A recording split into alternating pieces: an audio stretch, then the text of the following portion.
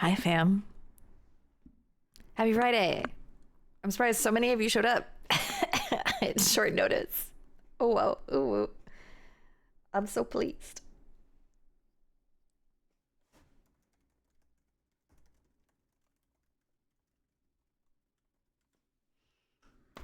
Whatever, I don't care.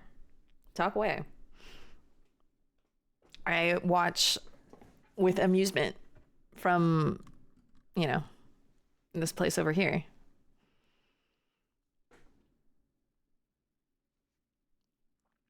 How's everybody this evening? I went to the gym. I worked my core.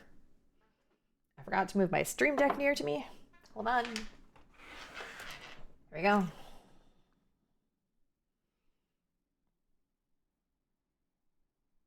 Next week, just sports talk.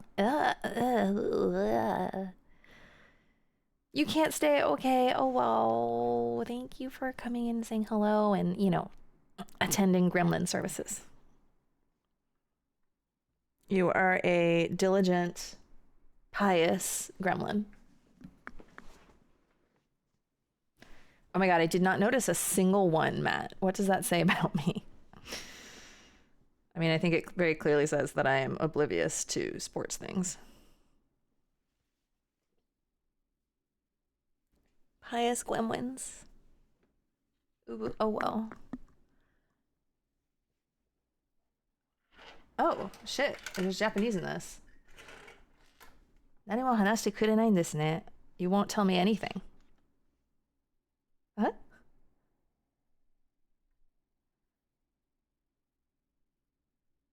What the fuck? It's not that I'm not interested in you. Hello, pup. Welcome.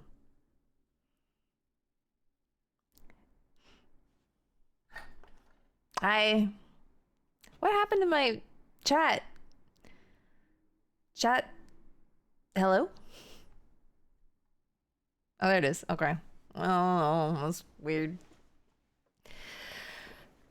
Hello, my gremlins. Special extra stream. 3 streams this week because Julia has things that she's obsessed with and needs to figure out in this game. Okay. Sounds good, Nader. Enjoy. I'm sure that Matt will also be big lurky for non-spoilers endgame. Ooh, whoa, Magus, hello. Oh, whoa, Starwind. Oh, whoa, Nerd. Oh, I'm so glad that I was thinking about this earlier and I meant to reach out to you and message you to let you know I'd be streaming tonight. Which, because for you, you're like all the way on the other side of the world. So I didn't know if, since it was an off night, you would notice. And then I totally forgot because it's been busy as shit. Ooh!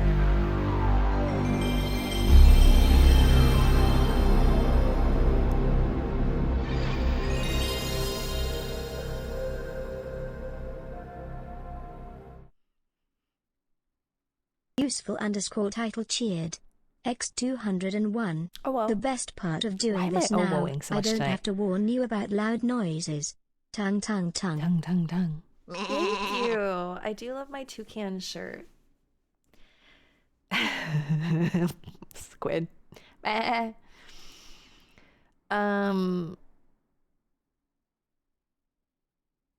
other good thing about streaming on a Friday night is that I don't have anywhere I have to be in the morning. So I can just stream this for a while. This might be a late stream. I am away from home, but I had a suspicion you would stream. Damn, nerd. Oh yeah, I'm post-credits, Felts. There's a lot going on, though.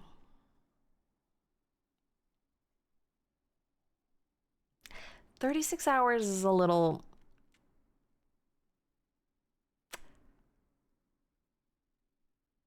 That's a lot. 72 hours. 42. Wow, we're really climbing. Those numbers are going up and up and up. 108. So you guys just want to watch me sleep, is what you're saying. Oh, nerd. Okay, well, check in with the VOD because reasons. Reasons that I will not articulate at the current moment. But I'm sure you can predict the reasons. It's 108 hours fully awake. Okay. How many days is that? That's like 4+ days. 4 days and 12 hours. 4.5 days. 4.5 days of no sleep. Do you guys remember? I know Nader remembers when I did my birthday. Was it my birthday or my anniversary stream? Not this last one, but the year before, when I was still back in California. And I did 18 hours in one weekend over 2 days, and I was a zombie at the end. Mercury, the 18-hour stream. I was like, wow, okay, I'm too old. But also, I've just never been good at that kind of thing. Pup, your optimism. Pup, if you want me to stream for more than 18 hours, what you need to do is come be my backup. My understudy, if you will. So that we can maintain continuous content. My understudy, so that like if I need a break, there's a fill. I am saying that if Pup wants me to stream for more than 18 hours, Pup will have to be on screen. This is not very Pup. It's not very me to stream over 18 hours. We must make sacrifices.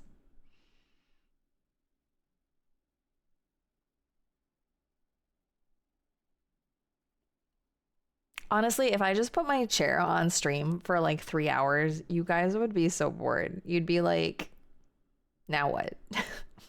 Where's Julia?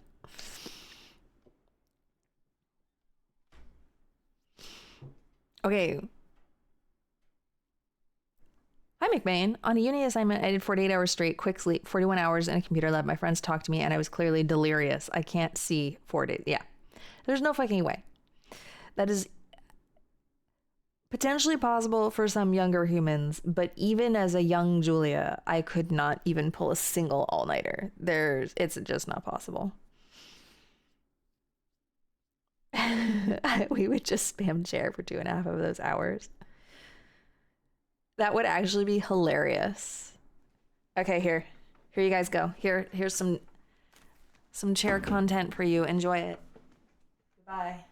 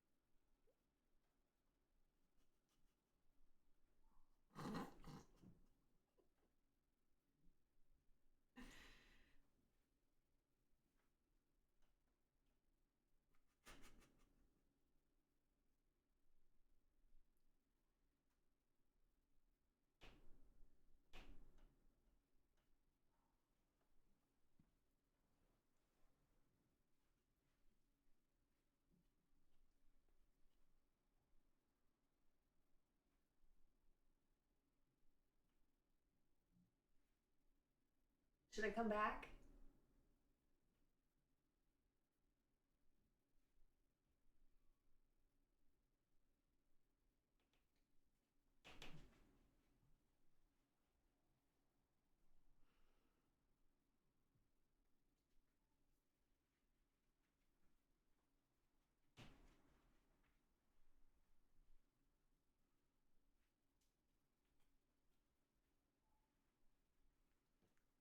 Did we regret our decisions?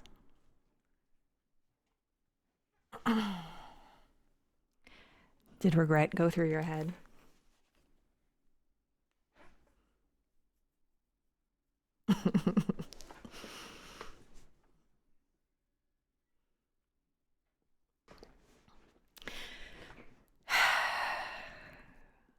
They told me that they wanted a chair stream. Why is my head hurting like that? Hold on.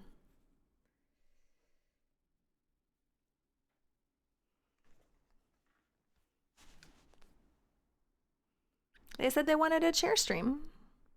So I said, okay, I would give them chair content. And then they got upset about it. I don't know. I don't understand what is being requested of me.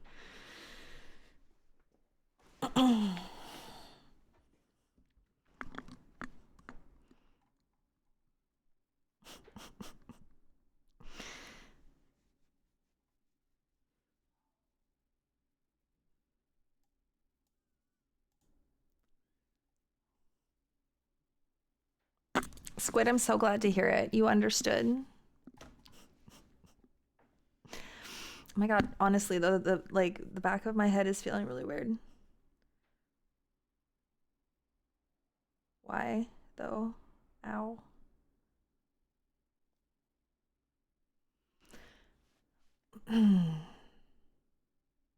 Okay. All right. So I want to play some blueprints. Who's ready to look at some screenshots with me?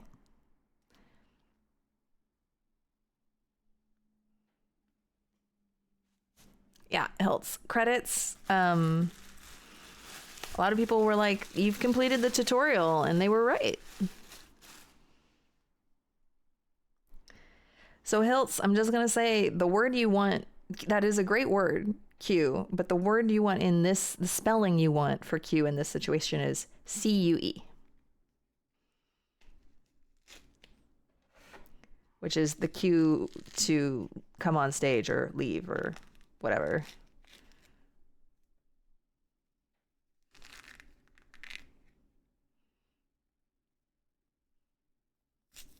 I must be a pedant. I must be a pedant. You guys, I ate moderately peasant rice today. My HelloFresh box gave me microwave rice that I had to put in a bowl with some water. And I was like, okay, well, we'll try it. Never doing that again. I'll just make my own fucking rice. Is that Jess? No.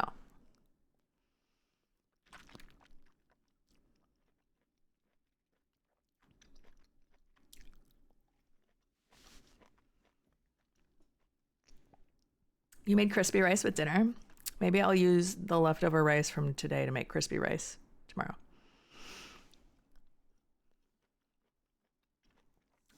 Useful, that is valid, and I love that for you. Microwavable rice is now my arch nemesis, though. Nah, it's not that bad. But I did a good job cooking my fish today. I did not burn it.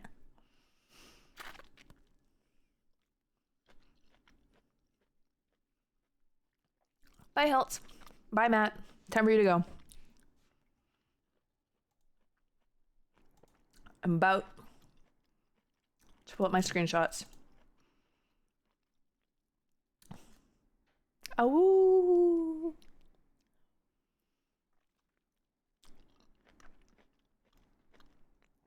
Wolf Time has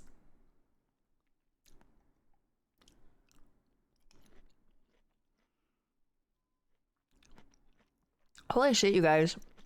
Can you see down underneath Hubert? Very, very carefully, if you look in the colored thing, you can see the bottom of the name Forever Julia. It's like a hint in blueprints. Hiding like that. I think it's Hubert. Why can't I move anything? Oh, he's locked. Yeah, it's Hubert. That's so funny. All right, we're gonna put him there. Whoops, I didn't mean hide him. Meant to lock him. There we go. Woo! Okay.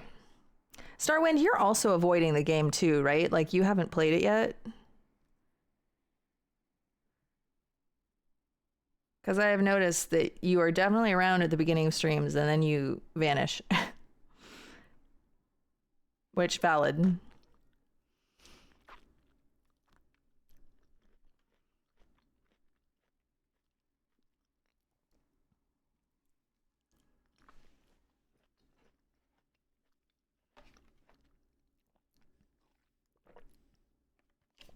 All right.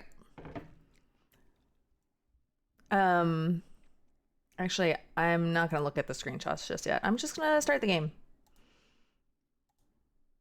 I haven't played it and I want to eventually, but this is the kind of game I will forget everything about before I play it. I'm just playing a lot of Slime Rancher. I love that for you. I don't know if you're going to forget everything. That will be difficult.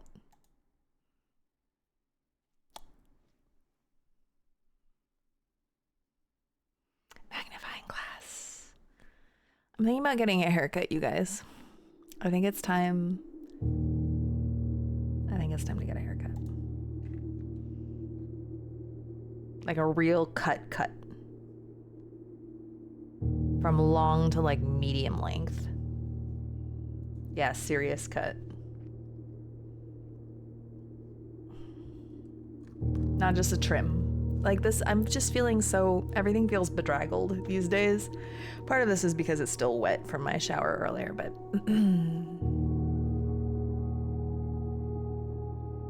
okay. Day 40. We are in day 40. What threads are we pulling on? Good question, Magus. I bought the book A New Clue and I got it. I did not get a microwave. The fuck? A magnifying glass. So the goal is to look at it with a magnifying glass.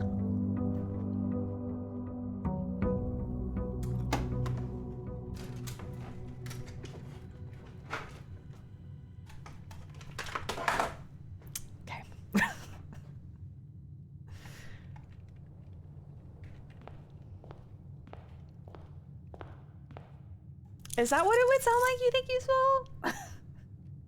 I don't think it would. Oh, the package. I forgot about the package. Hell yeah. Amateur lockpick kit. Oh, sweet. To start with that.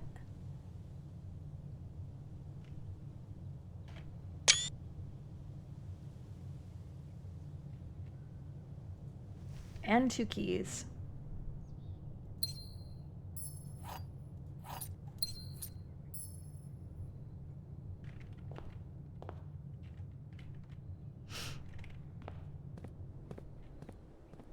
My hair looks so nice. How long did you say it was again?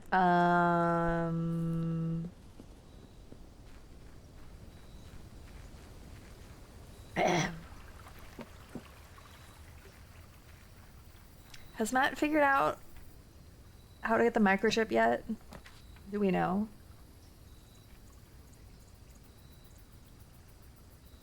Still? Oh, man.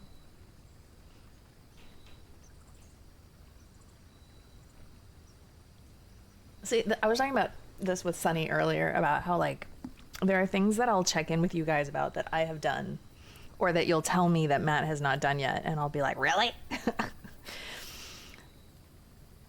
But then Matt said the same in the other direction, that he'll ask things that seem like I should have done, but I have not yet done.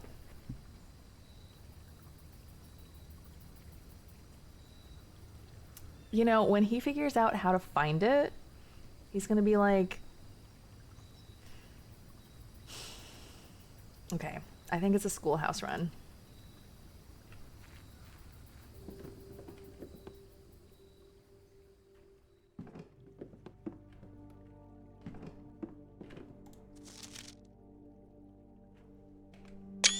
I don't think I have this screenshot.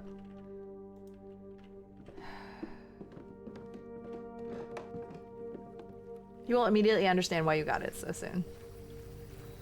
Hey.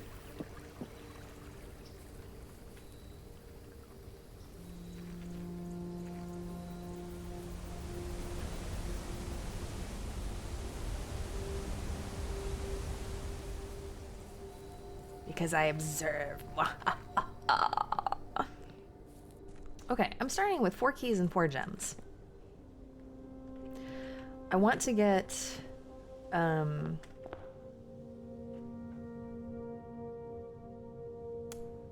room with a computer in it. Okay, I would just thought that maybe I did the shelter, but I didn't. I did the classrooms. Because if I get a room with a computer in it, I can put in an order for magnifying glass that hopefully will come to the commissary.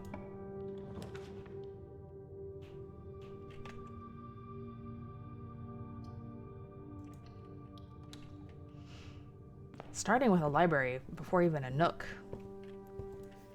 Okay, so a new clue. Imagine.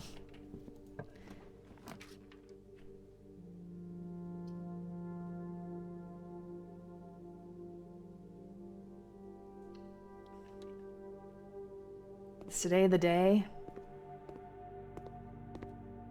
Probably not.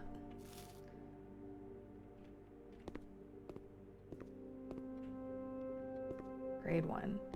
I still am very... That figure 8, man. The infinity symbol is... Yes, we pulled Schoolhouse.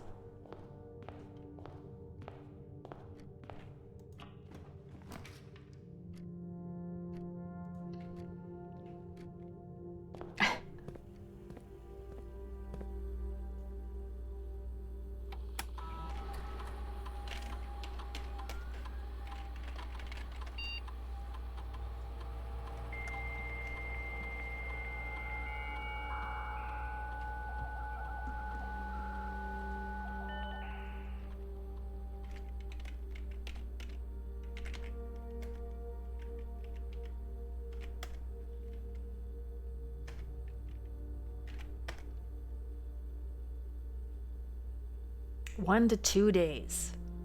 Oh, I hope it's 1.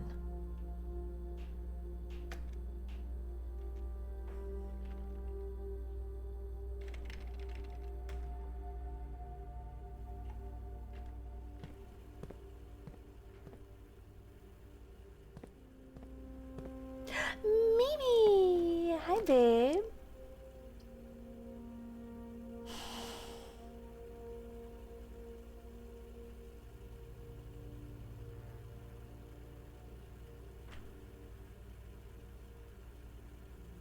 I don't want to be using up my gems so fast.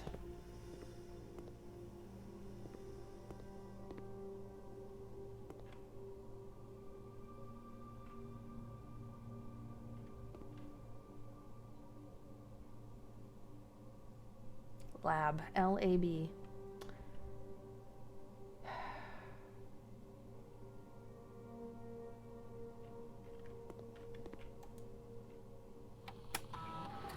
Memes has checked in. Welcome.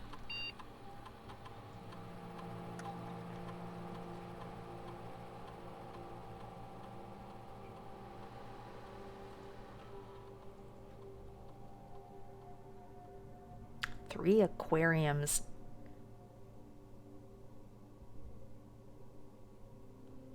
I can't really think about why I would want that. Okay, I have pondered whether or not I want to empty the aquarium. The fact that it is an option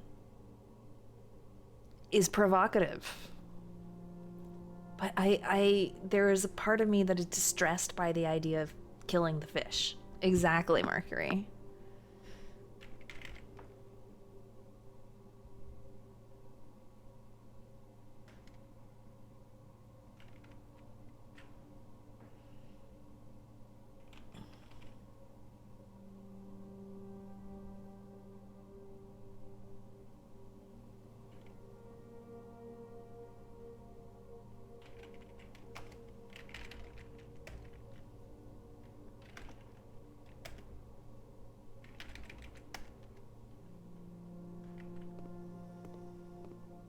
So, shops.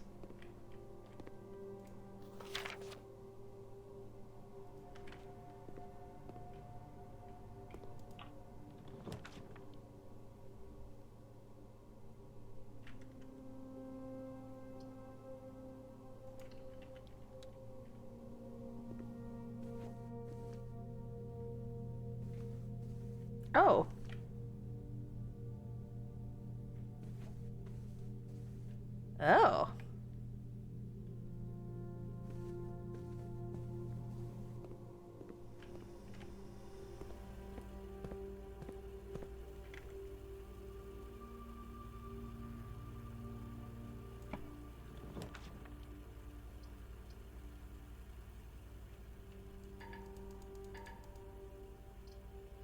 You guys, I might be fucked real fast.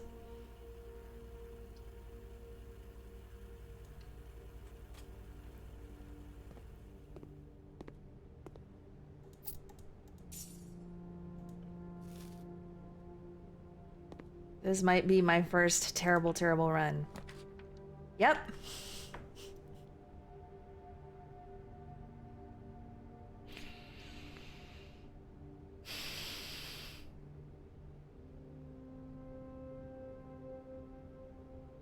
Well,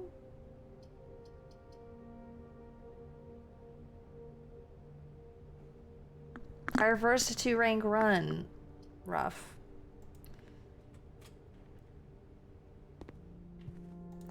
It sucks because I had 4 keys to start with. Now I have 5. That's so sad.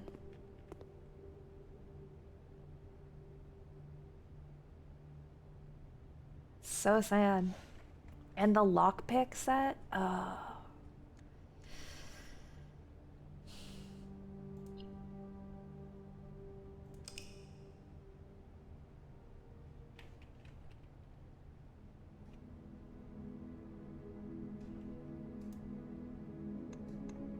Well, day 41.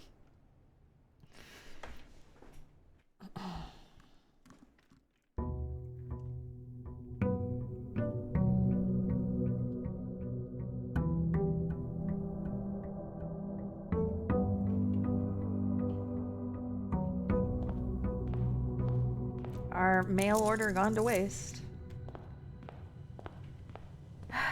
Okay, but RNG owes me one. I could get the book and a magnifying glass.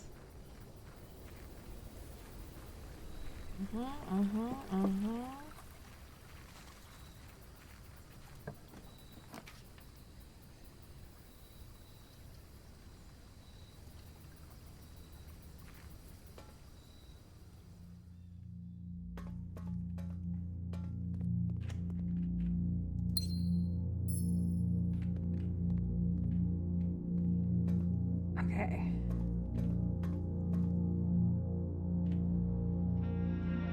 Well, it's a different run now, right?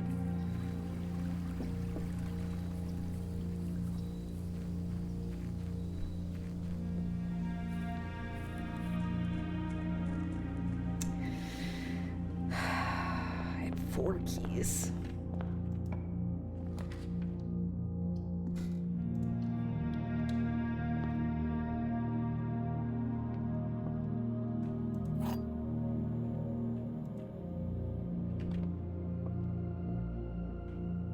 The gems are not in this box. The gems are in this box. I'll lower this a little bit.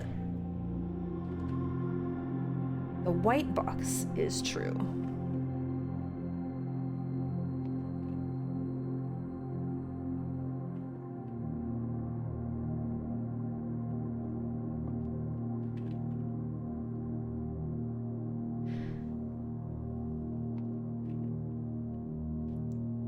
The gems are in here. Would you like me to lead you through my thought process?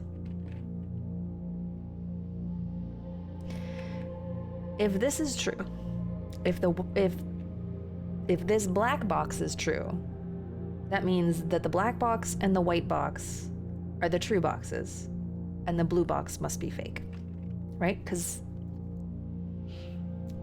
there has to be one fake one. The gems are in this box.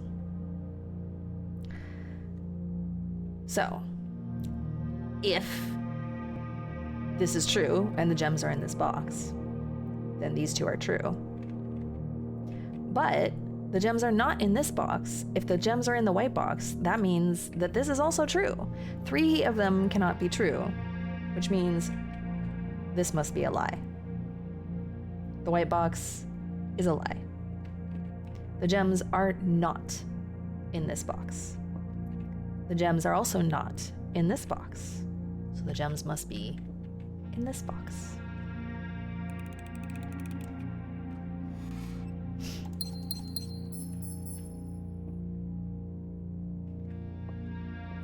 Thank you. Oh, do we go with the archives right from go? I'm not that YOLO. Hello, Sabretier. I'm at like, I'm closing in on 30, I think.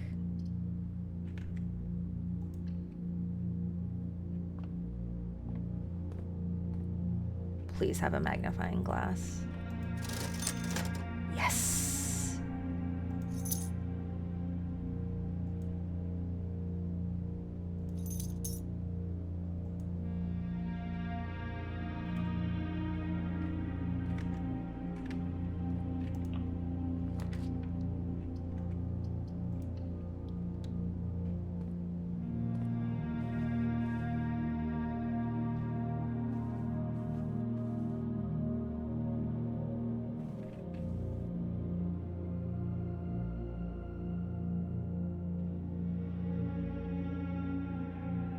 I still don't trust this fucking hand.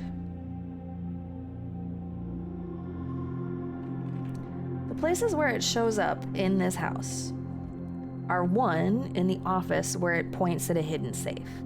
2, in the Hall of Mirrors room where it points up to like hidden keys. And 3, in the foyer where it just points at the door for you to go through. But perhaps that also means something, I don't know.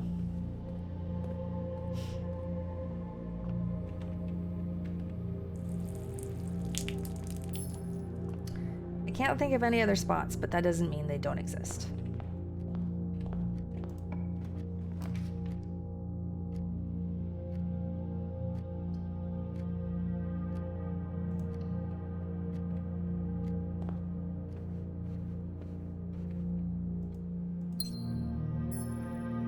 Magus, I agree with you. It's not my favorite sound.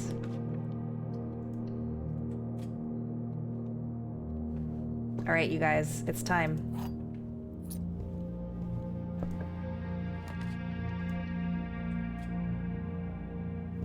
We are going to read this book with a magnifying glass. Ayo.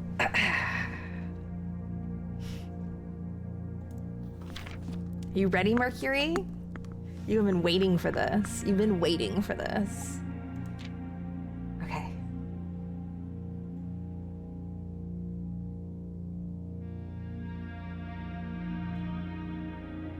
$1988.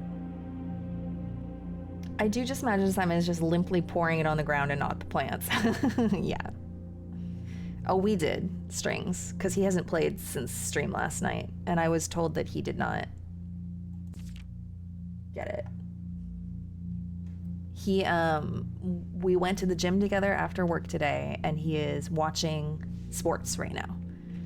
So he has not had the time.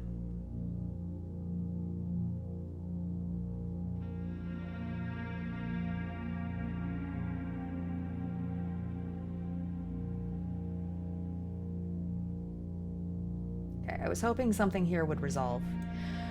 So, one thing I will say, I have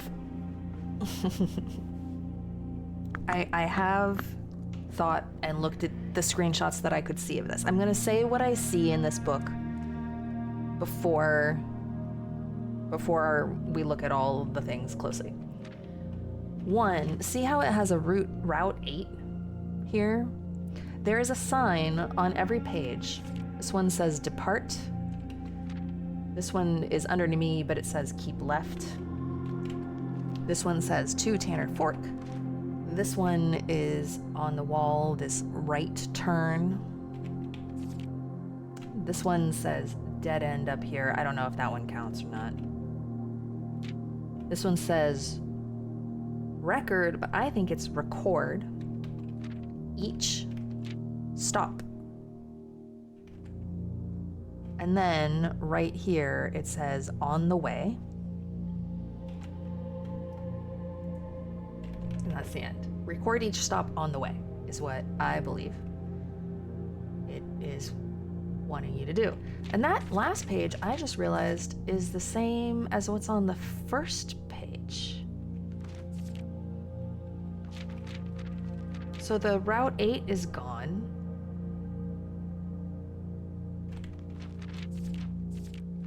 But it's the same stuff. Hi, Merxie, how you doing, friend? We're puzzling. Okay. I need to look at this. Dead cases, lavatory, closet, attic, furnace, solarium. This I was able to see. Corner cases.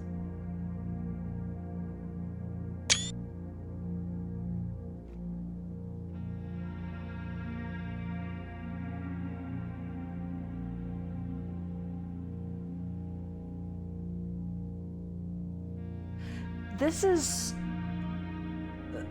is the hint for the microchip. I'm pretty sure. Because the pantry has one of the notes, the Nook has one of the notes. The patio, is it the patio that has the other one? Probably. There is a note on the patio. And the office, I think, is the one that has the lever.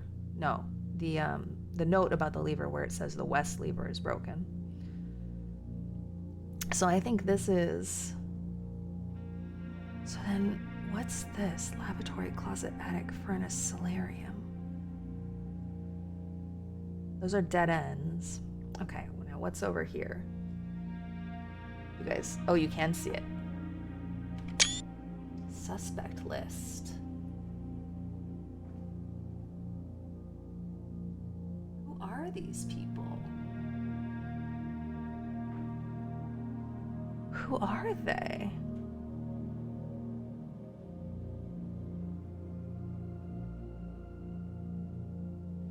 Provocative. Okay.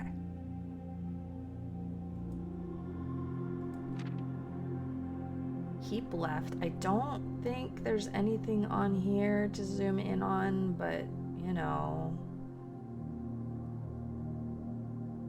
one never knows, I suppose. Who are you? I guess this is supposed to be me. Okay. I've also been wondering about this apple, banana, orange situation here.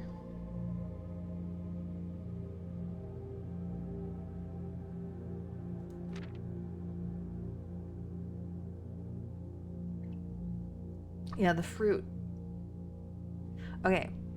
Oh, you can't see them very well because I'm in the way. I'm gonna move me just for right now. I'm gonna move here. I'm gonna put myself back after. Oops. So these are anagrams of books that we can check out here in the library. Tender Cipher is The Red Prince. Lunar Renamed. I don't remember what this one is. Uncle Aw is A New Clue. And Draft the Sixes is The Fixed Stars, which it tells you on the next page. Lunar Renamed.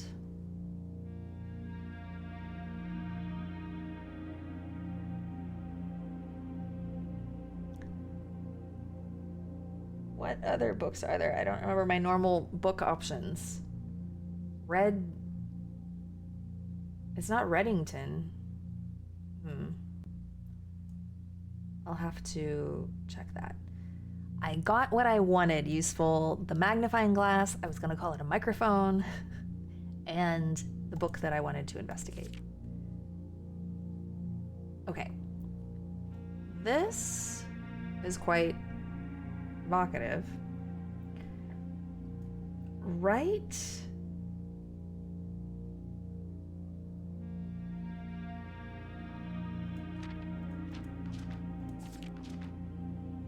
Right?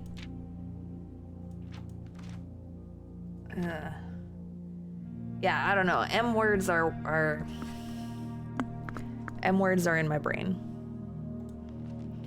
Okay, so one of the things that I noticed is the word major. Here, major, and there's a line through it. It cuts the jor off. Has to do maybe with this name thing. I don't know. I'm not sure about that. But this points out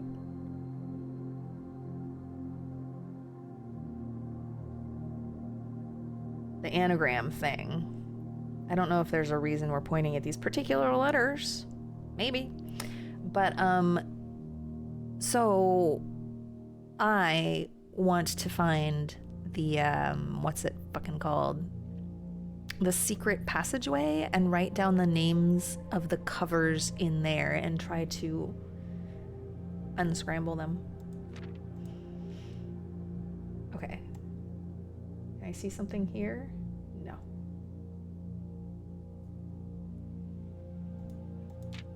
Each. Okay, here's the page that I really, really wanted to be able to see. I could see part of it, but we're going in. Assume page count starts on title pages. Page A, word X, green. Page C, word A, violet. Page B, word Y.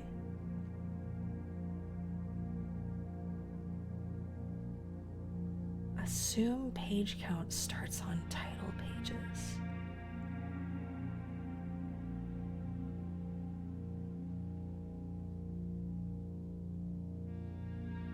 Covers, red, green, violet, blue. The fuck?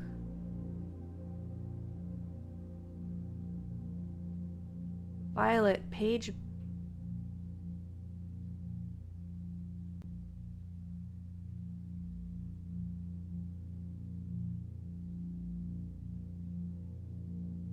XCBZ. So it's not Z as in 26, because there are none with 26 pages.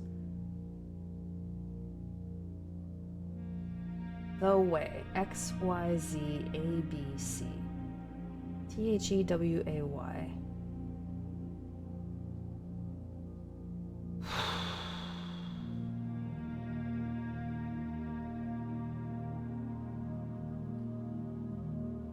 Dead end or major key. Is that an or? What do you guys think? Dead end equals major key?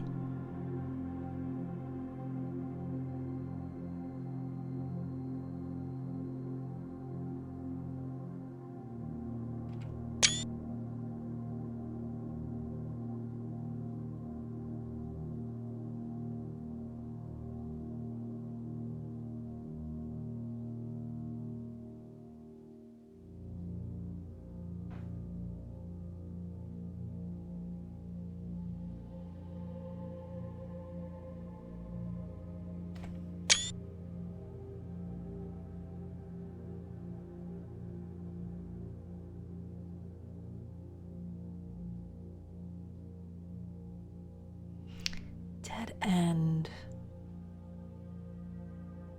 XYZABC. XYZABC. Violet covers. The violet is page B. Word Y.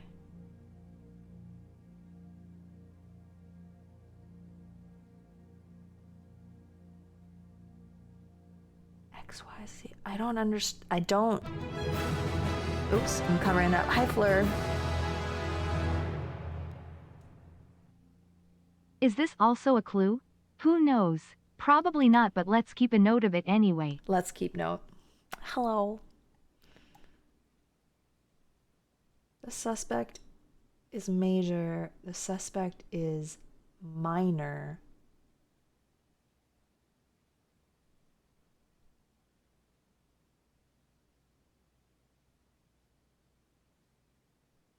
Suspect is a key. I mean, this was something I could read before. On the way.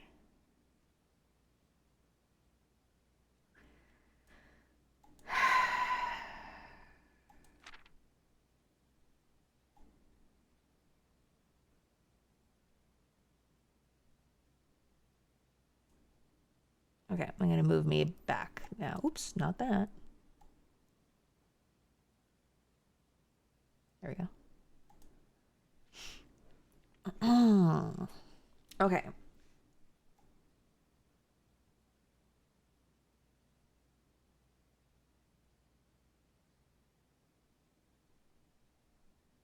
So I have to figure out what this means.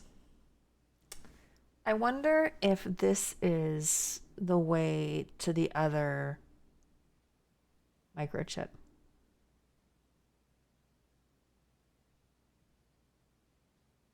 So this is the violet cover book. Red, green, violet, and blue. Page Z, word X. Page A, word X. I mean, normally I'd think this is just 1, 2, 3, 4, 5, 6, but I don't think that's...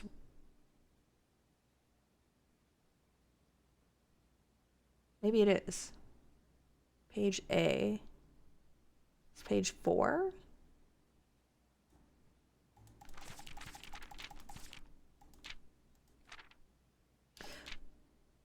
But is it left and right? Or is it 1, 1, 2, 3, 4? No, it's probably 1, 2, 3, 4.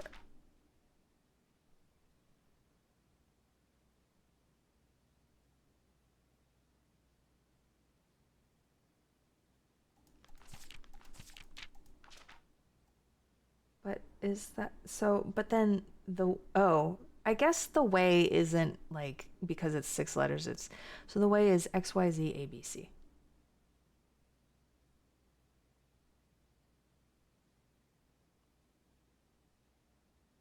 In the library, covers of the books in the library.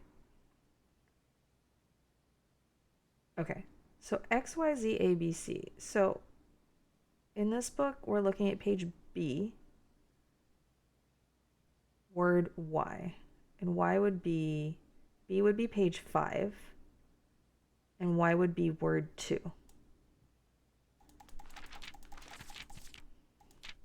One, two, three, four, 5. Tome. Unless it's 1, 2, no, 3. 1, 2, 3, 4, 5. Had.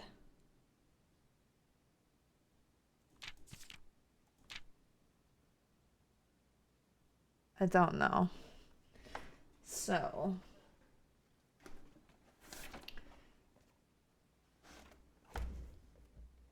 I'm just gonna try both of them and see what makes more sense. Violet equals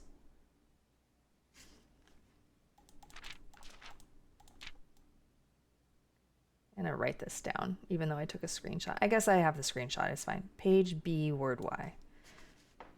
Page B, word Y equals either had or tome. I guess. Okay.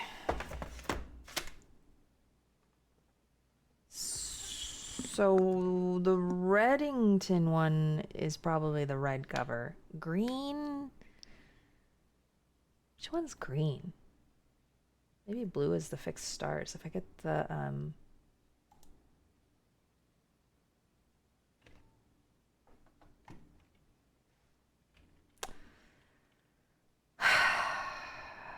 observatory, maybe I can actually look.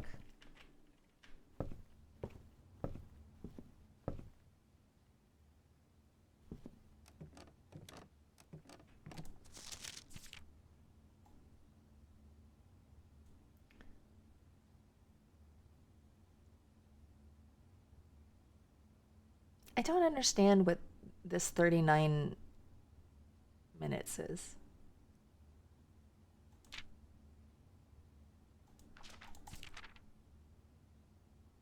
My longest day was only 2 hours and 12 minutes.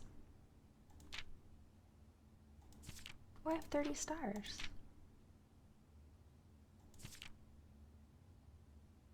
Parlors solved 34. Oh, hell yeah. I'm farther along than I thought.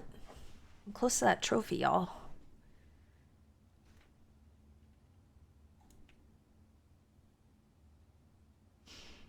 11 upgrade discs.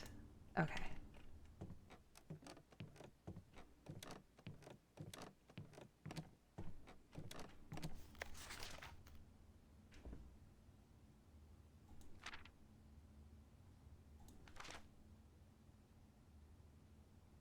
The power hammer. Finding the broken lever is not easy, you guys.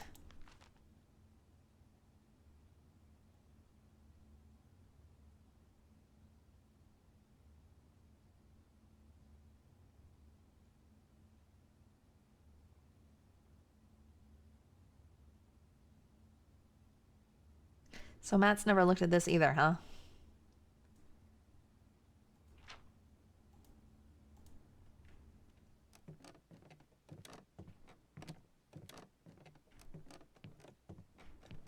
There are a lot of things that the magnifying glass can help you with. Maybe. Okay. Much as I hate to say it, there's not really a reason for me to get the bookshop.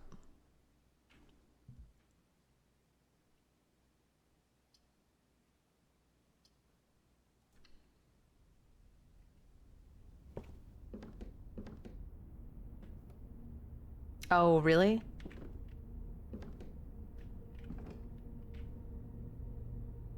It seems like it...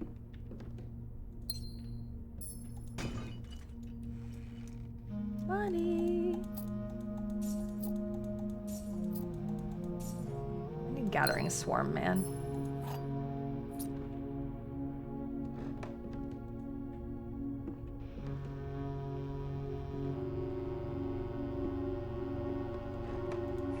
Oh, there's a bishop in the attic. Do I have that written down? Yes, I do. Whoop, whoop. My pen fell on the floor. Yeah. Oh. Secret card and key.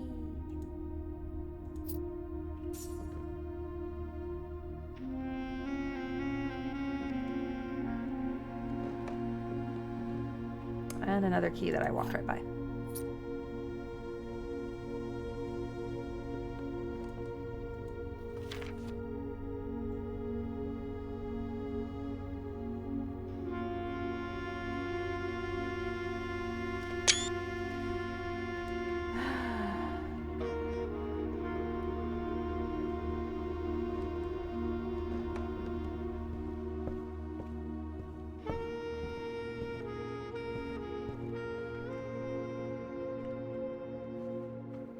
All right, well, I definitely did what I wanted to do.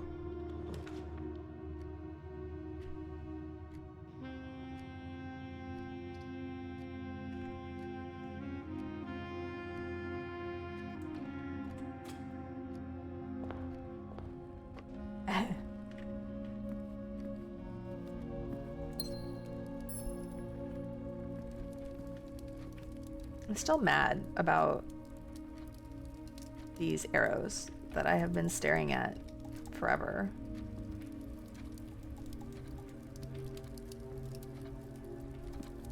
I feel like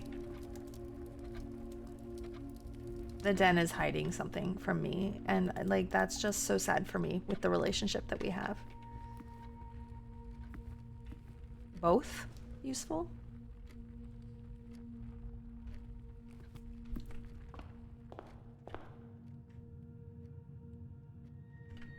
How is that, pup?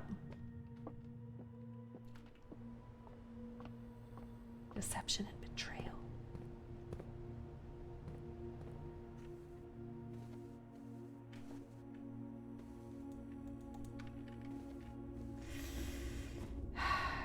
The den should know better. I've given my life, I've sworn my life to the den. Can't believe this is already locked.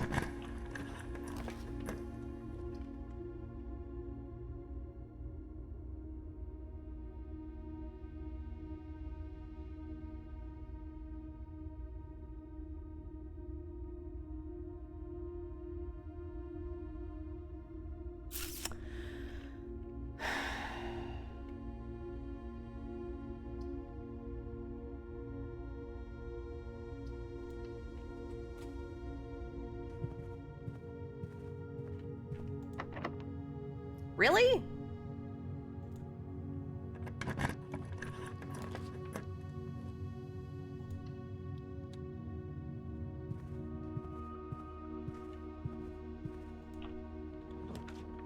Seriously.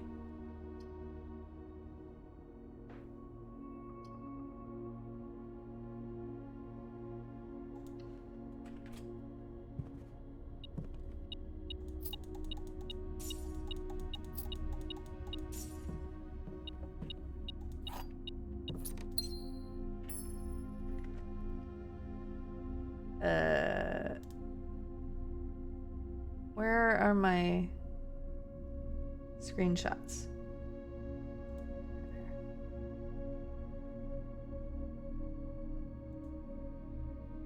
Lavatory, closet, attic. I have the attic. Furnace.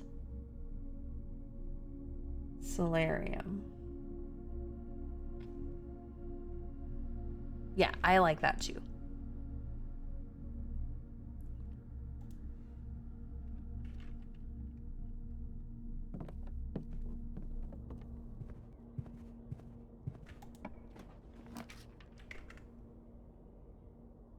This game really wants to make things difficult for me today.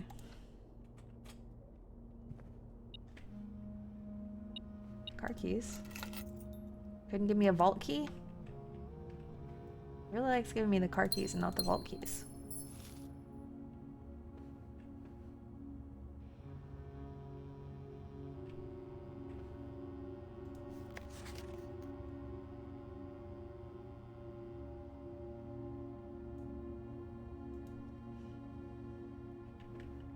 The clue... There's a clue in the dark room about making one of the portraits of the Duchess lighter, and I have not forgotten that, but I just have never found anything.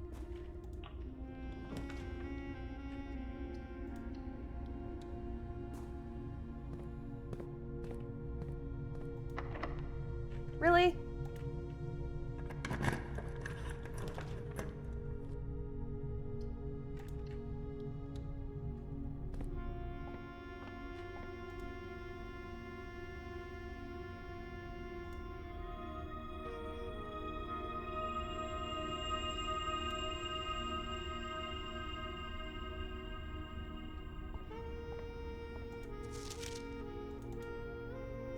Is this cover green?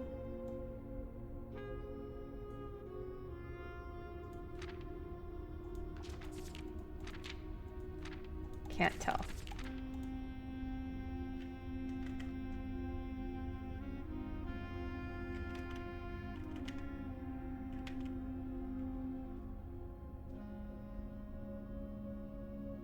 Green was page C, which is 6, word A, which is 4.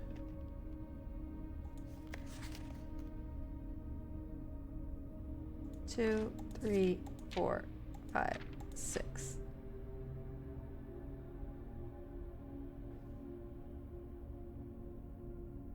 I don't know if this is right, man.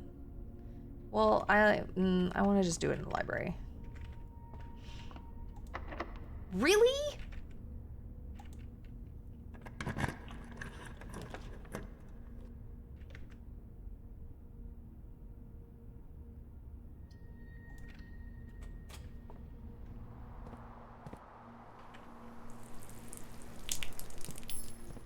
Oh.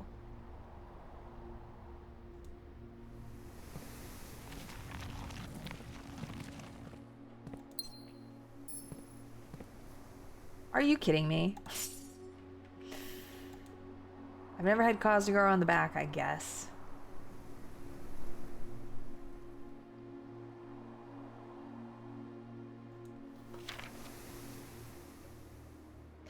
Mr. Nogula, if you are finally reading this, it seems the day has finally come, and the cloister is at long last getting some much overdue maintenance. I have left you a literal token of appreciation to serve as positive reinforcement, which should grant you a bit of extra spending money each day while working on the estate. We have learned from our dealings with your predecessor that it is much cheaper in the long run to be generous. Okay.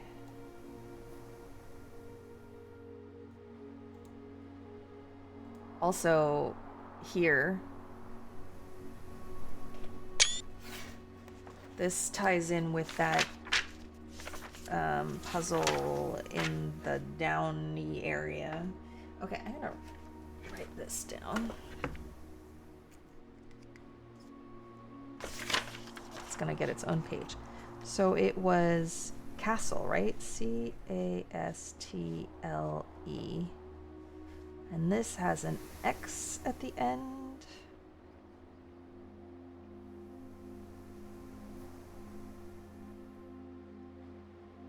And a T next to the E. Or at the end of the E. It's a T. Looks like an I because I put a space there. Okay.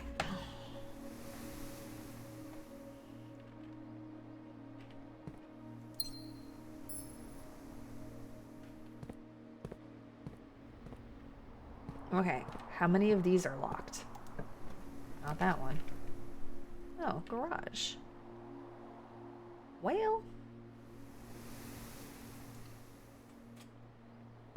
I have the keys for it. Watch, it's gonna be a place that I've just not locked myself out from. I think it is. Well, actually, I might be on it. 1, 2, 3, 4, 5. Yep, I can't get there.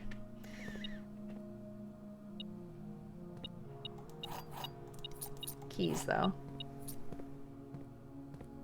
Womp womp. No shovel.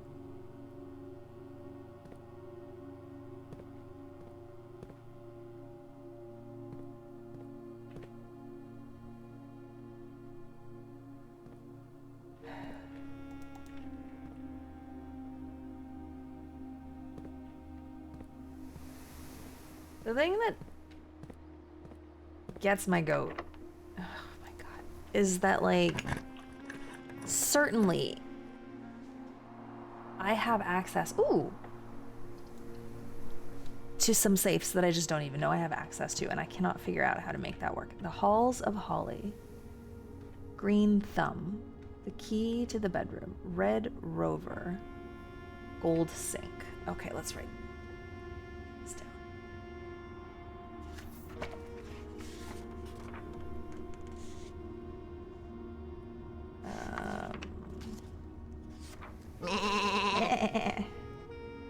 The Halls of Holly, Green Thumb,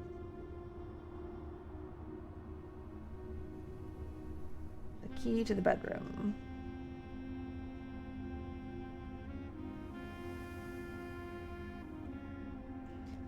Red Rover. Old Sink. Okay.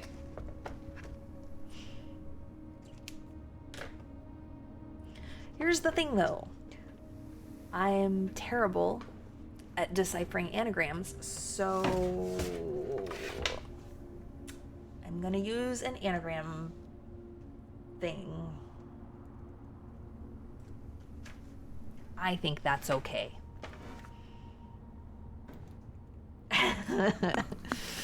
Right, Strings? It's like, well.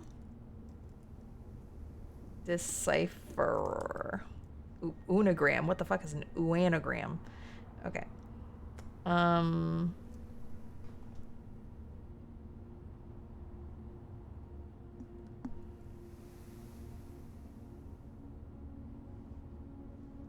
Let's see. The Halls of Holly. Okay, it just wants to give me single words instead of breaking up into multiple words. I need to find all possible words. Nope. I'm not even gonna try.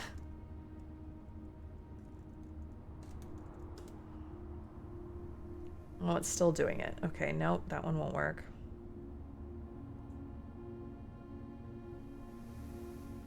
Oh, I did play Bananagrams.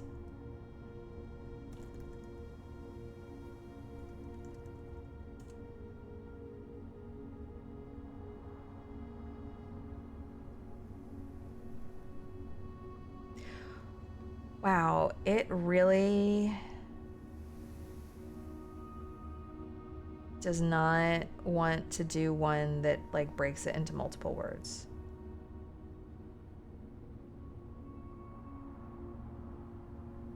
One word anagrams. I don't want one word anagrams. Anybody have a recommendation?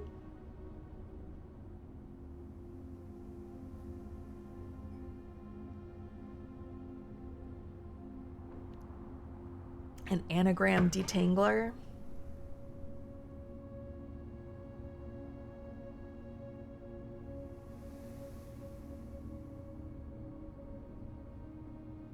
A phrase solver, if I put that in.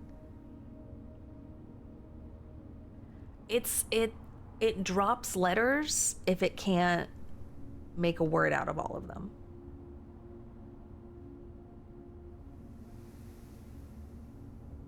It tries to do so here. The Halls of Holly. 8-letter words. Festily, flotels, haylofts, lethally, loyalist, tally-hos. 7-letter words. Aloofly, falsely, fellas, fleshly, flotel, flottles. The fuck is a flottle?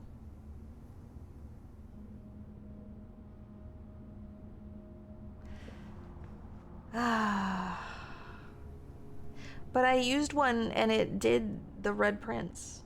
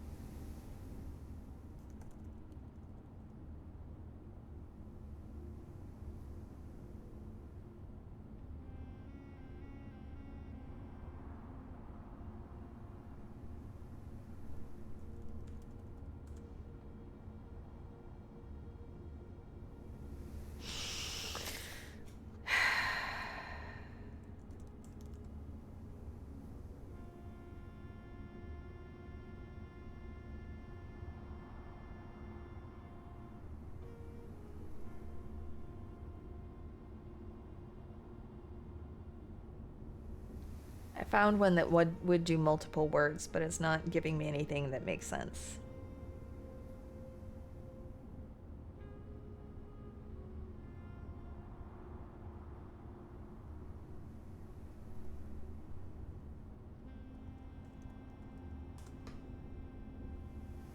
Gold sink. Slink dog. Slink god. Disc long.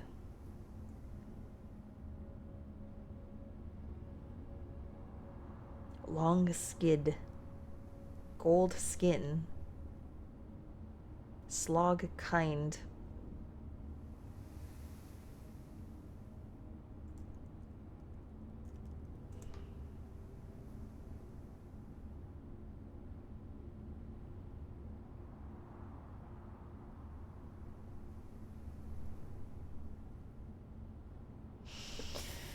Oh.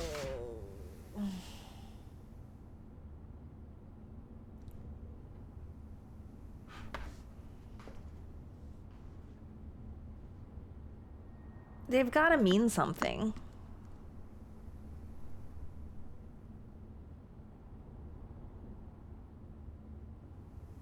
Now that I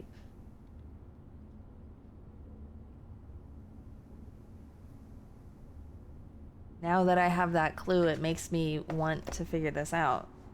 But then maybe, I don't know. I don't know.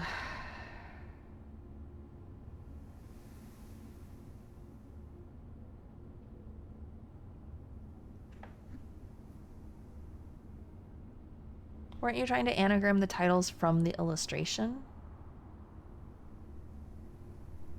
Yeah, I know 3 out of the 4, but I don't know what the other one is. And I don't know, but like the fact that this has titles is also provocative to me. And the fact that like titles anagram into other things makes me think that this also does. Imagine that.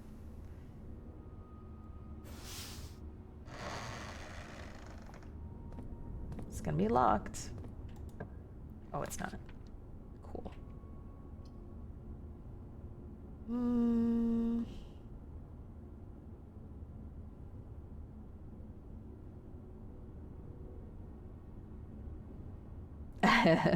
Provocative title.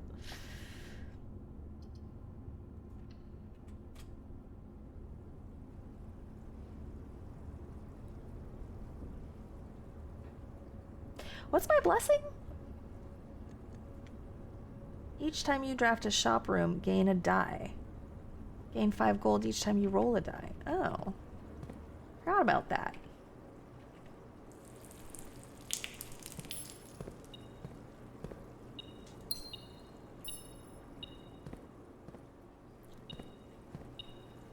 Oh, key.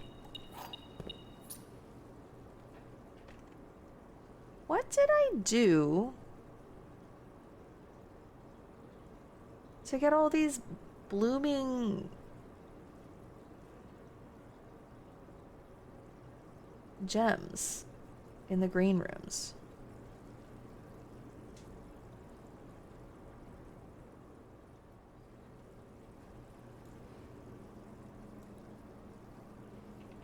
What did I do?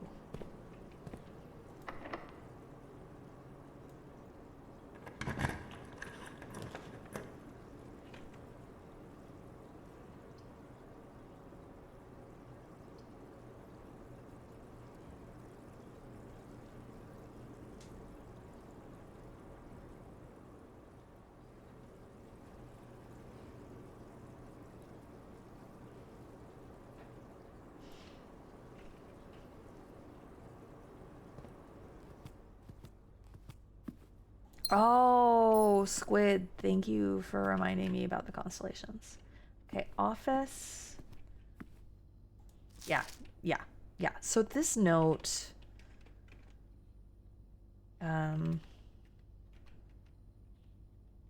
this note is about the clue for the microchip, which makes me think that this is the other microchip.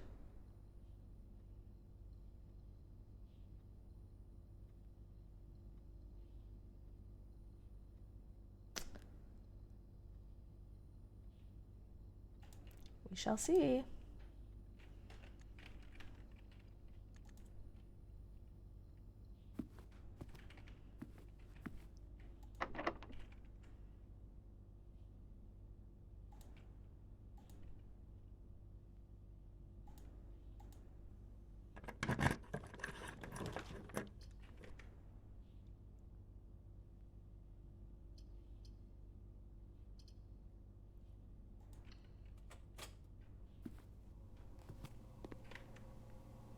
Oh my god, you're fucking kidding me.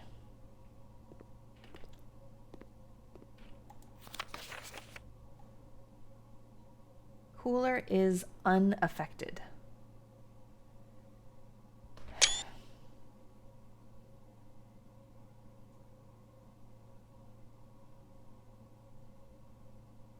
So how do you affect the cooler?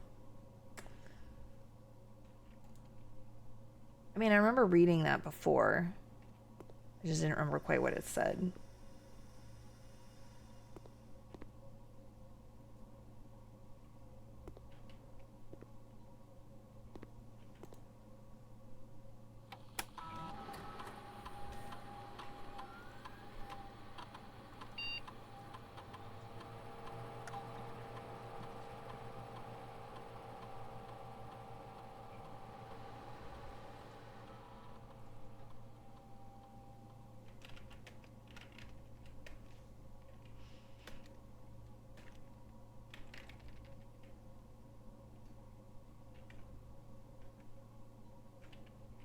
Rude.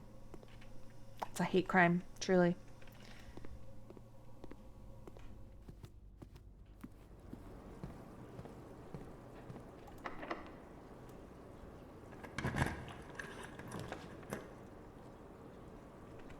So rude. So rude.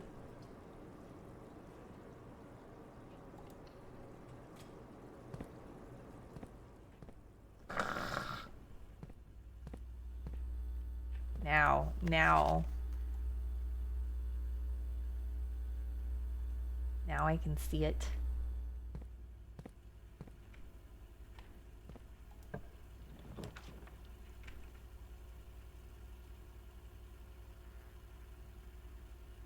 I have no more keys.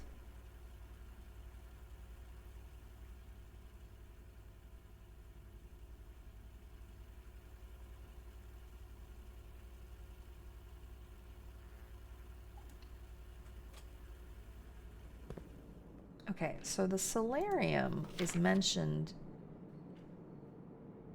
in the dead end list.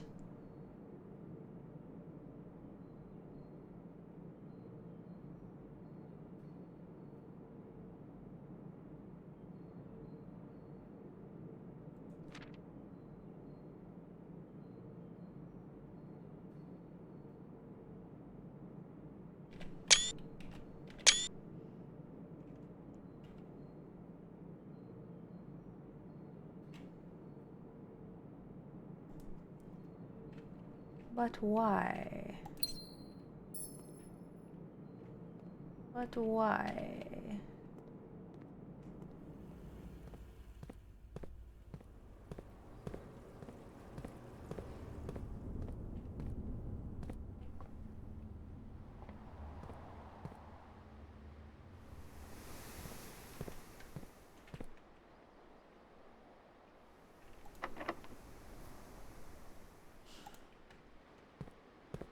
If only I had a shovel.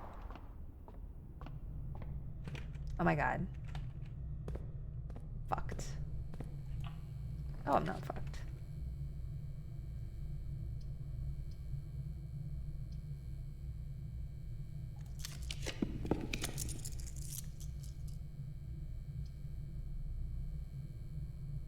Well, it's the drafting studio, isn't it?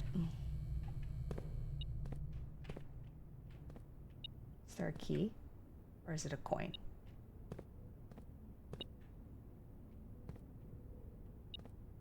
Where is this fucking thing? Oh, there it is. There's a key on the floor. Great. I can actually... No, I can't. I need a key card.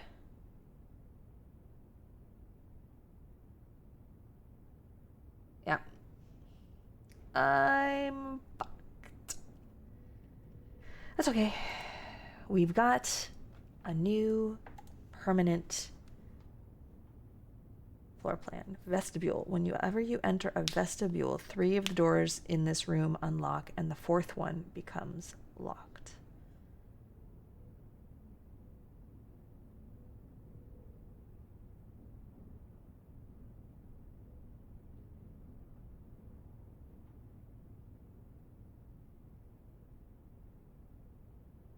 None of these are really calling my name, TBH.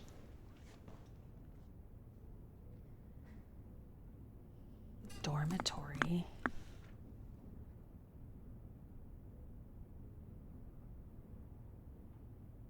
Hi, Nighty. How you doing?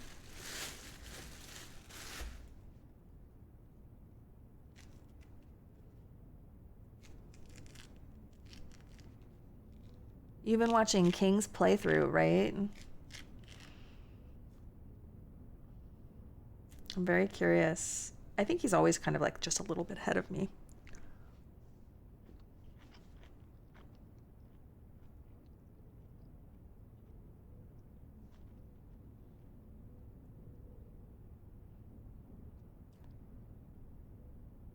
Does anybody have any feelings? I guess probably not. I should probably just choose myself.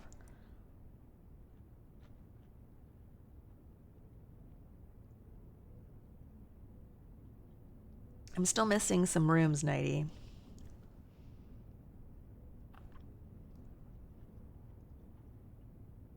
Gambling, huh?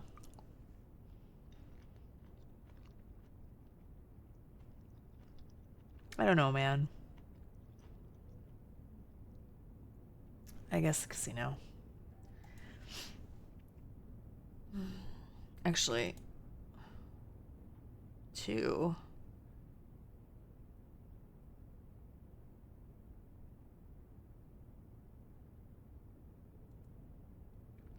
Devoid of frills and distractions are ideal for the student, scholar, or denizen of academia who wishes to focus on their studies without interruption. Study and sleep, rinse and repeat.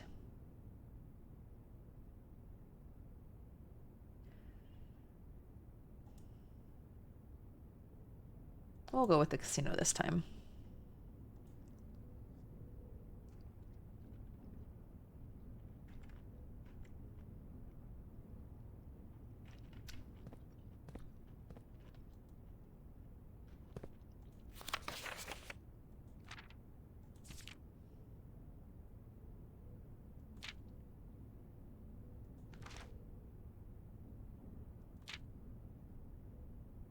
Dildo.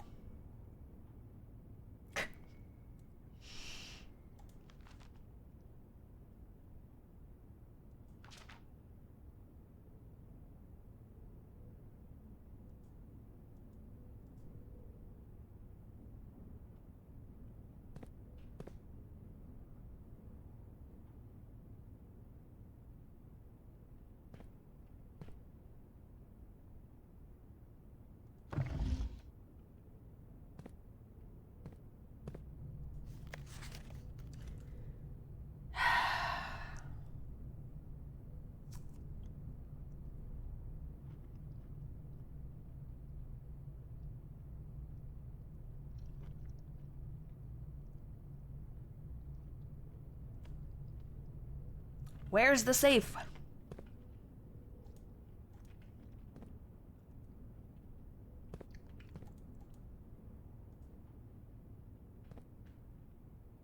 The safe that must be here somewhere.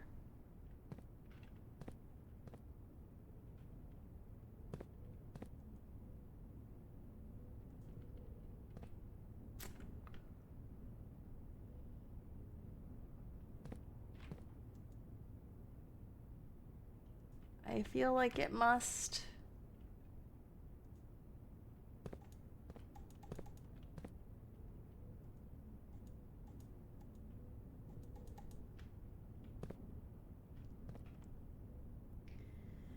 It's very... I'm very disappointed that I haven't managed to find any other safes.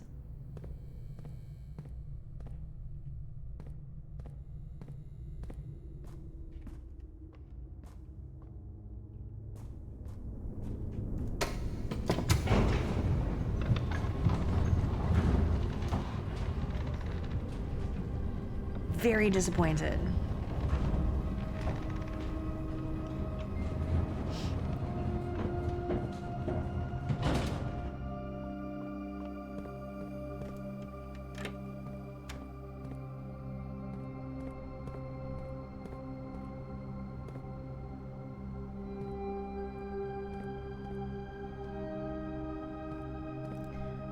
even holding a thing?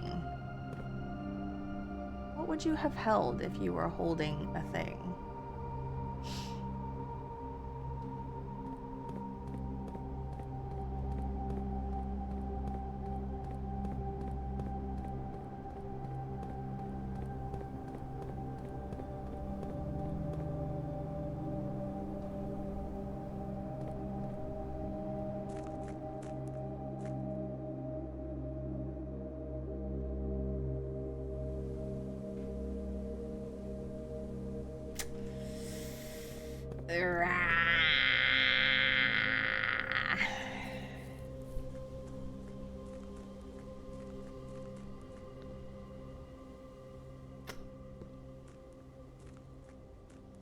I got 46 gold and nothing to do with it. What else did the commissary have? It had a sleeping mask and the running shoes.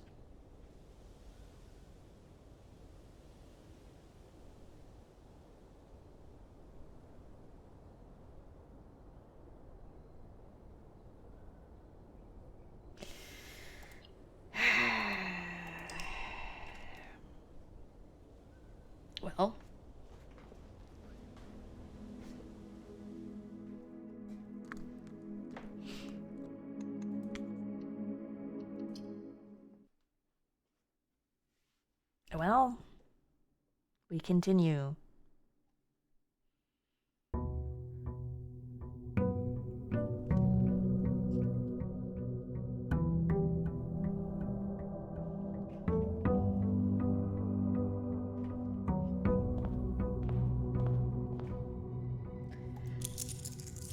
I know. We've been here for ages.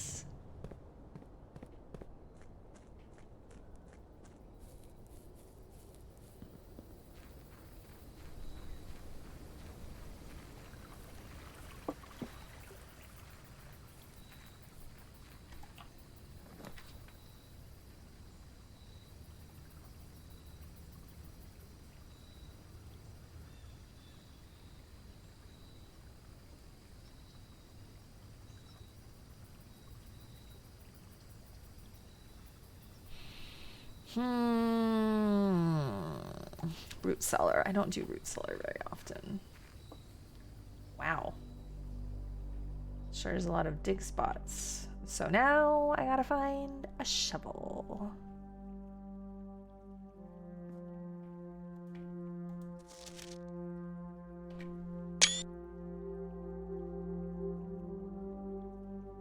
Oh, there's somebody that torn off over here, huh? Maybe?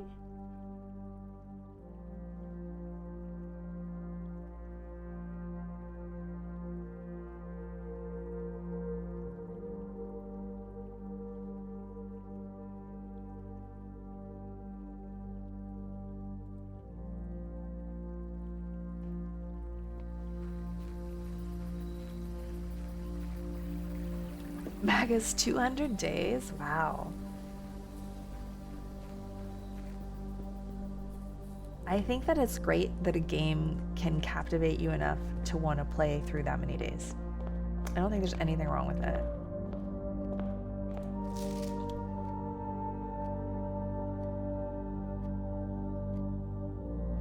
"34 out of 40, I'm getting so close."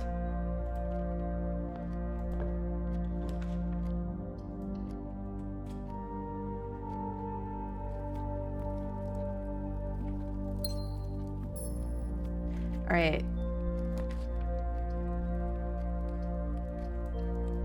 The goals continue. I want to try to look at all of the books again in the library.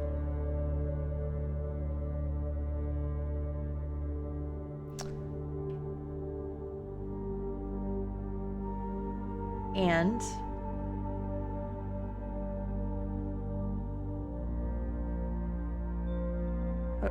make all of the items in the workshop. I haven't even gotten the workshop today.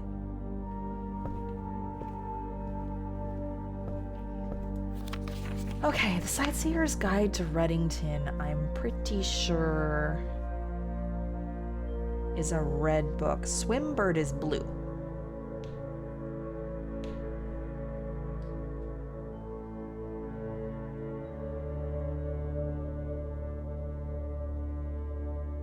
Okay, before we start doing that, we have to check out The Curse of Blackbridge, because we have not checked out that book yet.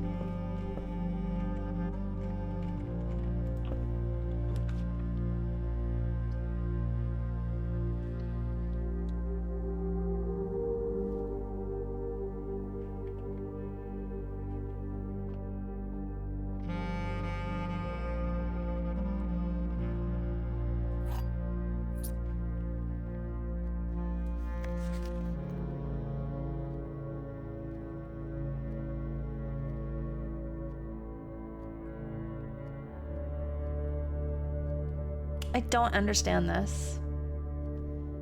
Denoted in verse. Treble. Treble clef, denoted in verse.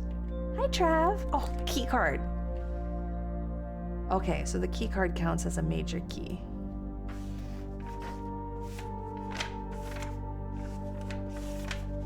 Where did I start writing down the keys? Here it is.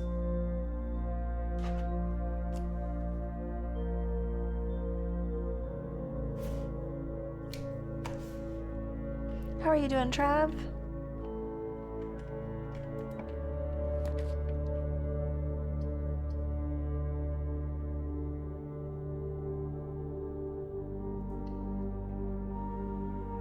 Shovel? Shovel? Shovel! Yeah! Oh, look at the magnifying glass too. Ooh! Magic the Gathering? Do you, have the Final Fantasy set? I don't know, rude.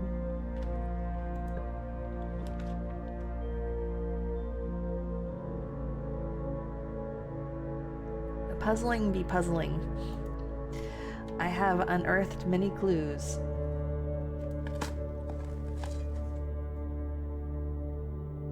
We love a shovel on a root cellar day.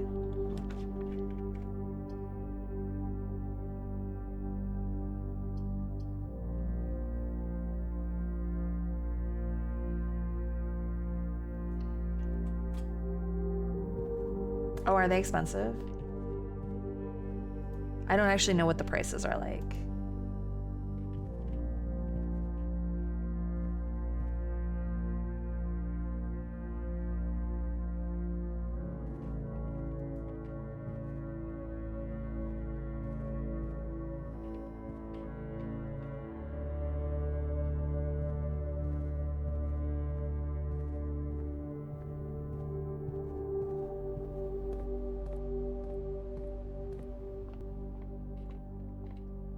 Have a key card. Oops, went around the wrong way.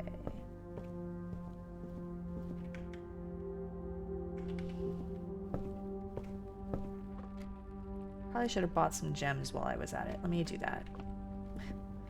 Just waste some steps. Why not?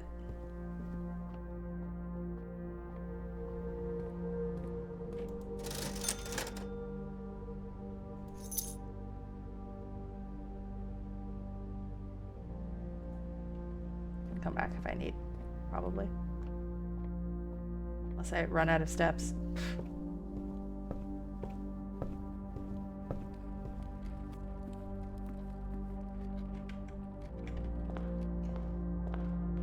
A normal booster pack is 2 to 3 times as much. I guess, I mean, everybody knows it's a popular game, so capitalizing on that, very rude.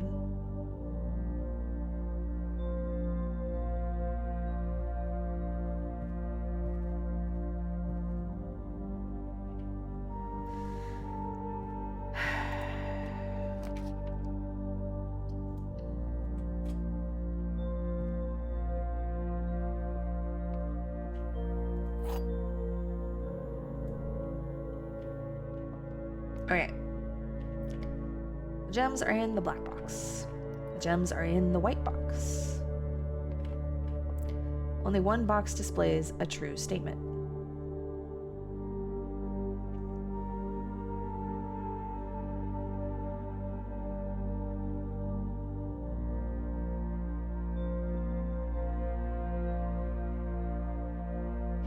Okay, so if this is true, then it's the only one that's true, and these are both lies, the white box and the black box, which would mean that the gems are in here. If this is... oh, well, then it has to be true. Because if this is false, then 2 boxes display a true statement, and these are contradictory, like conflicting. They can't both be true. So both of these things must be false, so the gems must be in here.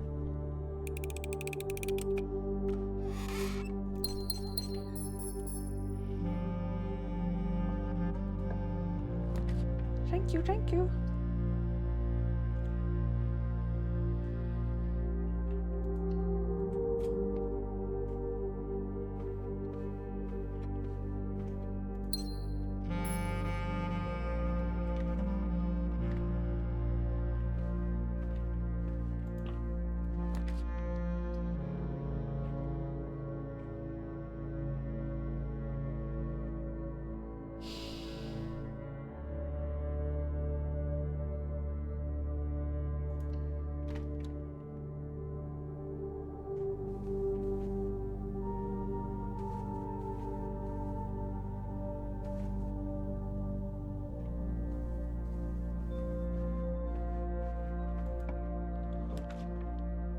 Bunk room.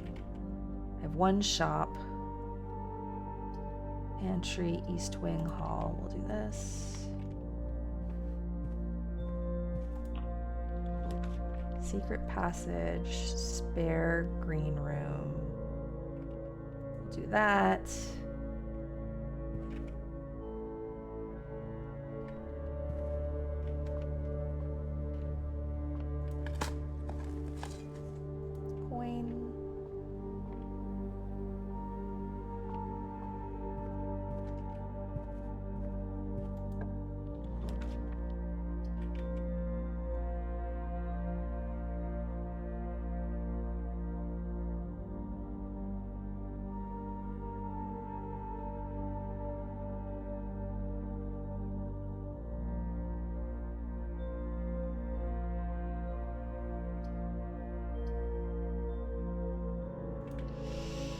Oh, this is a risk. Sledgehammer.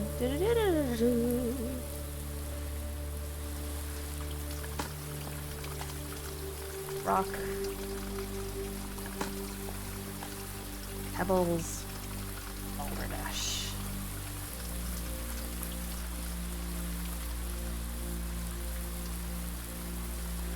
Who are you?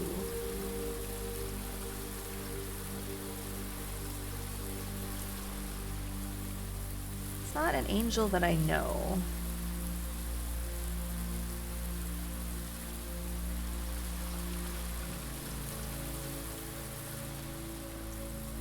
Sledgehammer. Right.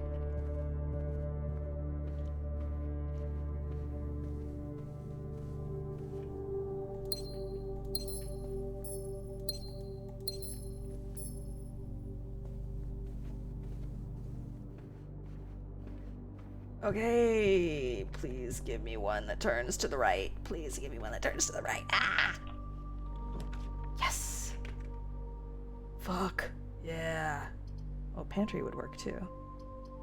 We'll do courtyard.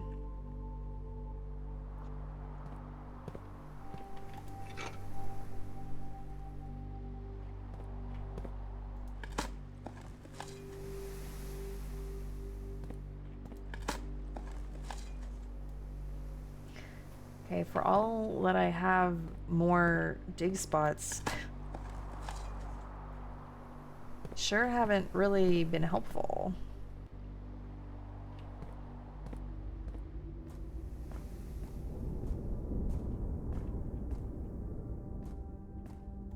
Binoculars would be really nice, Mercury. I would love that as well. Check to see if there's anything downstairs waiting for me.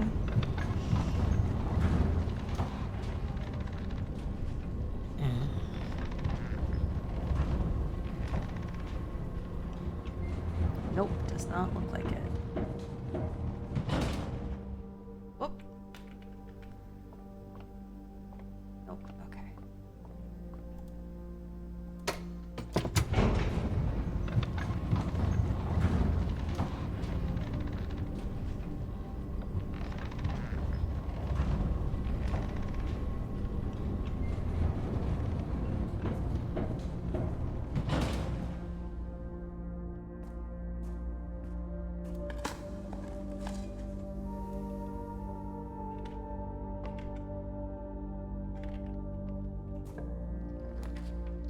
Observatory. Yes, please.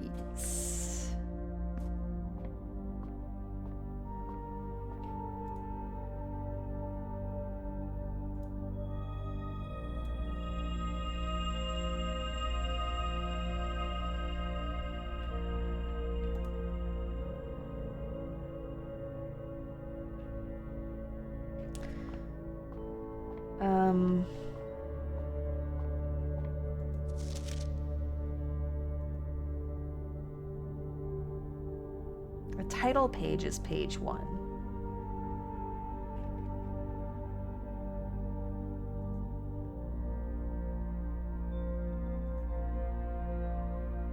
Page count starts on title pages.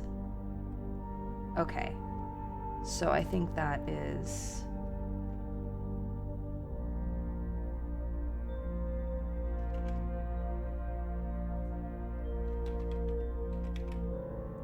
Green is page C, 6th page, word A, 4th word, 6th page, 1st word, 4th word.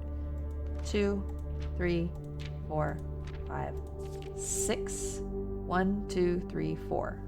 R.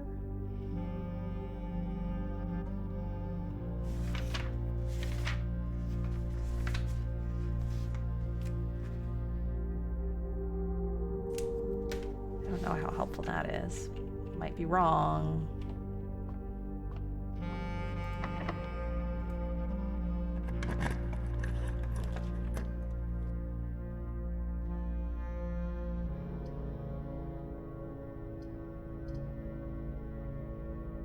R.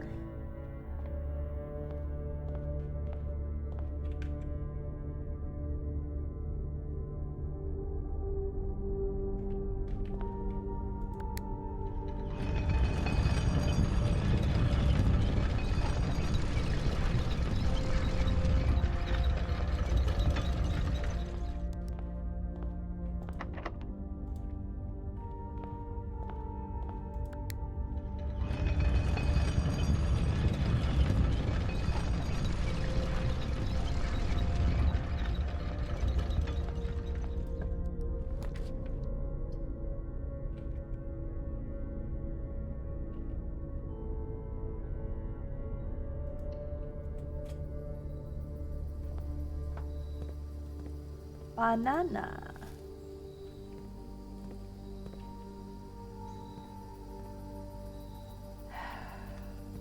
Hey, dude. So who are you? There's a boat there. Intriguing. Banana.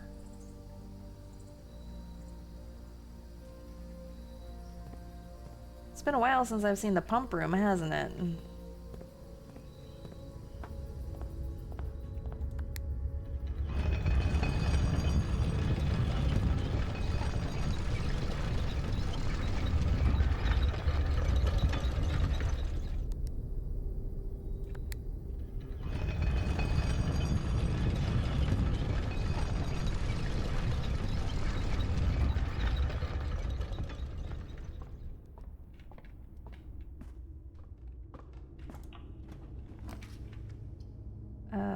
Armory.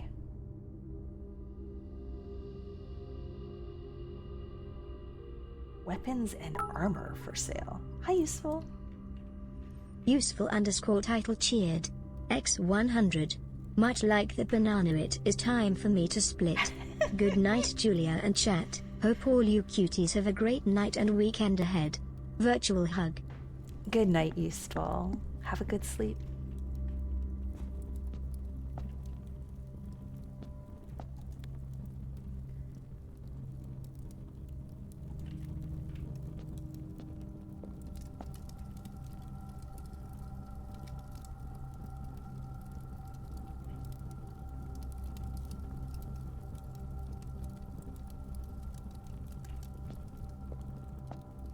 Oh, hey, there's another knight.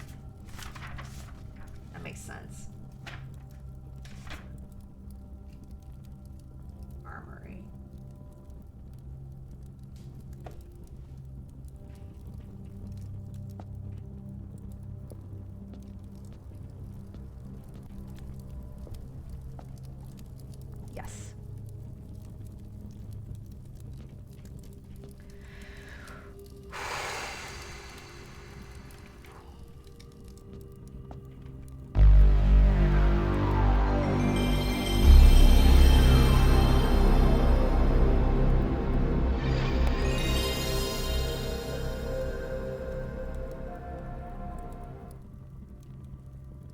The Darth Nator cheered. X201. Trying to calm my nerves from some really intense spaceball. Breathe in, breathe out. Okay, I feel better. Back to lurk. Okay. Good luck.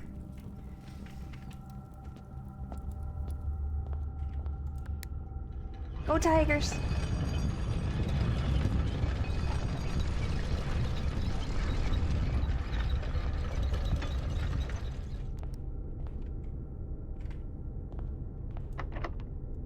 I really want the chapel now.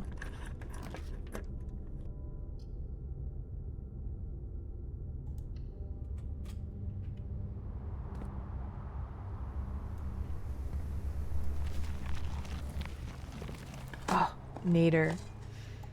I feel you. Oh my god, give me some keys, man. Give me some keys, man. Thank you. A singular key.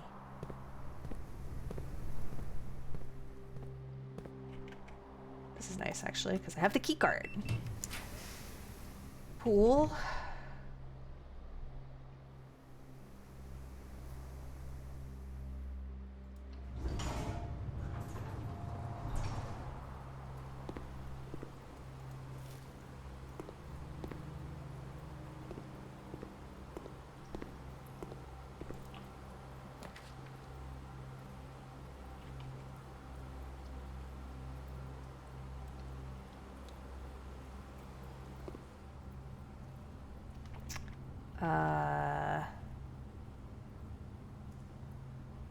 Can you believe I want a red room?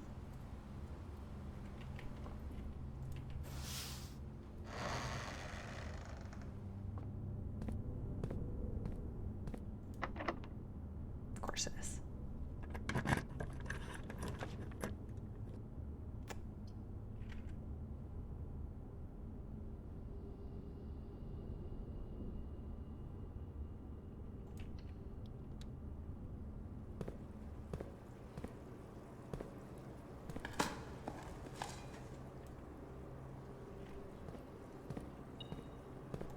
Oh, good, it gave me a key.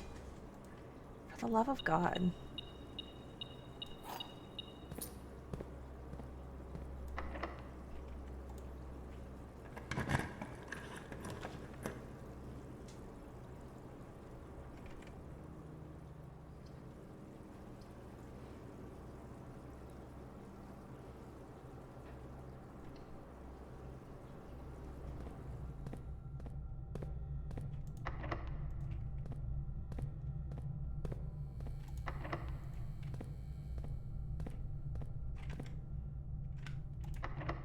Fuck's sake.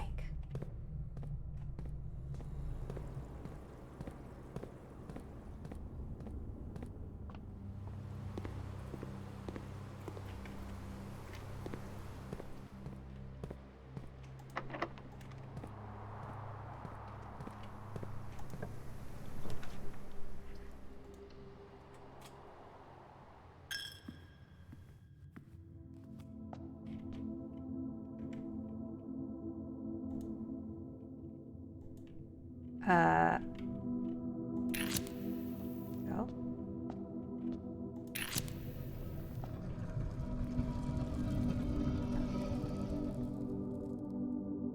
That is not what I expected to happen.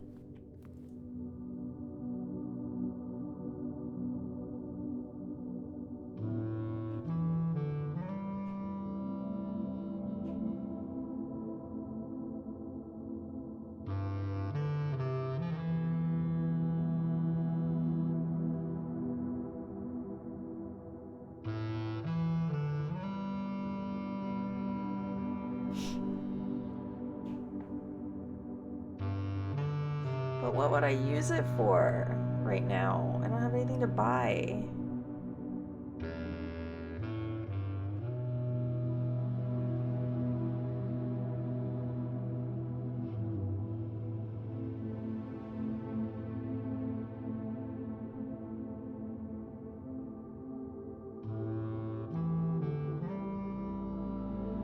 Oh, I'm understanding. Every time I come in here, it takes my money, and so this is the collection of all of my money. that has been taken from me every time I walk in here.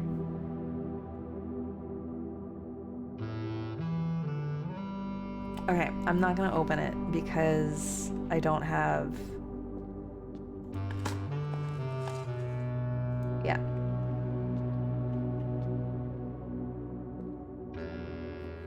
There's no purpose to doing so this time.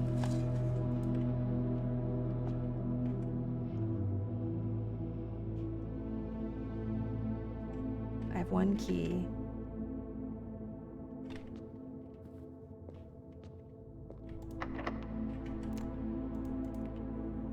Fuck all these locked doors.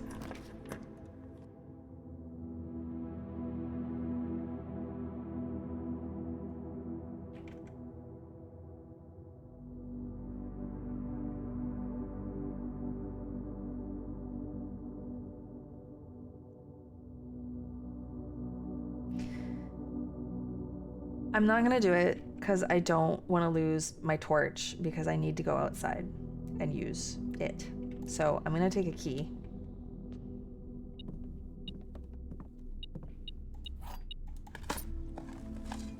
I mean, I want to go in there so bad, TBH. Because it's still a dead end. Isn't veranda? Well, because I didn't have any keys. But I did have doors that could be unlocked with a key. So I'm gonna go back into the cloister. Alright, at least now I know it's going to a piggy bank.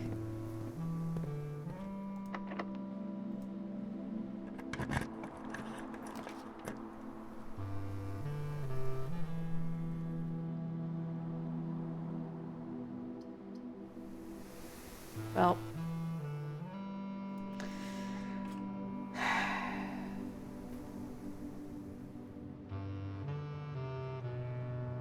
Okay. So. Yeah, gems I have a lot of waiting for me in the indoor nursery.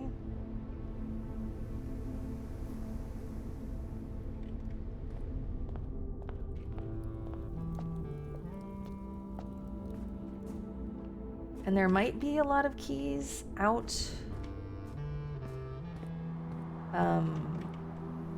in the root cellar, but I have no way of knowing that.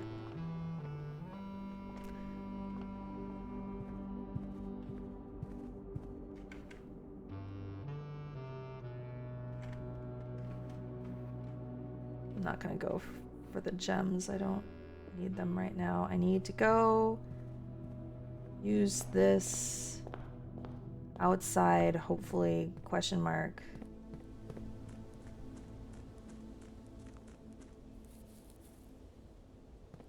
Oh, I have an ad starting in a minute.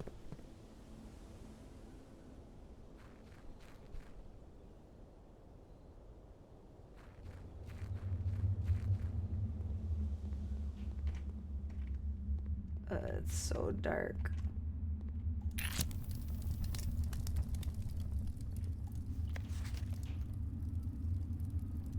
Complete manifest for all of the excavation equipment has been rigorously checked and delivered to the upper branch. After tomorrow, the site will be sealed and all remaining hardware will be packed up and transported to the original access tunnel for long-term storage. It's unclear if they will also seal that tunnel after our crew has left. I suspect they may want to keep ready access to the gear, especially now that they have begun operations in the East Mine. A month ago, I believed that the discovery of gemstones in that cavern was directly linked to the closure of this site, but now I'm not so sure. The Baron doesn't seem the type to value shiny baubles over history.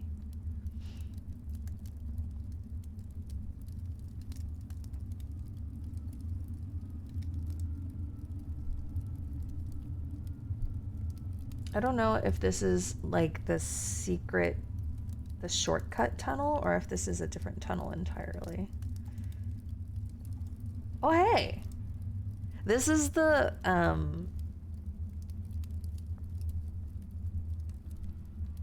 floor plan that I accidentally saw that Matt had.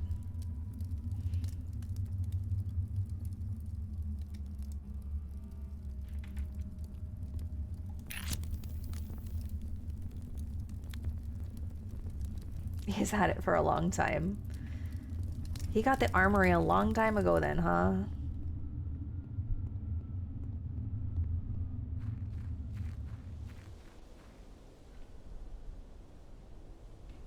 Or did he not do it with the armory? He did it with something else? Wild.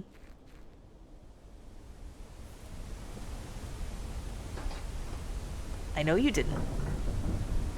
You forget, once again, that I am good at inferences. Yeah, there is no casual P when it comes to me.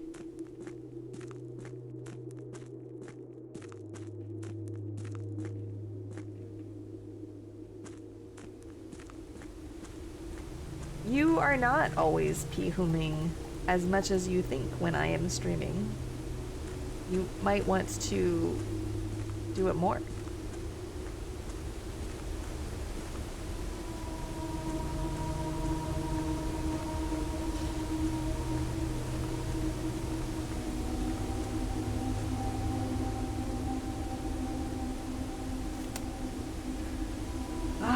Fuck a duck, man. I don't see anything down here. I really want to open this.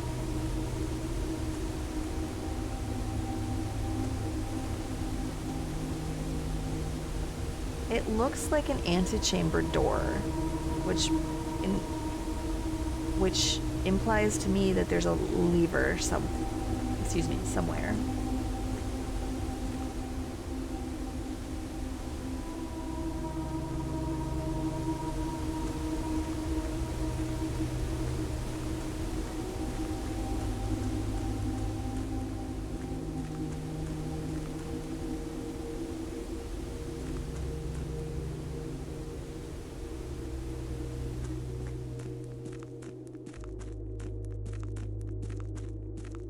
We'll go with that, pup. We'll go with that.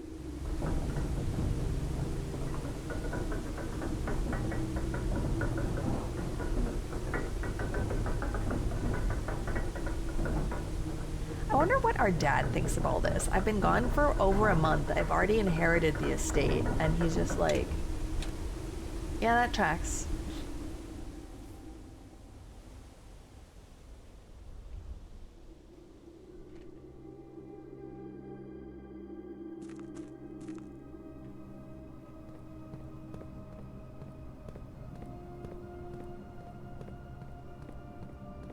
And I still live in a tent.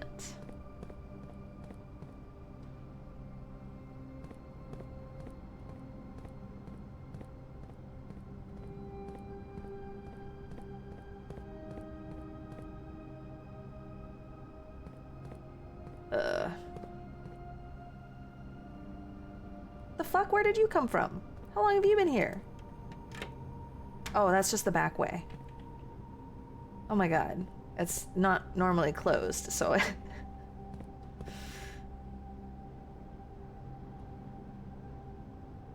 was like, what?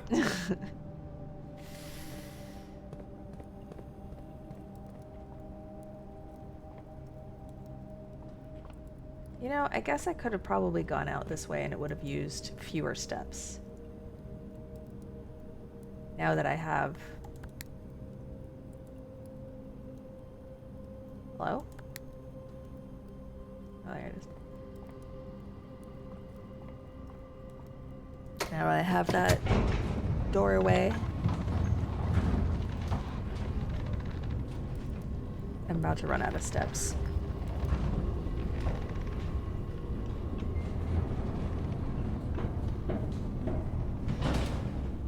Okay, so I could light a fire in the chapel.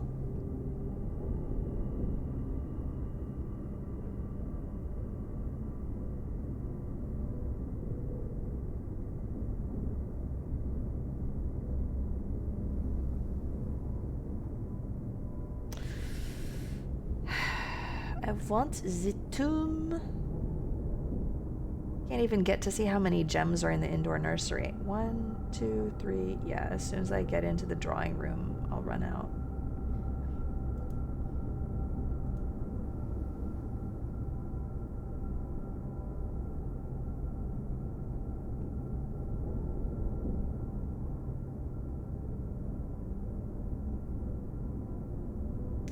Well.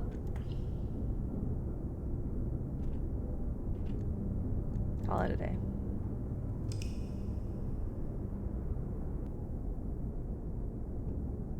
I know. Well, I managed to get 2 of the things that I know of. There are probably other things to light that I have not taken note of, but... One new room. 20 excavated dig spots. Oh, I should have gone in the entrance hall and made a room. Oh well. It's fine. It's whatever. Good night, nerd.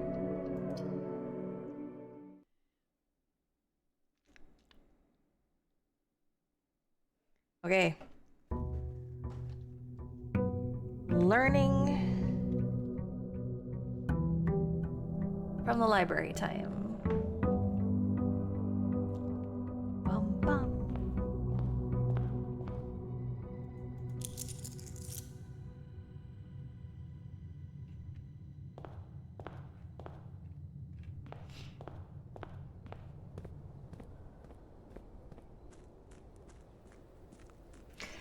Dude, now even the fast walk seems kind of slow. Because I'm too used to it. I can't imagine. Now I get the tomb.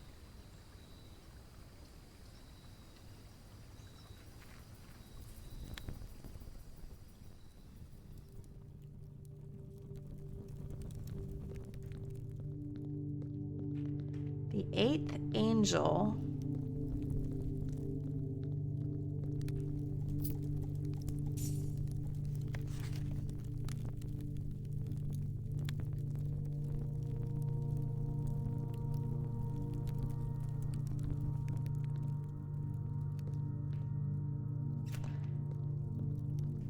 The 8th angel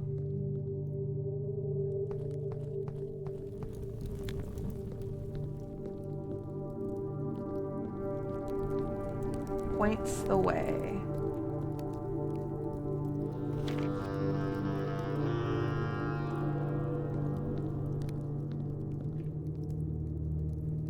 You ain't pointing, son.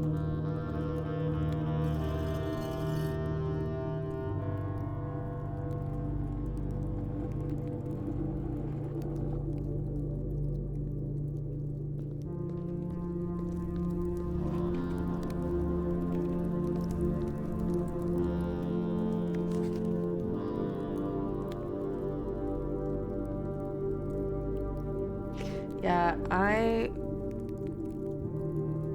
wouldn't have been able to get in here last run because the fountain was full. If the fountain hadn't been full, I would have been able to get down to it. Couldn't cross the reservoir either. Rough.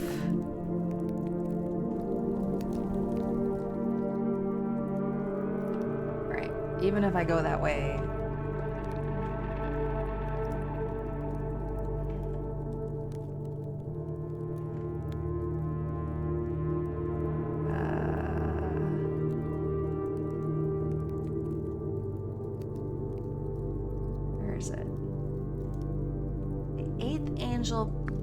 points to our dreams.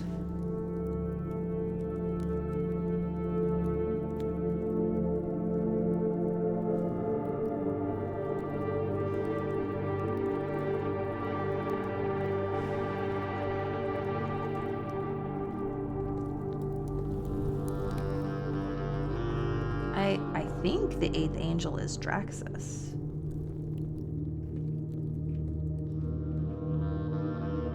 If I could have lit these in, if it would have mattered.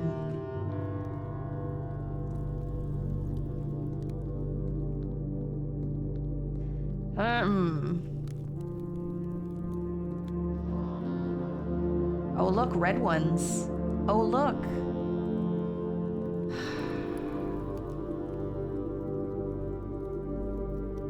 Maybe I'll get the armory again. Maybe. But maybe it won't offer me the same thing.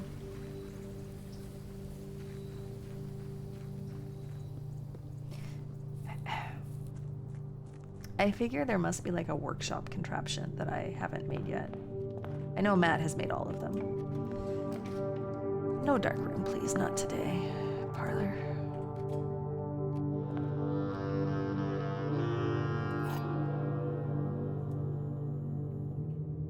Okay. Let's see. This box is empty. This box is empty. This box is hard. This puzzle is harder than it seems.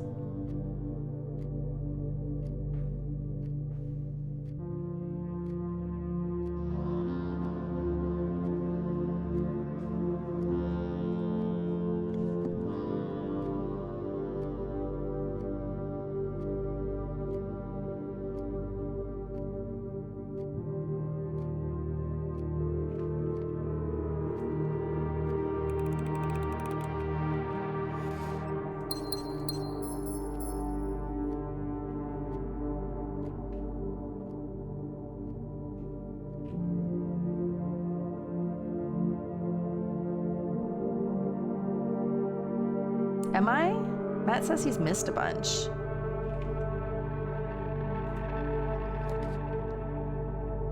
Gym, kitchen. Well, I say a bunch loosely. I don't know how many he's really missed. But he did say more than one.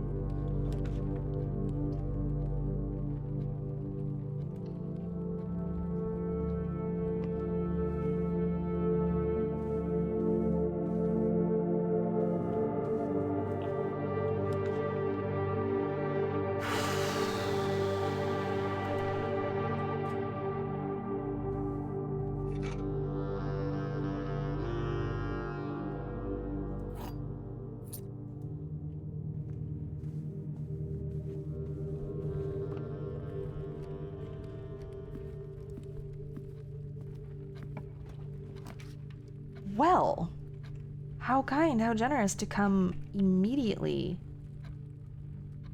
Always draw a tunnel while drafting this room.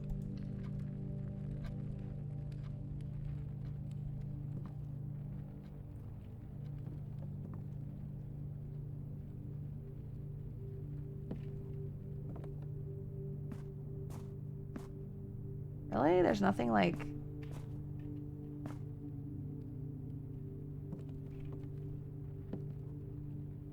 No hint in here?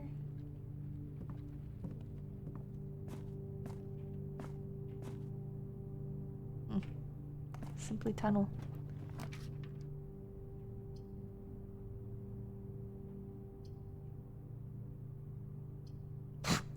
A choice between corridor and tunnel. Because pantry just dead ends. I guess tunnel.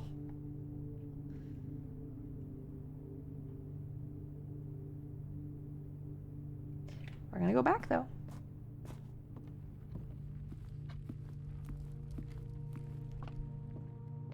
Are we tunnel fans?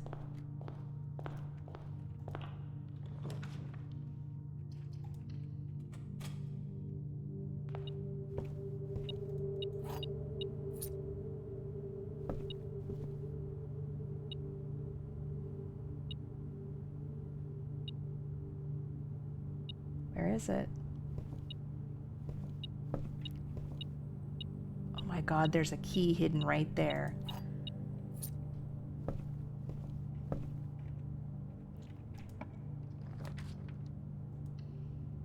Okay, new book time, Mercury.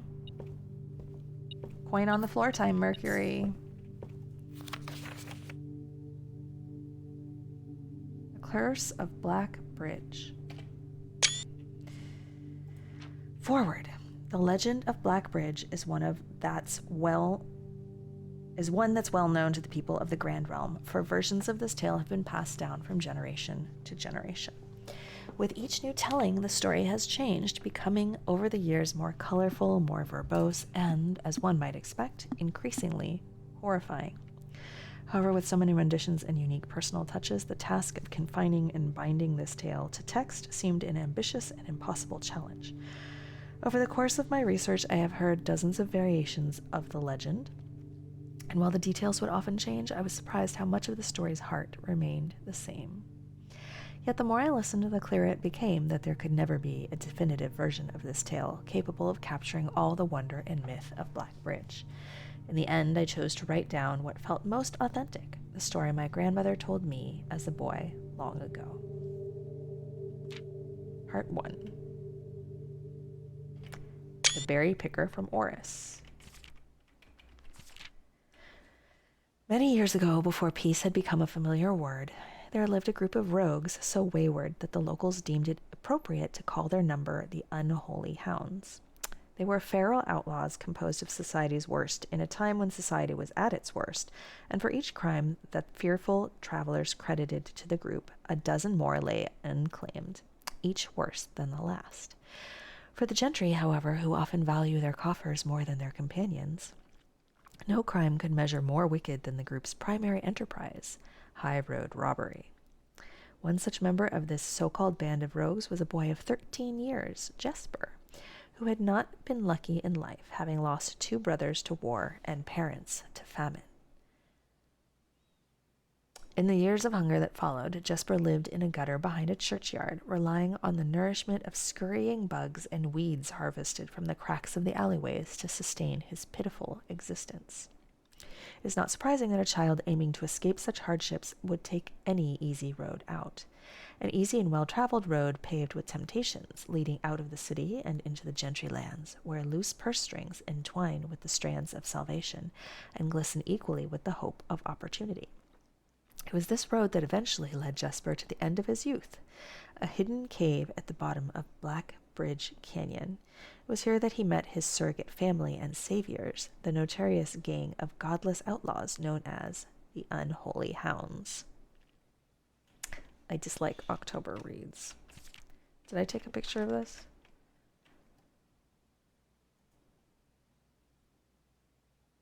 No.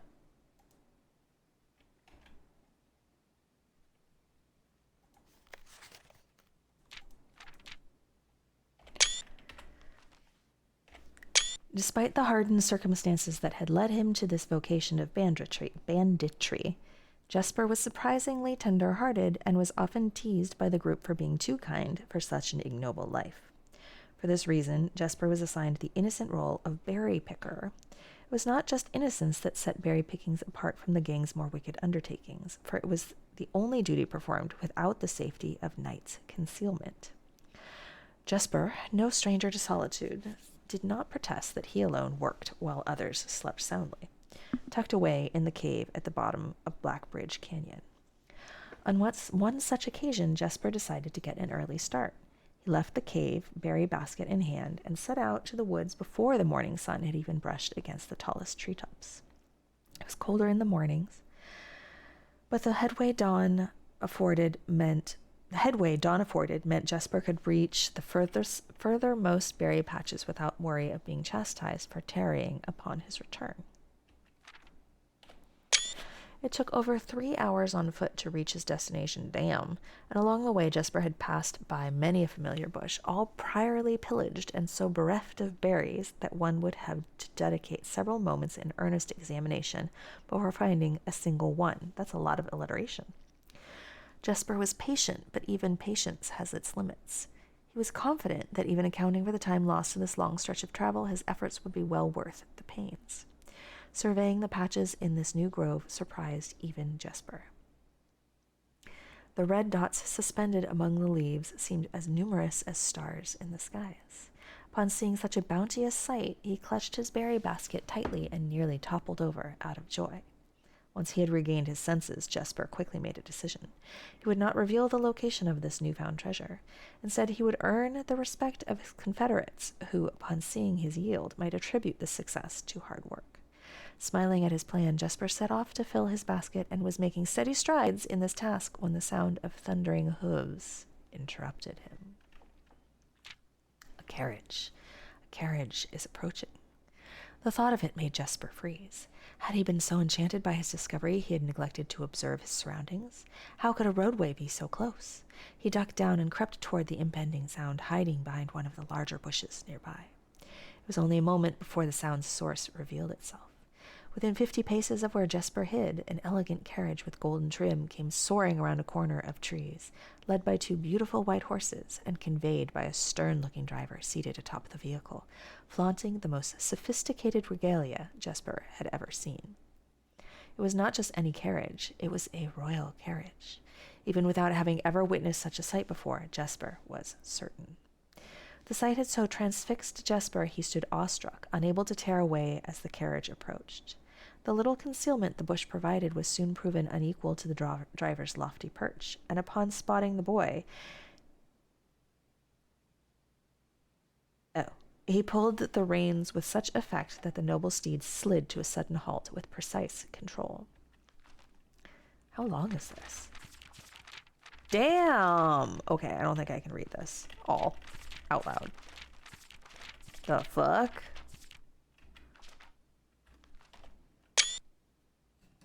Matt did? Oh, I'm not doing voices. Please.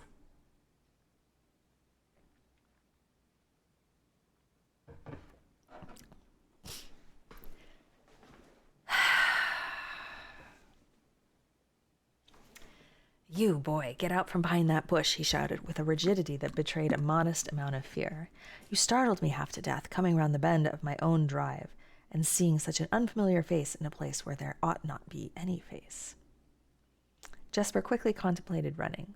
The man was much older, and his dress was suitable for courtly behavior, not dashing through the brambles and mud. I was picking berries. Jesper raised the half-filled basket up to allow the driver to see the proof of his words. The demeanor of the man suddenly changed. It was a change that Jesper was familiar with. He had seen many times the same stern expressions on the most fiendish bandits melt away when presented with a berry basket. Any suspicions that the driver might have had instantly evaporated, for even the notion of a member of the unholy hounds picking berries seemed farcical. What a good word. The softened expression even made allowances for a smile. Berries, eh? Say, you couldn't have picked a better spot for them, could you? Could you? I used to pick berries here as a boy. Jesper took his cue to finally step forward out from the bush, proudly brandishing his basket. I know, and what luck I found them. I've only just begun picking, and look how many I have. It would have taken me 4-fold the time back home to procure this number. The driver bent down for a closer look, and where is your home, boy? It must be quite far. Jesper replied with a scripted response, a little south of Tanner Fork. Oh, Tanner Fork, eh? Just past the burnt woods. My God, that is far. You couldn't have come all that way only this morning. It was true. Tanner Fork was in the exact opposite direction that Jesper had traveled, and while that response would seem perfectly reasonable in a location closer to Black Bridge Canyon, he could see why it might seem less believable here. Sir, I have traveled much farther for much less profit. I dare say there is no distance yet made by man that would not be worth undertaking for a prize such as these. Surely you have tasted them for yourself. Jesper felt happier with this response as it seemed to amplify the man's smile. In my youth often, but perhaps I took it for granted because I never had to travel very far. And even then my father would always drive here in our carriage, so I'm ashamed I never had to walk such a stretch to earn an equal reward. It was Jesper's turn to smile. Then let my efforts reward us both today. He raised the basket even higher. A taste in memory of your youth, sir.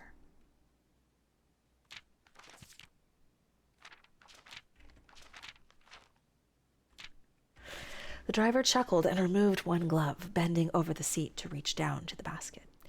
And at the moment his fingers touched the first berry, the dagger in turn met his throat, cutting through a superficial layer of skin and drawing blood.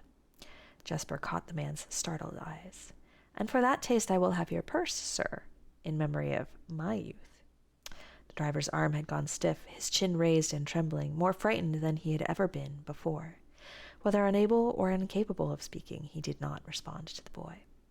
Perhaps he did not think his jaw could afford to be engaged at this particular time. Jesper let the basket drop, freeing his other hand to probe the man's pockets. Do not mistake me, sir. I will not kill you if you give me no cause, though I will admit the thought of taking your carriage and leaving you the indignity of walking appeals to me. Unable to find a purse in the man's coat, Jesper pivoted to search the seat under him. Why have you no purse upon your person? Driver slowly raised his hand, cautiously pointing towards the carriage door behind him. Jesper lowered the knife's edge a small degree to allow the man to speak, which he did, in turn, softly. "There's a lockbox in the carriage."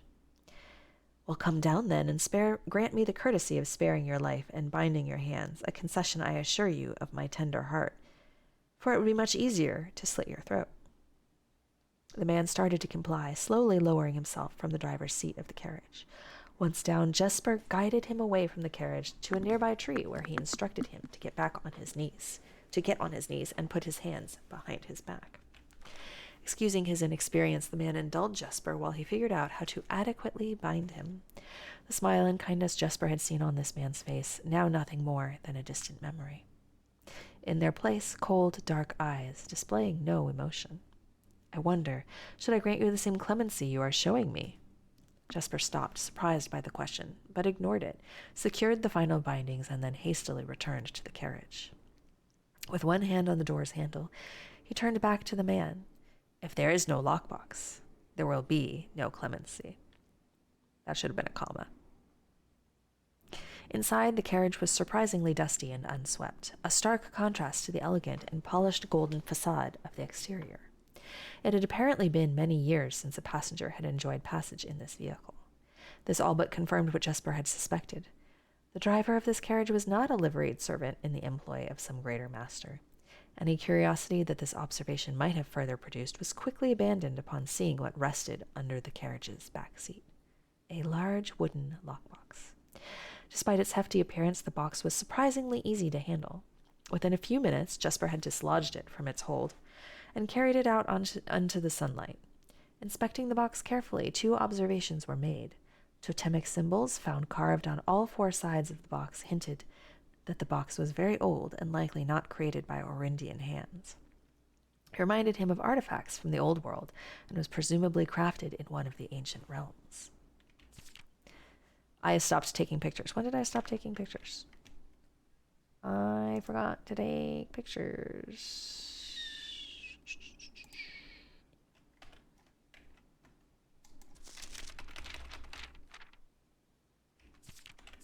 This one?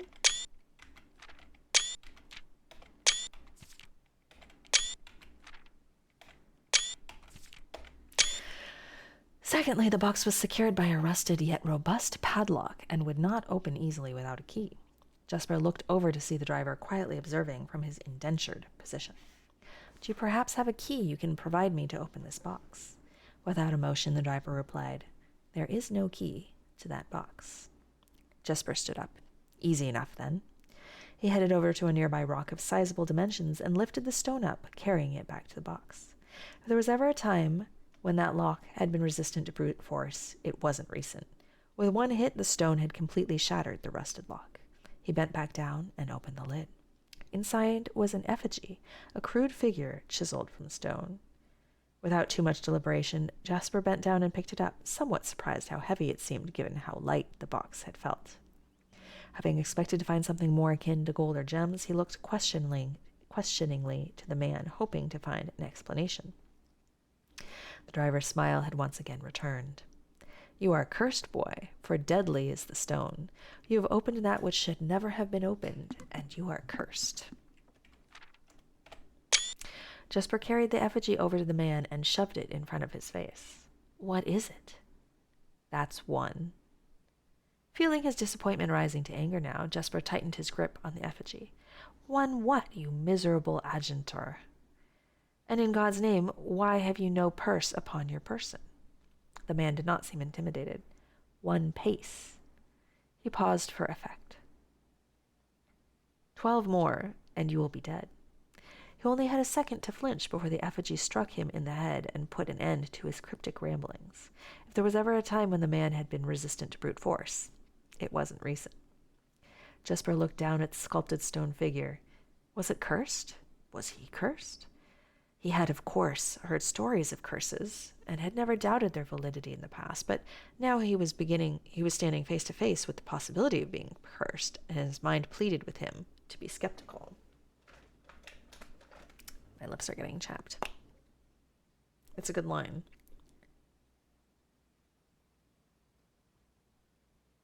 And if he was cursed, what difference would the knowledge make? A dozen more paces would not be enough to find another living soul, to say nothing of the chances of procuring a remedy. If he did not move from where he now stood, he could live maybe another 3 or 4 days, maybe more, given the abundance of nearby berries. A plan that, if we ignore its obvious faults, might provide additional opportunities for help to come along. But what good would that do? To be discovered here, beside a body, stolen goods in hand, bloated from berries and raving about a curse that could very well not be real. No, it would most certainly be better to face one's fate now. Take a dozen paces and see if life goes on. But Jesper found his legs unable to make that first step. His mind was unable to convince his limb to waste away 1/12 of his life in a single motion. Feeling the desperation sink in, he hopelessly looked about him for a solution. And if by some stroke of luck the gods had heard his plea, a miracle materialized before him, and he found himself suddenly at the end of a fairy tale. 2 white horses and a carriage of golden trim were beside him, the answer to his immediate prayers. He laughed at his fortune and calculated the short number of paces back to the road. 4, perhaps only 3 if he jumped. If he made a quick survey to see if there was anything he wished to grab before taking the plunge. He thought about removing the driver's fancy coat, as that appeared to be of some value, but the additional risk of undertaking such a task too great to chance.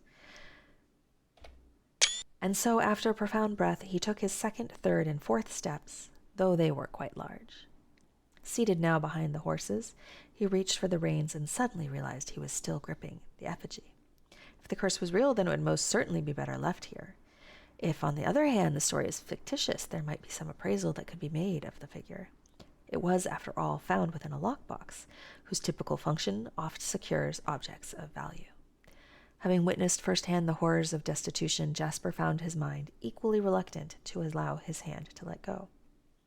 If it is cursed, I die. If not today, then tomorrow. And if I die, what care have I?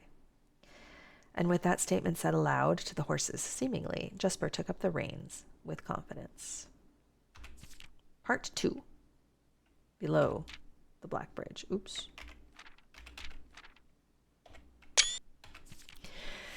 Miller awoke to some light nudging from a familiar foot. Only one person would have the cheek to awaken her in such ill-mannered fashion. Shaking the sleep from her eyes, she glared up at him in the darkness, but did not say a word. He nudged her again teasingly, then stepped back into the dim. After taking a moment for her eyes to adjust to the darkness of the cave, Miller remembered. She was on 3rd watch today. Quietly collecting her things and wits, Miller turned as she left, waving to her young friend, who was more than likely already asleep. She crept through the cavern's main passage, careful not to wake the sleeping bandits around her. Like a hero in a book, she often mused. Quietly, she grabbed a bow from the haphazardly formed pile of weapons, shaking the accompanying quiver in the darkness to assess how many arrows it held. She then walked towards the sun-drenched mouth of the cavern, ready to start her shift. Above her, in one of the few trees found in the canyon, Miller could see that Ravia was already posted. She waved, and Ravia waved back. Calling out to each other was strictly forbidden. Anything louder than a gesture in the canyon was forbidden. When Miller reached the tree, Ravia lowered a braided rope and pointed to the ground behind her.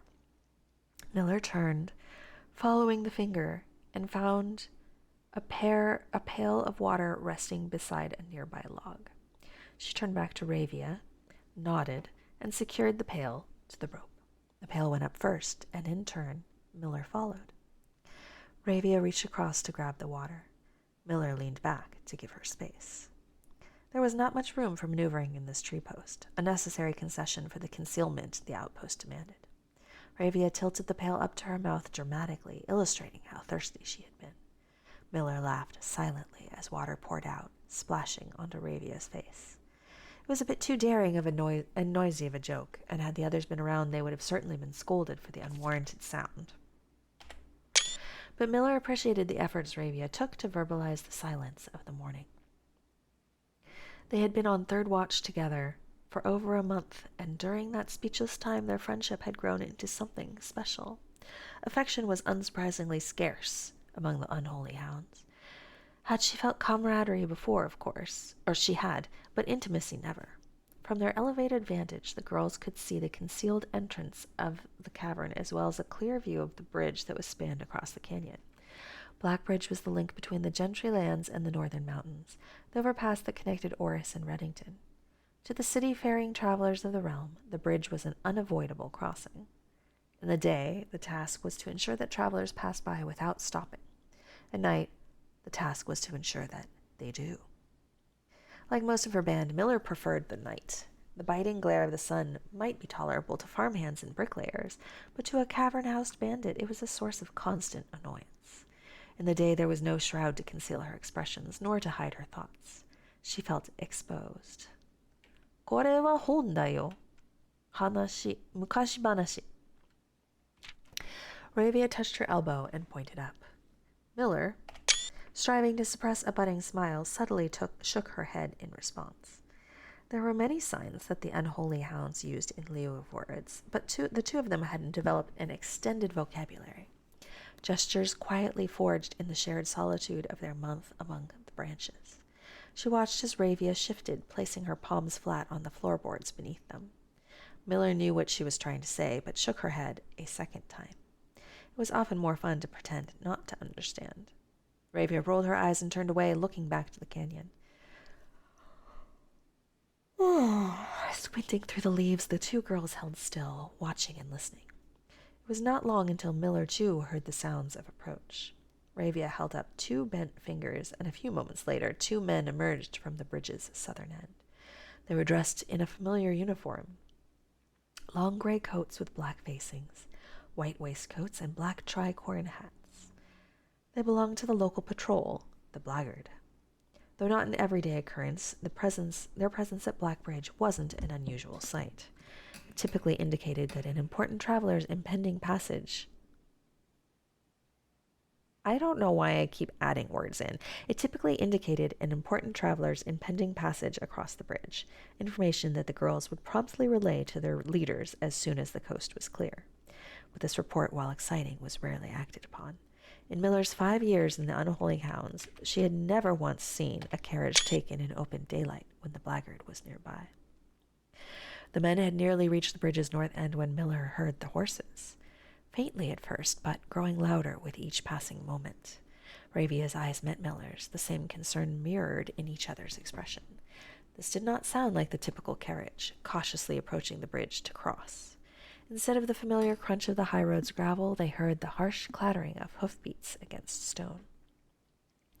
Both girls quickly redirected their attention downwards, looking through the foliage. The sounds were not coming from the high road, but from the canyon itself. The horses were coming from below the bridge. In an instant, Miller had knocked an arrow and drawn her bow. Go! Ravia was gone before the whisper had even left Miller's mouth. The young scout was already sliding down the bank below, racing toward the cave. There was no road that ran below the canyon. There was no reason for numerous horses to be approaching their cave. There was only one reasonable conclusion, and both girls had reached it instantly. The base had been compromised. This was a Blackguard attack. The moment the horses came into view, Miller let loose her first arrow. She was surprised to see a carriage. She had expected cavalry. Before she even finished processing that thought, her second arrow was in the air. Without a trail, it would be unthinkable for a carriage to traverse such rough terrain, yet she watched as the wheels jolted over the rocky riverbed. A third arrow was now in flight, and there would be no need for a fourth. The driver slumped over just moments before the vehicle dipped into a small ditch, slamming into an embankment. The force of this sudden halt immediately shattered the front two wheels and catapulted the driver from his seat. Utterly confused now, Miller glanced quickly over her shoulder to see if any horses were also approaching from the rear. Down in the canyon, the entire horde of the Unholy Hounds came spilling forth from the earth, as if hell itself had suddenly sprung open. The group seemed even more bewildered than Miller, half asleep and tripping over one another, in a desperate attempt to engage an unseen enemy in combat. Miller could see Ravia among their number, the only one looking up at her. Her expression was chilling. There would be no need for a silent gesture to convey what they both now realized. They had made a mistake. The gang's chieftain, Joffrey Heartslasher, led the others, cautiously approaching the crashed carriage like a suspicious fox would near a baited trap. There were no words exchanged as the group crept forward in customary silence. A dozen or so paces in front of the wreckage lay the far-flung driver, an arrow protruding from his broken body, and beside him, a blood-stained effigy carved from stone. Miller was inconsolable. Jesper had always been her favorite. He had always shadowed her in the night, clinging to the hems of her every move, the way a child trails behind an older sibling. Tender-hearted, she had always called him, though deep down she had known that wasn't quite true. His appearance of gentleness concealed a raw, resilient durability that emerged in the most perilous of situations. He had been a flower among the nettles of this cave, but he still had thorns, honed by a grim past and 100 hands of misfortune. They buried him in the darkness, in the back of one of the larger cavern rooms. He was interred with a berry basket and a silk handkerchief that he had treasured. The mysterious effigy they had found behind him served as a distinguished gravestone, a marker that stood out somewhat special among the rows of similar swords marking neighboring plots. No one spoke, not even in whispers. There was nothing to say. Miller awoke the next day to a thunderous shaking and rattling of the earth, a far cry from the playful nudging of the previous day. She strained to adjust her eyes, but the choking sting of stirred-up dust caused her to flinch. Panic was also in the air. The sounds of scurried footsteps and clattering feet filled the space around her. But even in alarm, the silence was louder. What was it that sounded so strange? Miller closed her eyes tight and used her feet to guide her along the passage. The whispers around her were getting louder, and intense voices could be heard ahead. Louder speech than she had ever heard spoken in the canyon. A growing dread grew.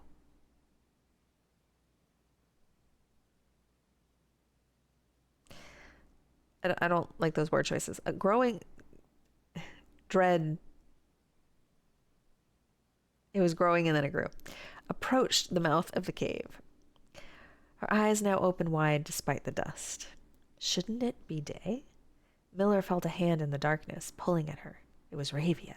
The two embraced, and Miller did not need to see her to understand.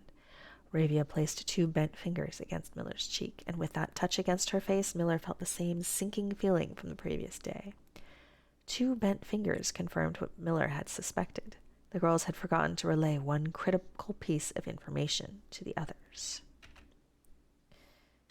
An hour or so later, the screams began. Blood-curdling cries of hopeless desperation.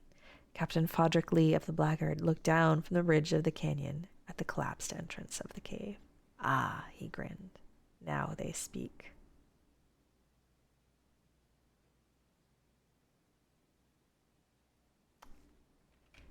Rip Holy Hounds. I don't know if I got all the pages. I hope I did.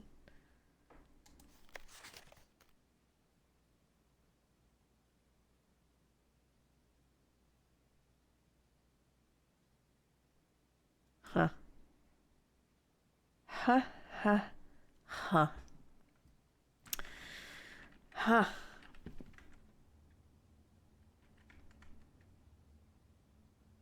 Huh.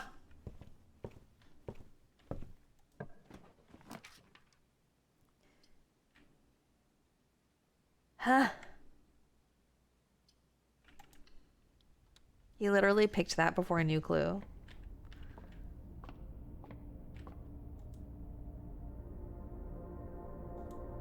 Hi, Meep.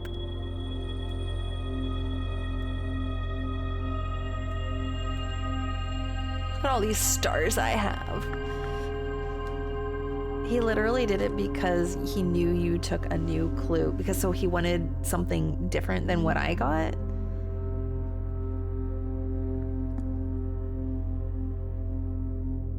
I don't understand the logic. He has 4 wolves. So he was trying to do something different. You ask why. Why do they diverge and then you diverge them, right?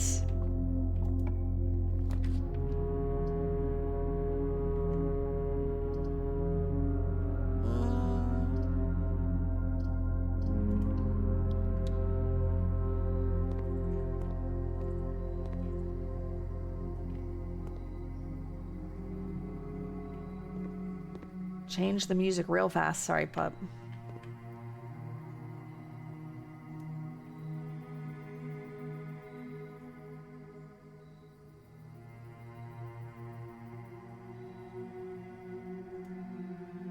This is a standard room.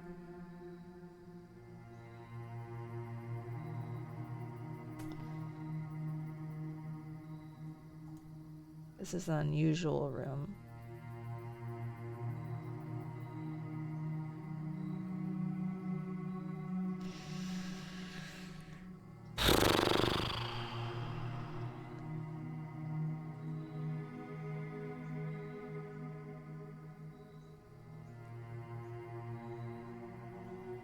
I'll be honest, I don't know.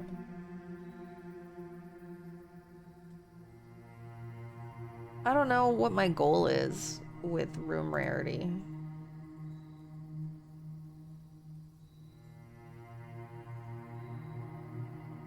Maybe just make this a commonplace one.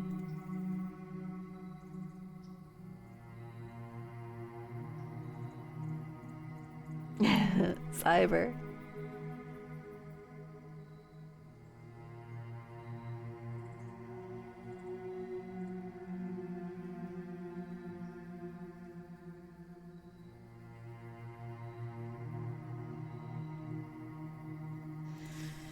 I don't know, man.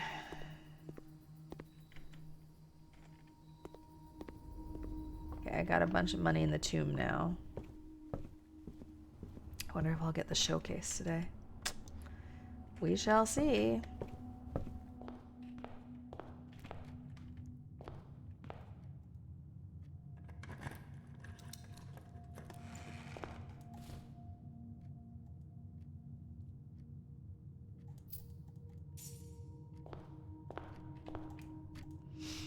Please have keys in here. Nope. Okay.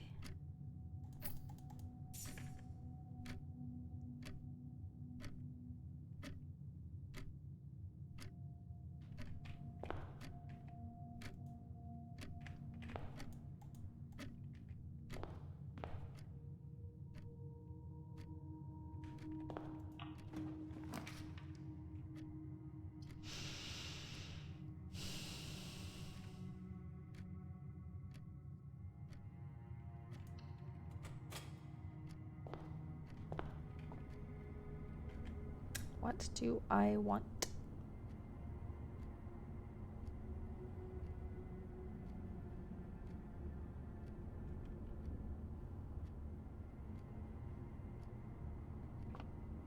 I guess I just want a haul.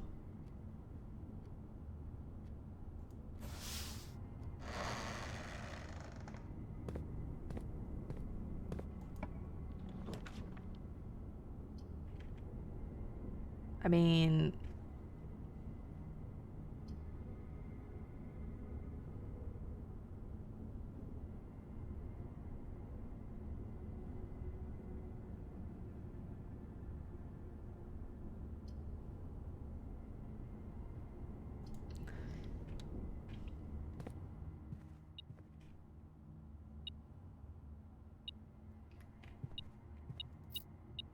forgot I had the metal detector. Got it in the closet, huh?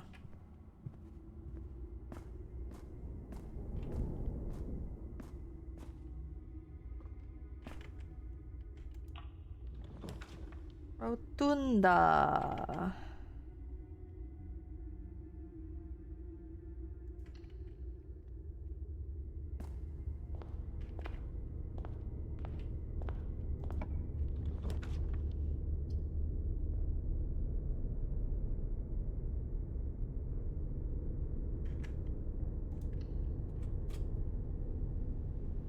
What have you got for me today?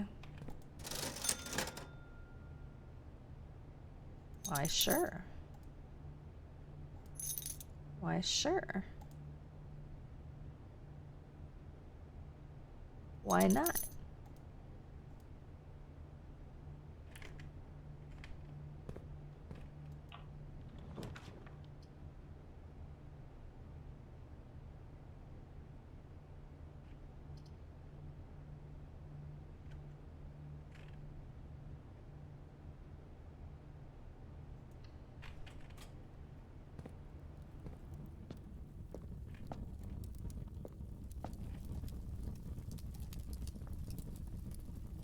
Forgot I still had money. Okay, we're going down the fucking tomb, guys.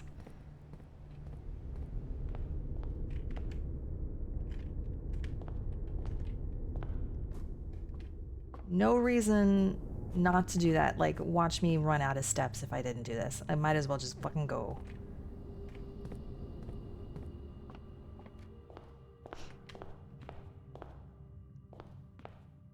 We're gonna do a lighting of the torches. I'm so happy I chose Tomb today. And then I got the armory again.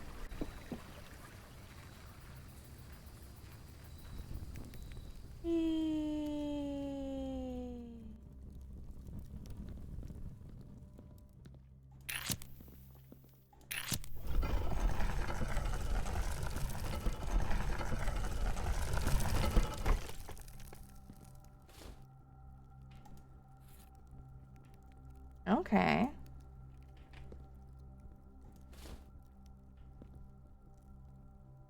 All right. Wonder if this stays open now. Probably not.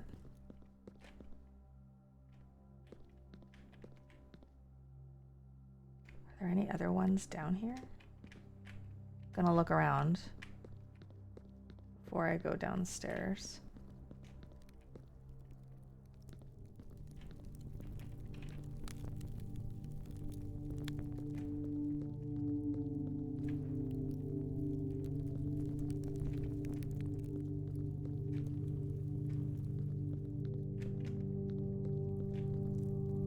Oh ho!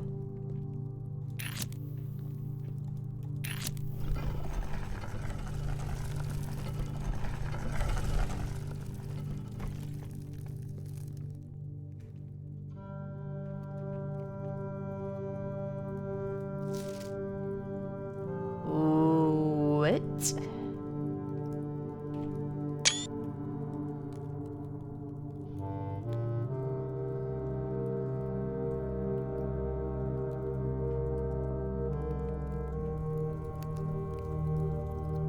This is where grandma is.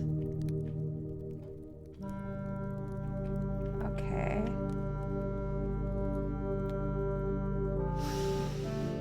Alright, how does this one work? Okay, they rotate around.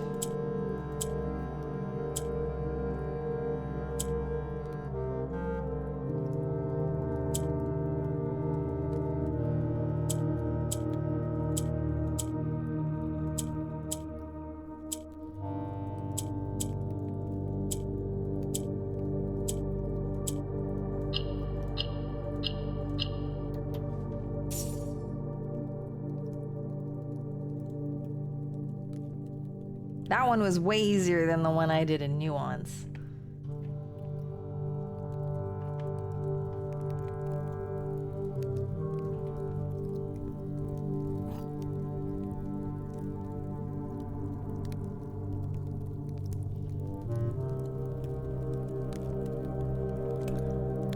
Oh.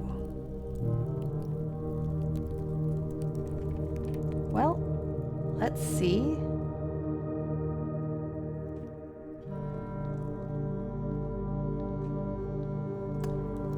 I'm able to get her room today. Let's hope.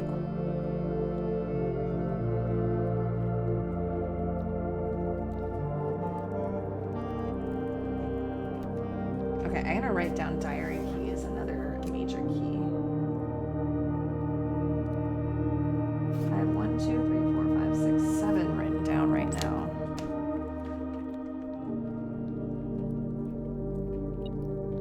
All right.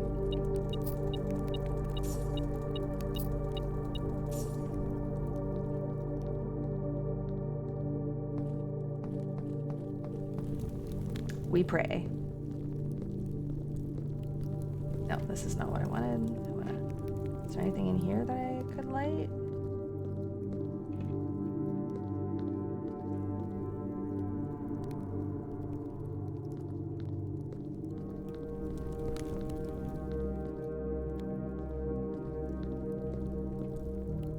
It does not appear to be so. Okay. running shoes.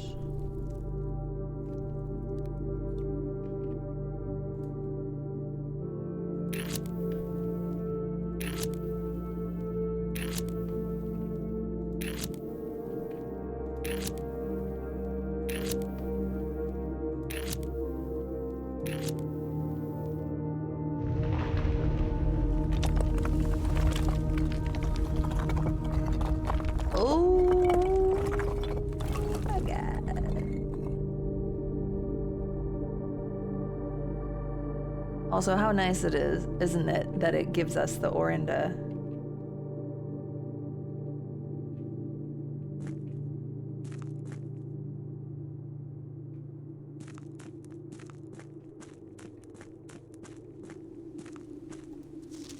Foreman's log number 20. After waiting the better part of 3 weeks for the equipment to carefully hoisted down the cliffside one piece at a time, the wait is finally over.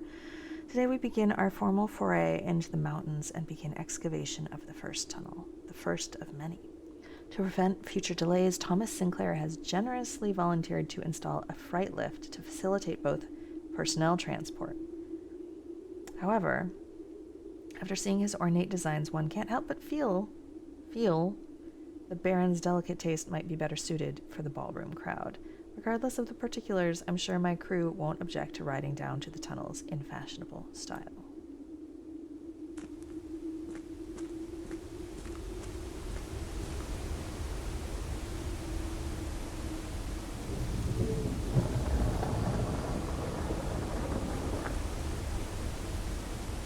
I opened it!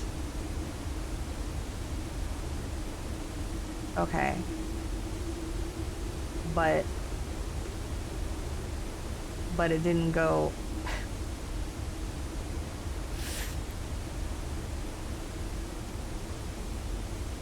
Okay, so now I can get in. No, I can't get into the tomb. It's just a shortcut to get to that side.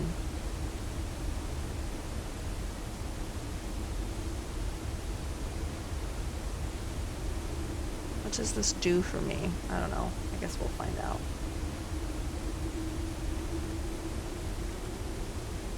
Well, okay.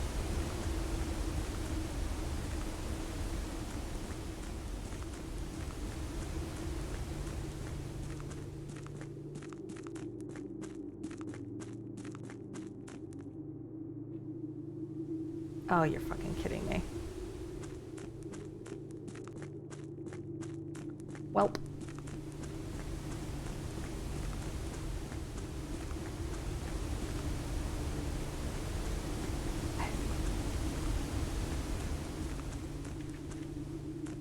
Oh, look at this crack in the wall.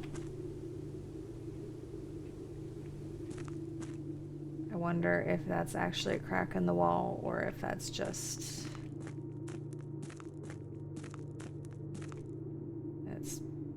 I don't know.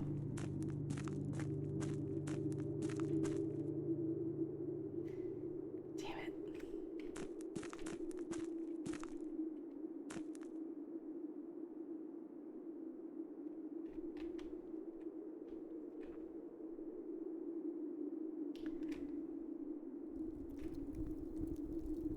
Oh my god, the sound of the fire sounded like footsteps to me, and I just had like a terrified palpitation. You guys, I'm a wuss. I've got an ad starting in a minute, by the way.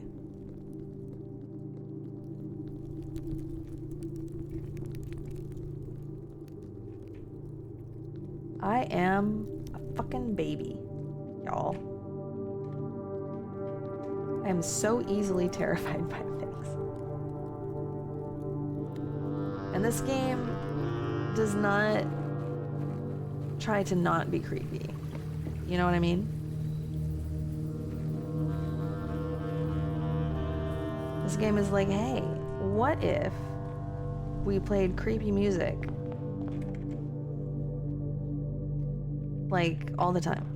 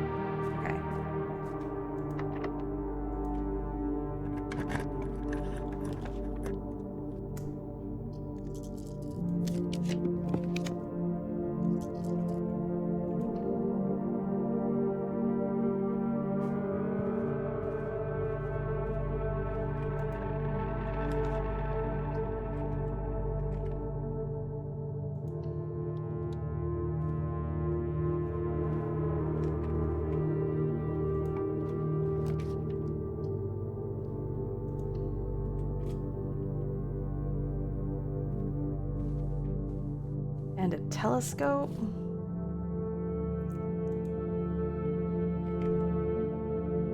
Oh shit! Hi, Dark Slash. Welcome in. Thank you so much for the raid. Hi, friends. Ooh, whoa, oh, whoa. I am blueprinting. I'm gonna maybe come over here.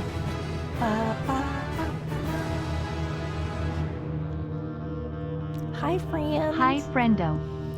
How was Super Mario World? Were you doing a randomizer? I am finding much success in my game.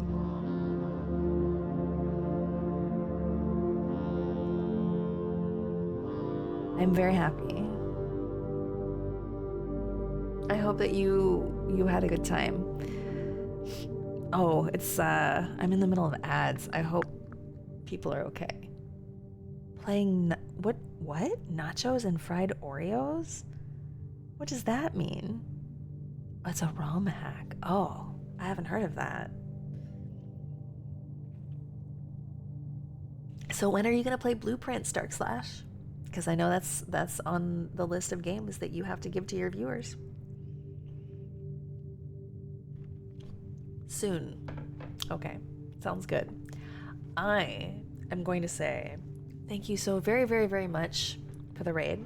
Hello everybody, I'm Julia, my pronouns are she, her. I'm playing puzzle games, and this is spoiler territory, so you might not want to stick around if you don't want to be spoiled. I would vote for it very soon. But yeah, Dark Slash, since you're gonna play it soon, TM, I'm gonna have to kick you out, because I'm about to do something that's very exciting for me that probably won't make any sense to you, but you probably don't want to see it if you want to remain unspoiled. You're very sleepy. Okay, well, thank you for the raid and have a good sleep. Don't watch. But anybody who wants to lurk is very, very welcome to. Have a lovely stream. Thank you.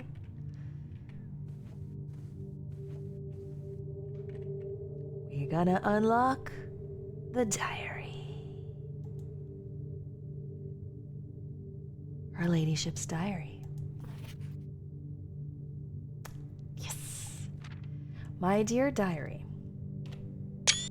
After countless sleepless nights and failed home remedies, my physician has urged me to document my sleeping routines in the various bedrooms of our estate. It is his hope that by tracking the caliber and length of my sleep in each room, together we may come to a deeper understanding of my condition and perhaps, with luck, find a more favorable environment in which I might finally find some amount of rest.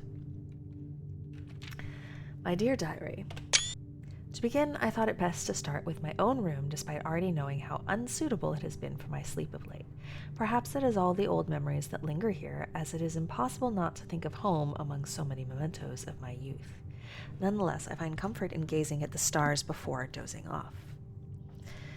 And it pains me to consider that if this trial is successful, it may be one of the final occasions that I sleep here. My room, sleep duration 2.5 hours, quality, peaceful despite brevity.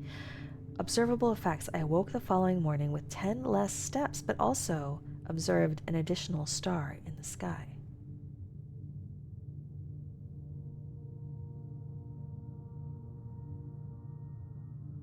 So if I end in the various rooms, I get effects, perhaps?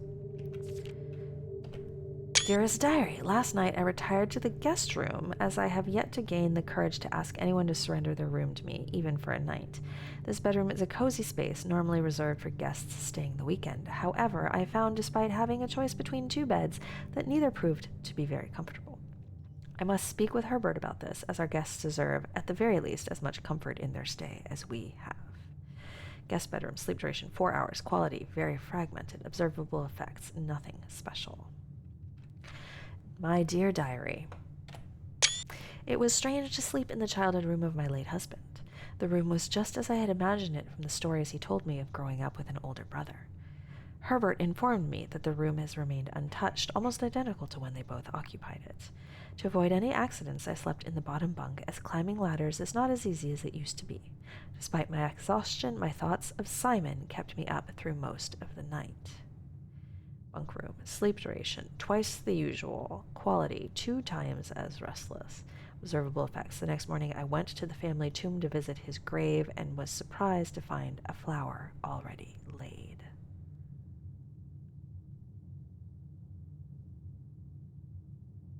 Do I know where Grandpa's grave is?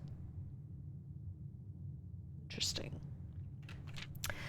I could not bring myself to ask Hartley directly if I could borrow his room for my sleep study. The mere thought of it was mortifying. Instead, I decided to roll the die, as he often puts it, and wait for his night off to sneak into his room to nap.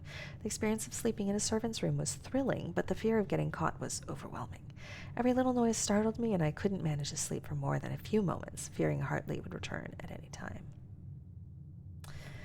Servants' quarters, sleep duration, perhaps 1 hour. Quality, terrible. Effects, about half the steps the following day. I also discovered a stray die had found its way into my pocket, which was hardly shocking given Hartley's history. Hartley's history, huh? My dear diary. The 23rd is missing. I have to confess I was initially hesitant to spend the night in the Baron's room. It is extravagantly showy, with every surface adorned with gold and every piece of furniture so large it seems almost comical. But as I lay down on the enormous bed, I was surprised to find I felt entirely at ease. Even the absurdly oversized pillows were somehow comfortable, propping me up just right so that I didn't feel any strain on my neck or back. I slept more soundly than I have in weeks, and I woke up feeling genuinely rested for the first time in what feels like forever. Sleep duration, 8 whole hours. Quality, the best in many months. Observable effects, I woke feeling very refreshed, with more energy and more steps than normal. Did I take this? I can't remember if I've... No, I didn't do this one yet. Okay.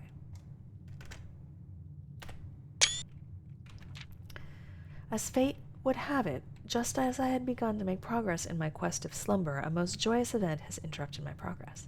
My beloved daughter has given birth to a son, and has requested my presence in town to assist her during this exciting but demanding time. 125.79, 128.79. So we're a January baby. For now, I shall take my leave of the bedrooms of Mount Holly, but I am certain, dear diary, that one day I shall return. Lady Clara Epson, grandmother.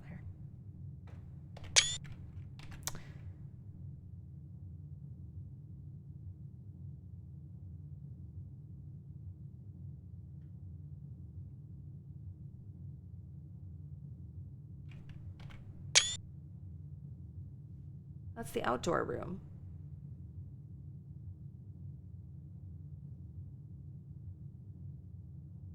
That's the outdoor room, but it looks like an antechamber.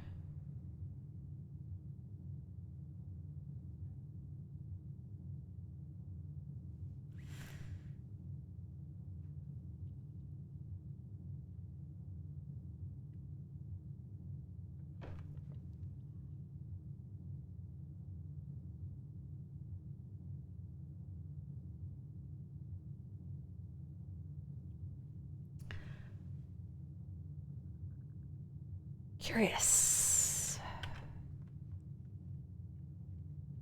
So there are probably other effects that we can look into.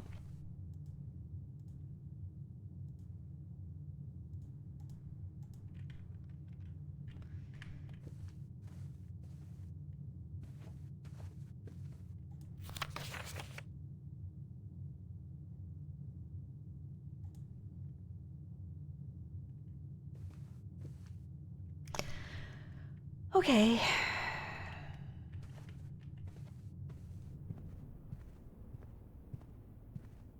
Curious. Provocative.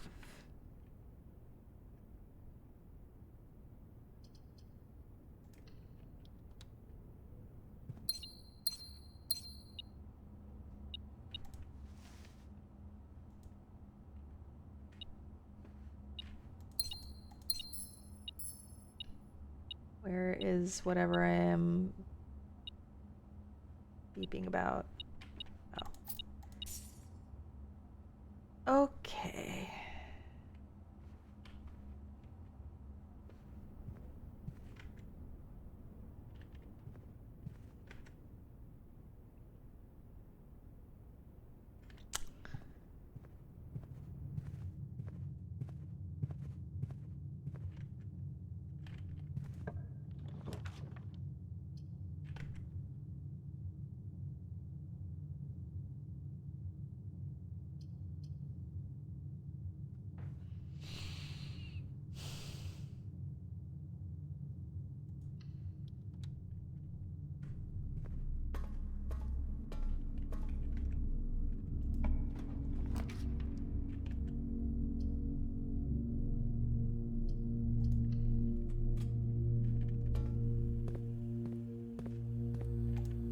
Upgrade disc. Forgot about it.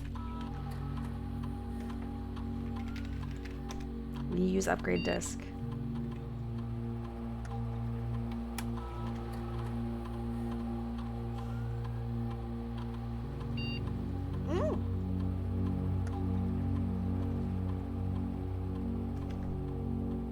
Goldfish aquarium. Aquarium +10. +1 star. Starfish aquarium. Electric eel aquarium. Power source.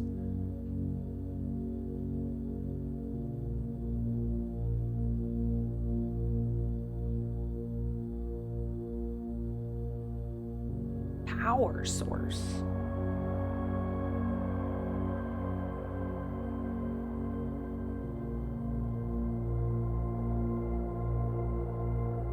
I'm kind of into it being a power source.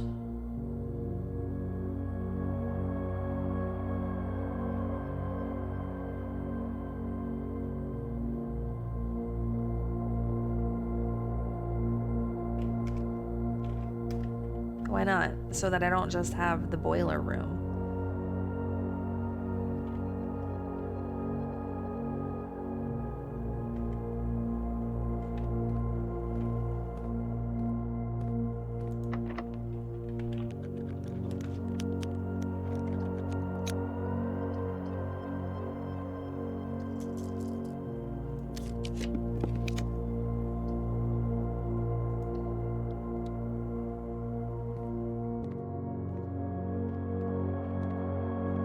Okay, wait.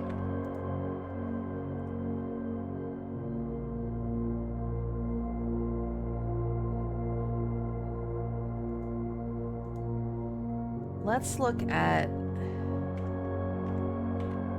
my directory. I'm still missing room 8, you guys. That's insane to me. I'm in the 40s.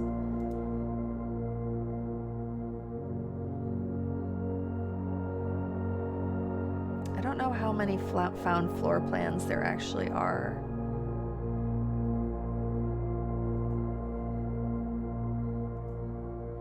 I haven't hit the casino yet. I want the clock tower again.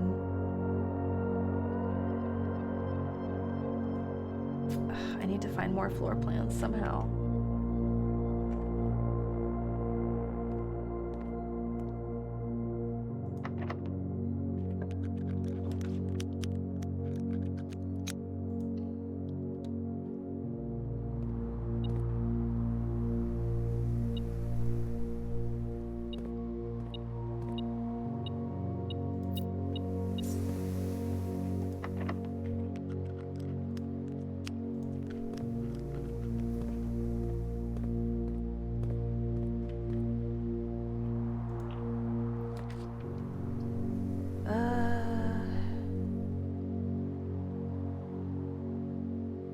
Sure.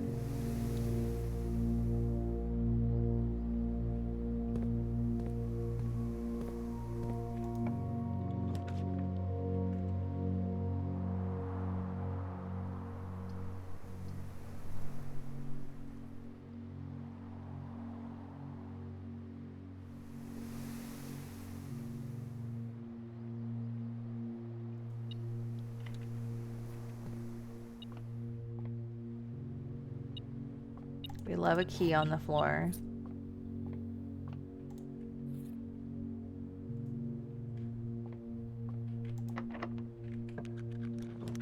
Oh, casino. Let's do it.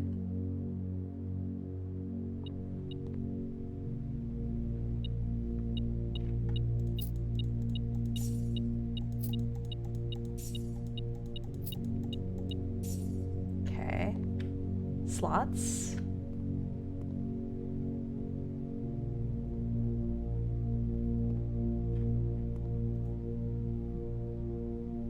Broken handle.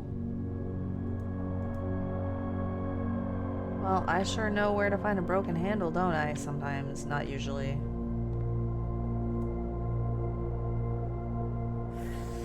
Ooh. 1 wager per day.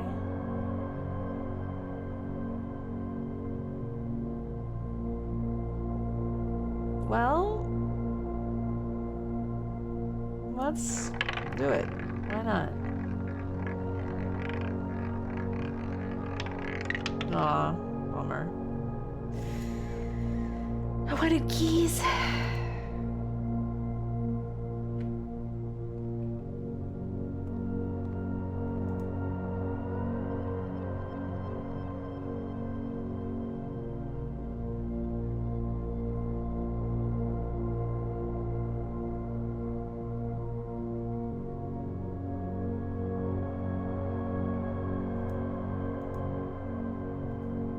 How do I actually put in money? Oh. Pull the lever. Oh, look.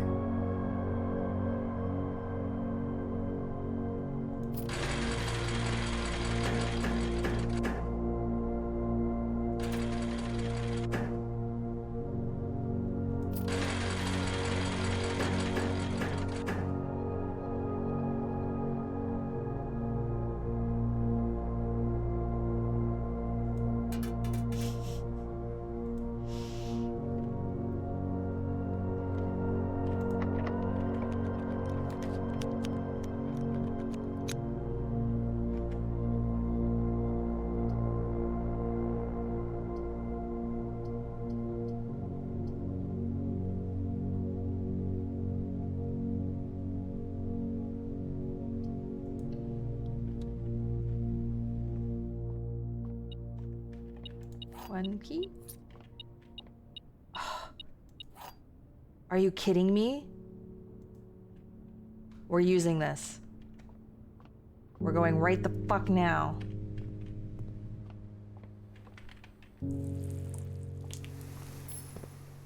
I forgot that that was a thing.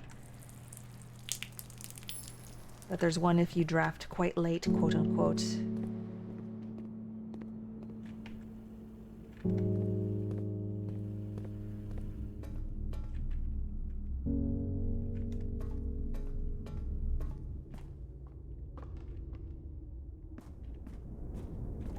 Okay, just not Coraria, just not Coraria. I'm pretty sure I could do any of the other ones.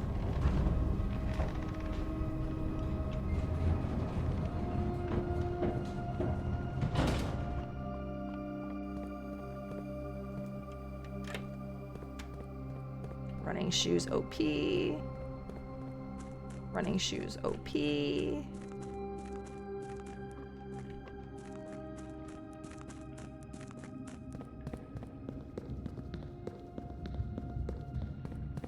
Running shoes OP.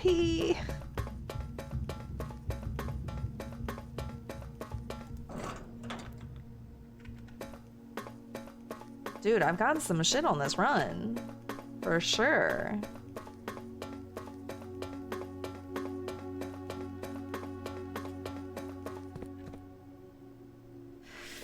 Okay, we're gonna go... Number 1.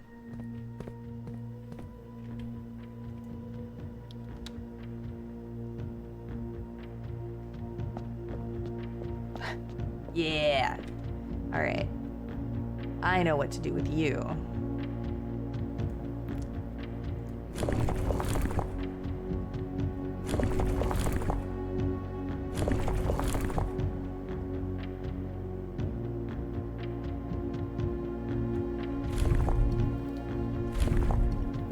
I forget which one is black. Is this black? Where's my phone? I don't have this book. Where's my phone? Hold on, I think it's in my bedroom. I think this is black.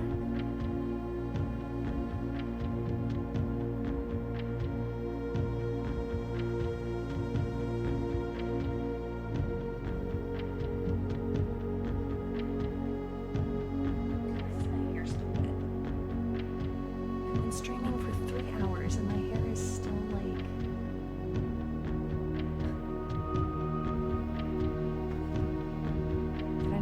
all of the conditioner? I don't know, it feels weird. Whatever. Photos.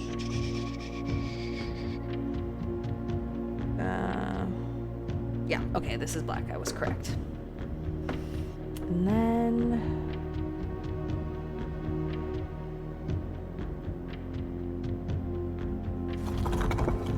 Oh wait, I have to change this first. There we go.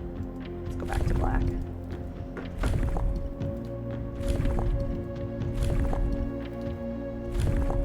And then...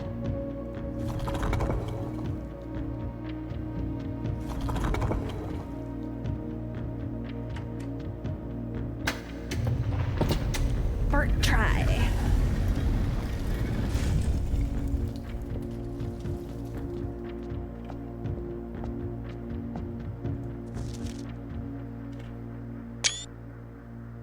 Due to the overwhelming amount of artifacts bearing the Orinda Ares sigil that were destroyed after the war, Moragi puzzle boxes featuring the infamous black symbol are among the rarest and most valuable collectors can acquire. When black tiles are pressed, the entire row shifts to the right as if on train rails.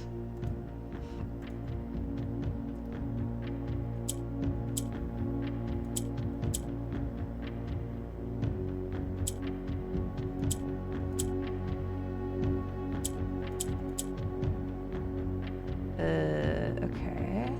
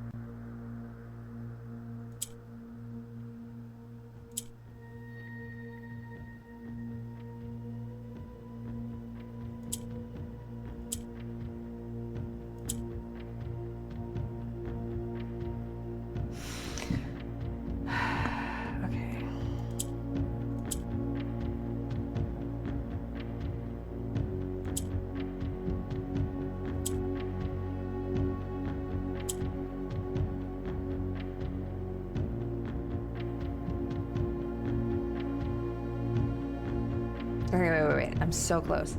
I need to...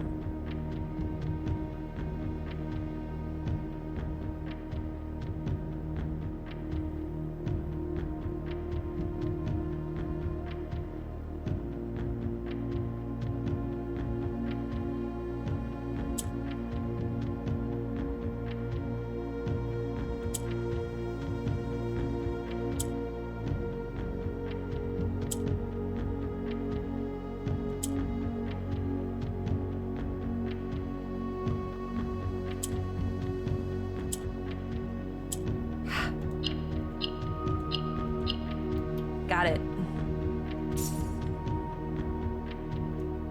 Thank you. Thank you.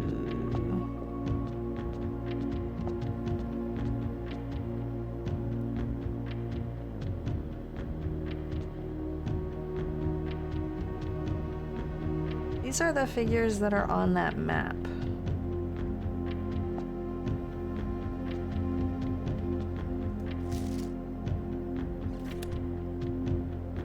Blackbridge Hotel and Spa.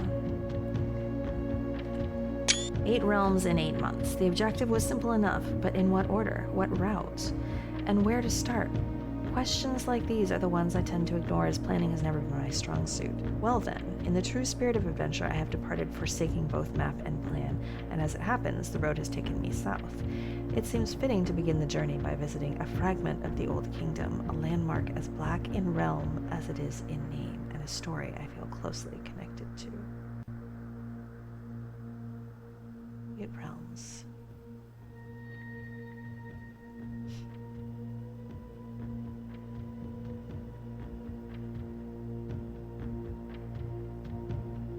Fragment of the Old Kingdom. Oh, I guess he started here?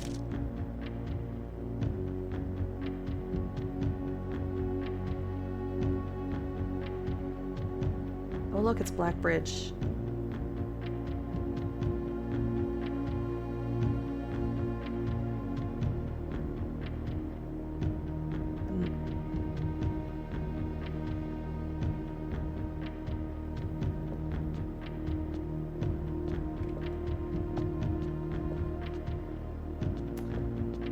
Okay. Whale.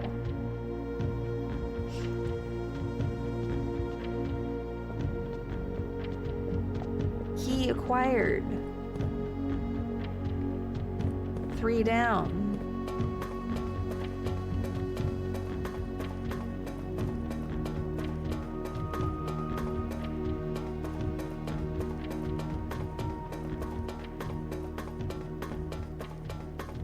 So he went to Nuance Lass, I guess.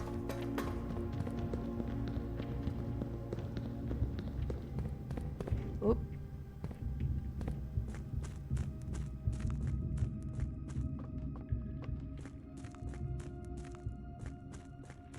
Still gotta lower that.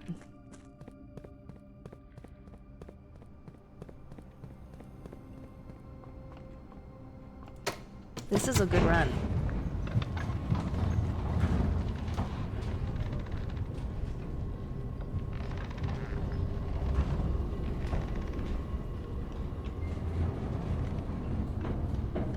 Doing work.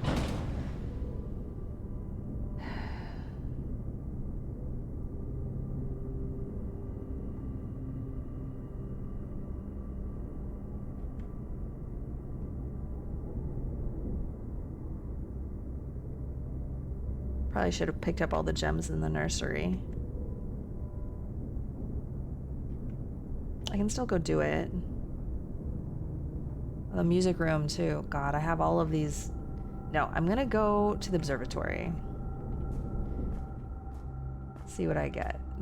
Okay, I will say I am kind of stretched all over the place.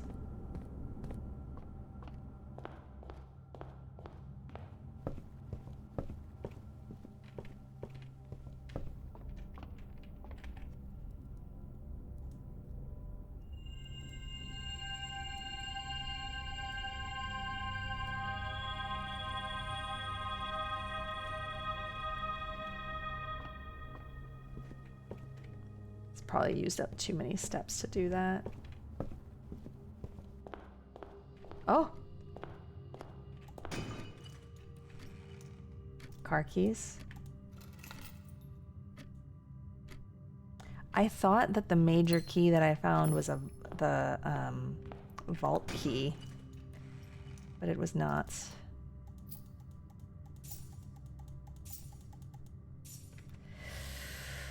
Okay.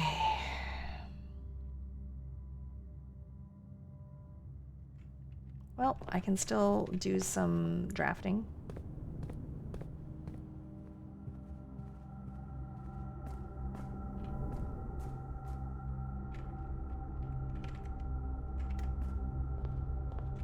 Rotunda. Please rotund.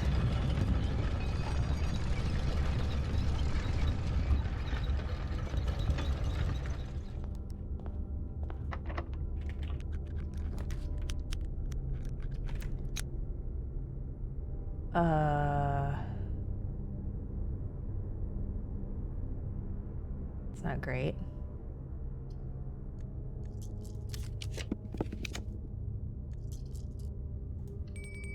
Sure, give me steps. I'll take some steps.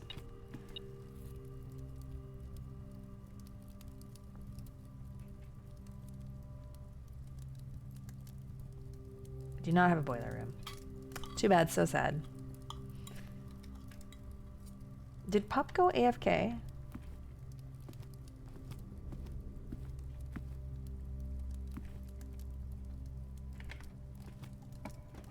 I miss her.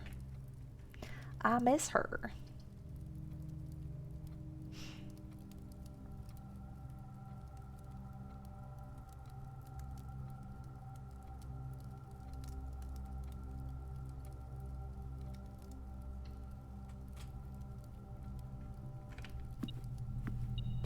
I wish I didn't have to pick up every single piece every single time. Pup fell asleep?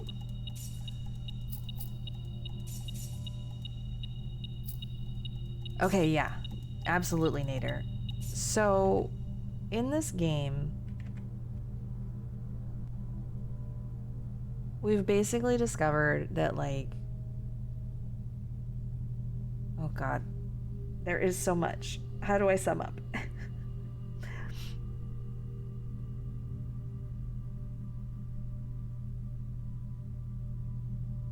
My objective is hopefully, potentially, to find a train station where I think the train station is through Blackbridge Grotto. So I'm trying to find a microchip to put in the Blackbridge Grotto, which is outside, which will open a special door, which I believe will lead us to our mother.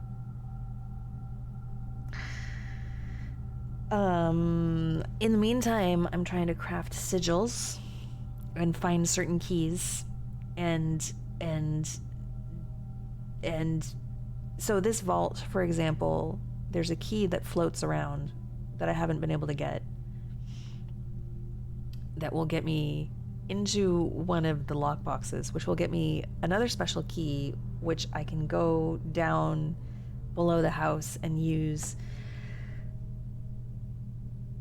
in the sanctum, where I can craft a sigil. Also, I'm trying to lower the amount of water in the reservoir because there seems to be a place in the reservoir that I can go. I'm also trying to get a lot of books in the library because there's a clue in the books in the library. There are just lots of kind of individual... Oh yeah, keys. Individual things.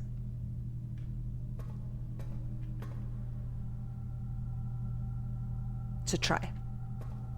All the things.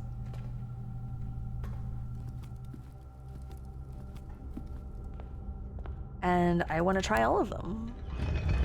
And I don't really mind the RNG because every time there's an RNG factor in play, it brings me potentially something else that I'm working on.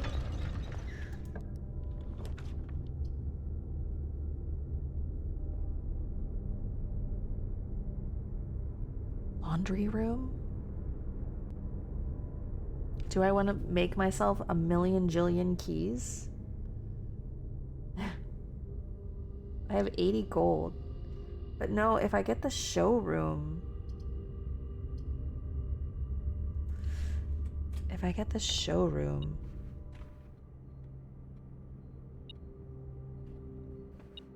then I can actually buy something in it. I've never bought anything in the showroom before. Who are you?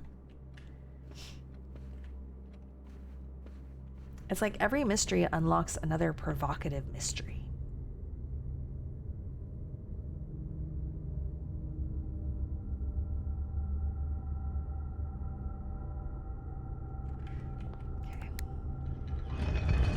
All of these things that you're trying to accomplish in service of the goal of finding Mother, or are they separate threads you're chasing?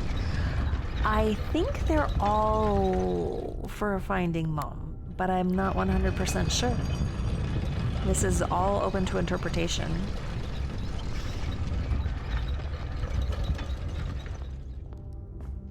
So what we do know about Mom is that she was smuggled out of this country because they're a very oppressive country that she did not want to live in anymore. And it has a history of being a very different country, which she is more, what's the word? More patriotic towards, like in a good way.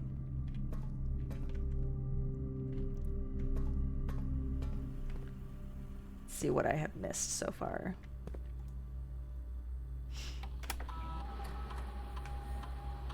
Two gems, 20 coins. Oh, that's probably in the tomb. And the gems, okay, I know where everything is.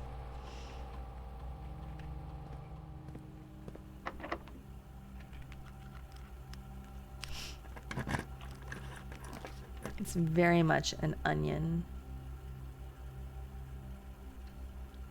You're welcome, Nader. I'm afraid I didn't really explain it very well, but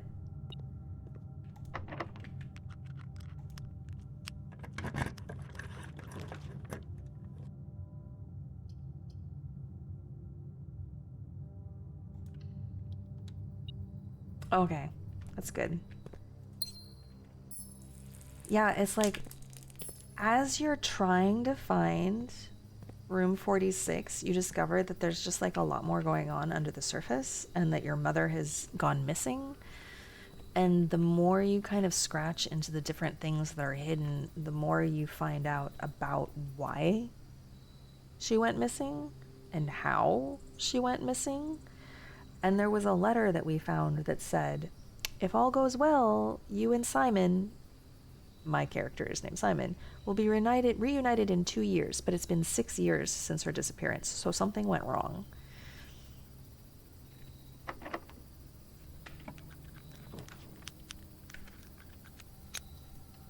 Of course, I get the conference room after.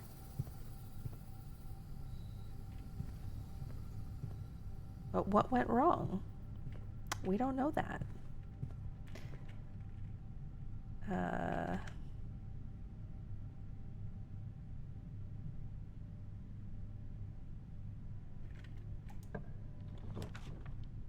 Fuck yeah, master bedroom.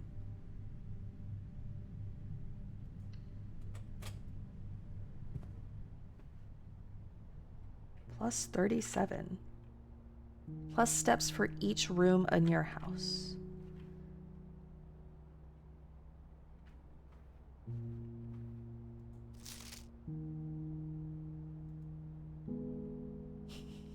My brain simply cannot hold all of these threads. It would focus on the goal of room 46 and would not pay attention to anything that didn't seem to lead there. Yeah.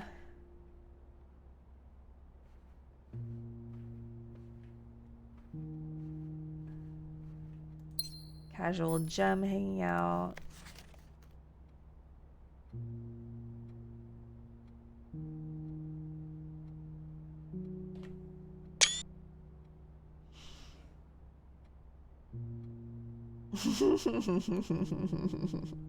That's very fair, Nader.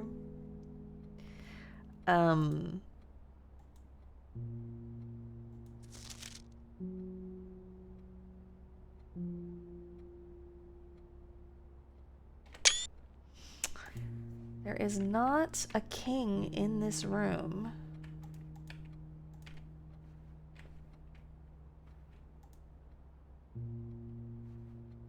The cannons are very provocative, though. I wonder if you can no, I have the self-igniting torch. So.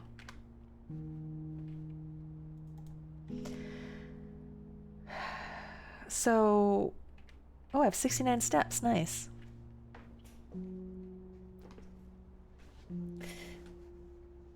So, let's see if there are any other things that I can tell you. So there are a bunch of safes in the house. I found 5 of them. There are 8. One of them was hidden. I'm assuming the others are also hidden. I don't know where. But in those safes are these red letters that kind of tell us the history of what happened to our family. And one of those things is that our great uncle was blackmailed.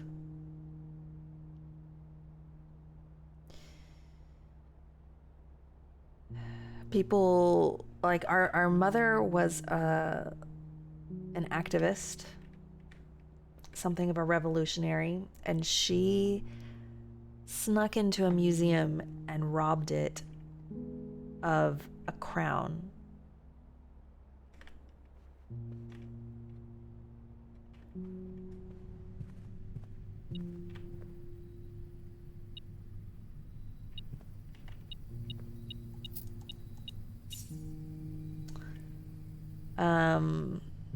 And it turns out that crown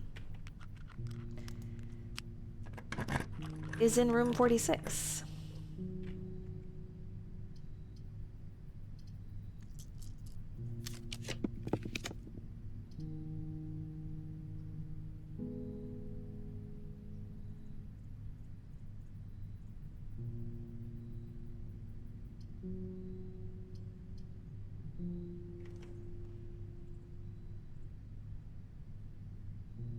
I'm okay with losing any of these things if it gets me the vault key.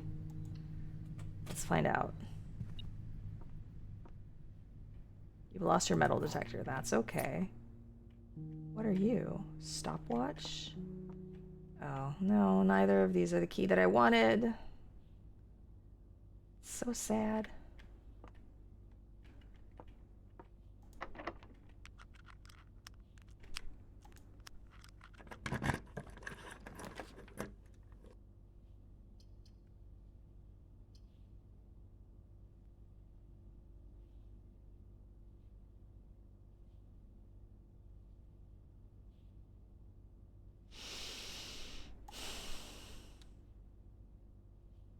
Fuck. Well, I'm gonna have hella money tomorrow.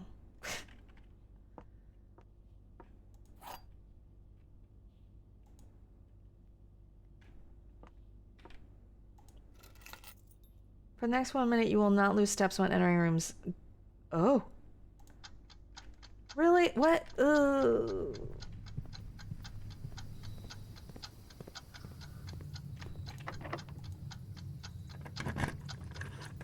Wait, why am I opening this? This is not to my benefit. No.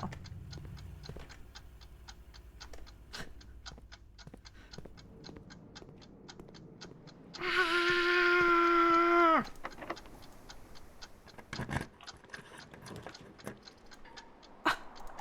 Are you fucking kidding me?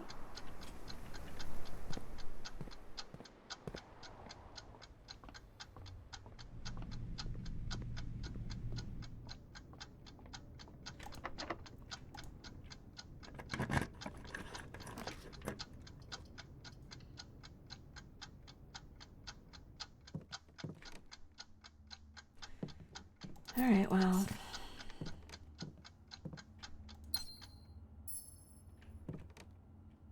I wanted the clock tower.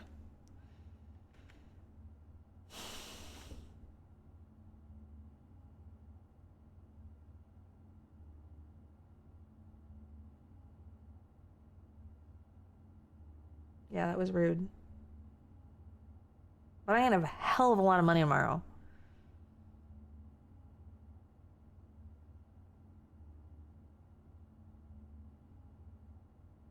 I'm glad I picked that up on the way out.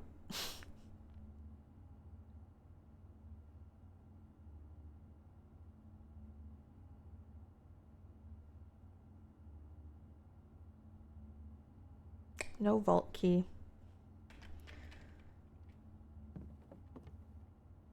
Unless it's hanging around and I just didn't see it. It's possible. Can I light you? No.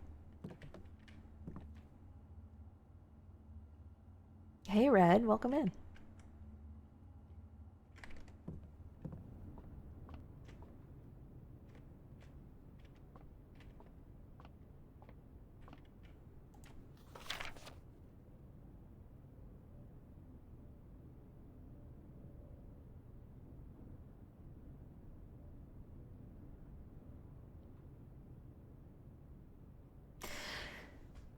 Okay, sexy cyborgs. Is this still supposed to be mysterious to me?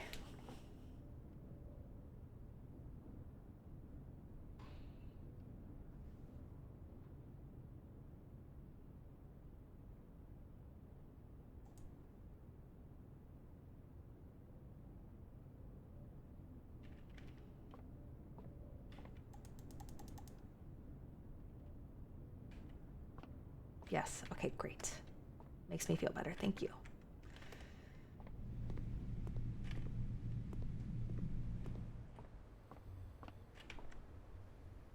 Let's see how many gems I cannot pick up in here. 5.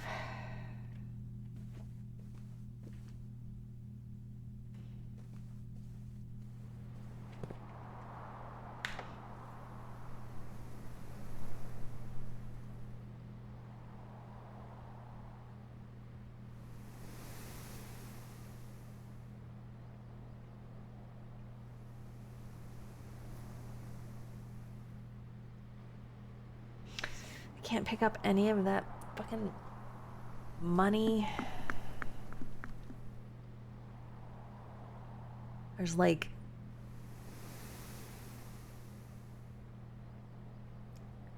it's probably like at least $40 in the tomb.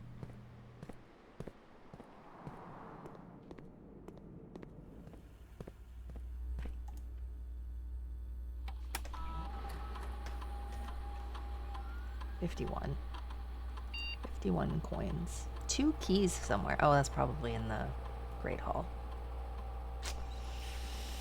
Oh, so rude to give us the clock tower and then not let us do the clock tower. Okay.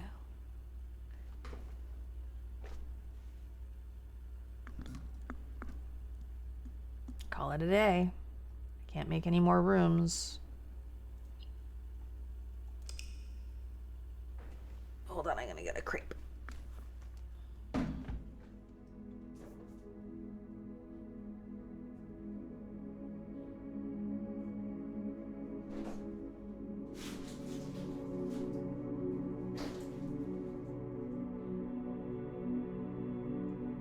I got 2 crepes.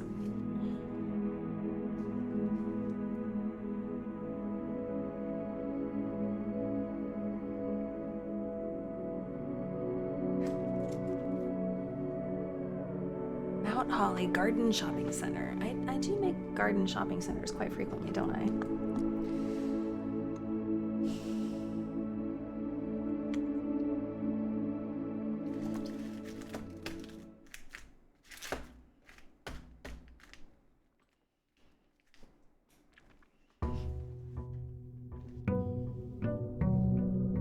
Okay. Goal. Get the fucking pump room so I can lower the reservoir. Goal. Get the vault key.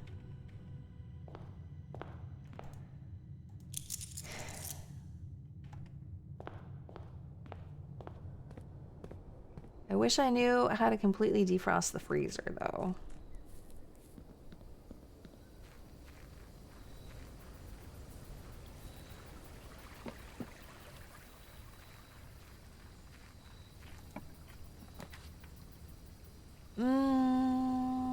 Shrine. I have 119 gold.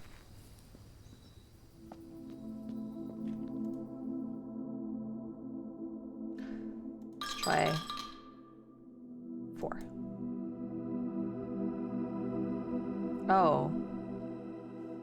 Have I done 4?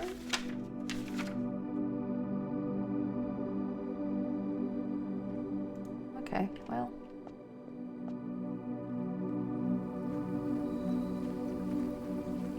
Yeah, it gives my hair more volume, Nader.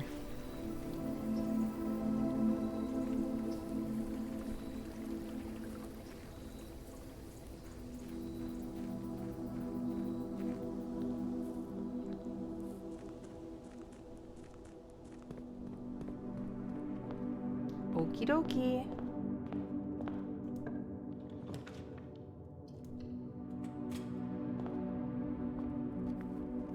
Starting strong with our baby, the den.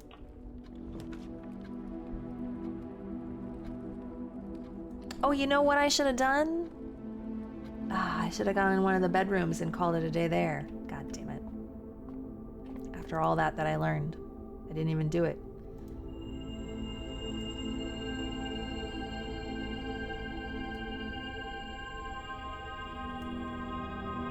Whoops.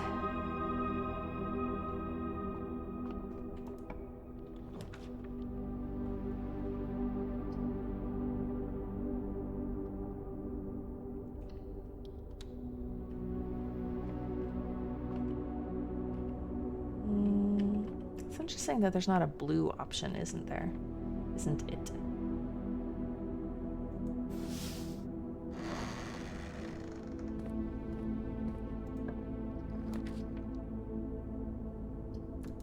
Fuck yeah, let's go. What am I gonna buy? Moon pendant. Master key. Opens all normal doors.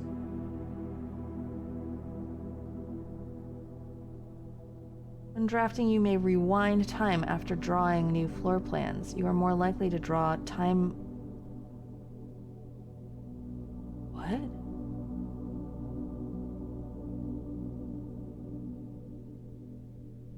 I don't understand that. Whenever you gain steps from eating, gain twice that many steps. Moon pendant. Oh. Alright, well, we're getting the master key.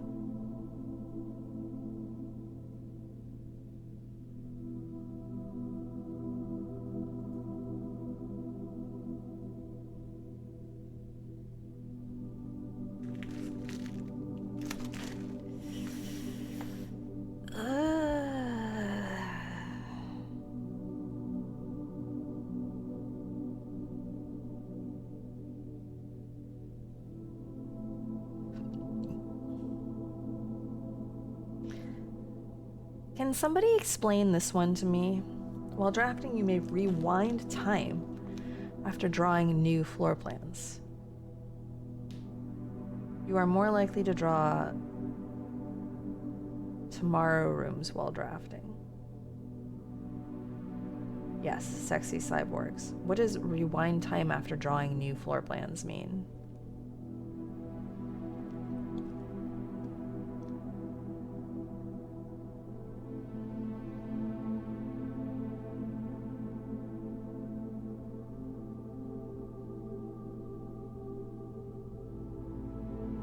Does that mean if I like... Oh, okay. So if I use a reroll... I see.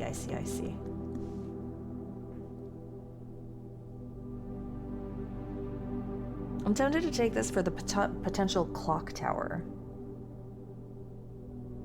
Any of your rerolls?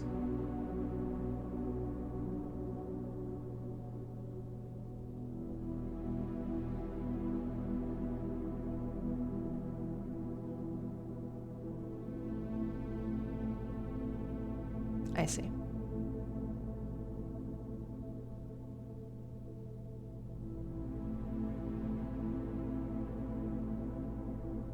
I'm gonna try this, mostly because I want to get those tomorrow rooms. I want to try to get the clock tower again.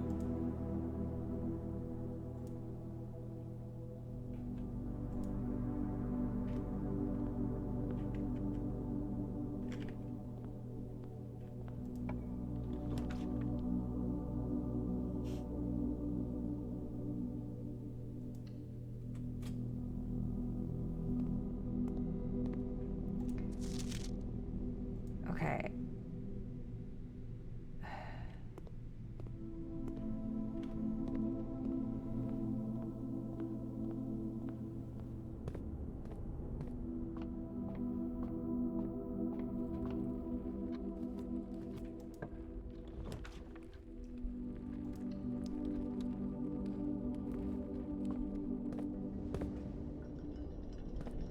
What time is it?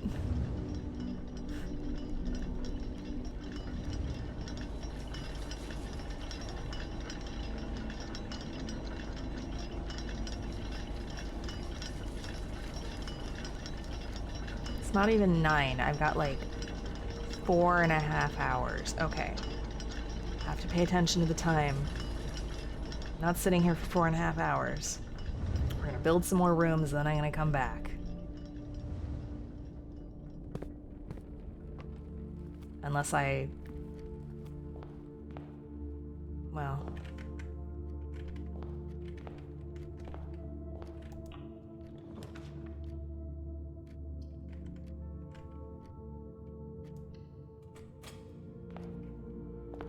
I have an ad starting in a minute.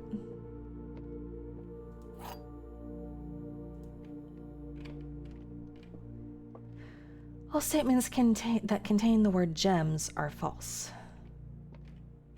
This box contains gems. This box is not empty. What did I decide?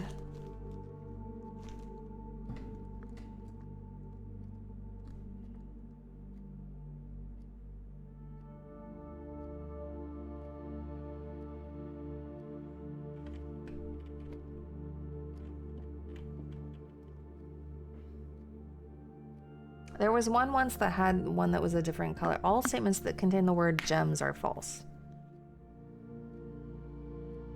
This has the word gems in it. So it's telling me that it is false. But then that would make it true.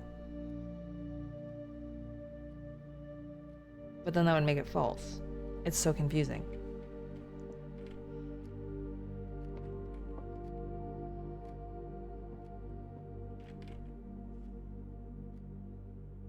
I decided the blue color didn't matter last time. All statements that contain the word gems are false. So this statement contains the word gems. So if this statement is true, then this box is false.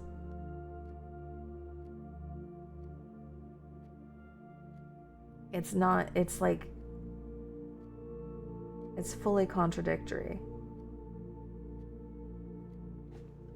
How does that, I think that's part of what confused me, right?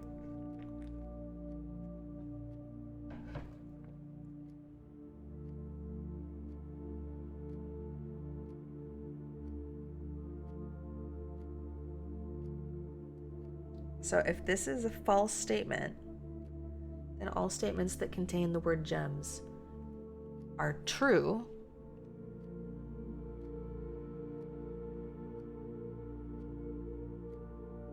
But that would make the box statement true.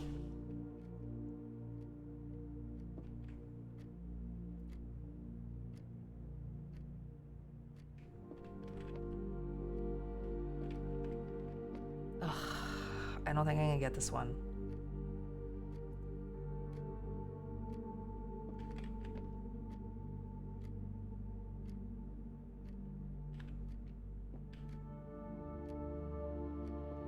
I don't know. I'm just gonna open this one.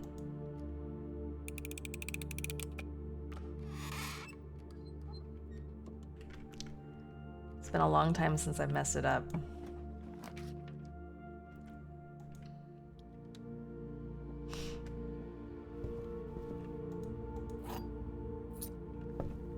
A whale.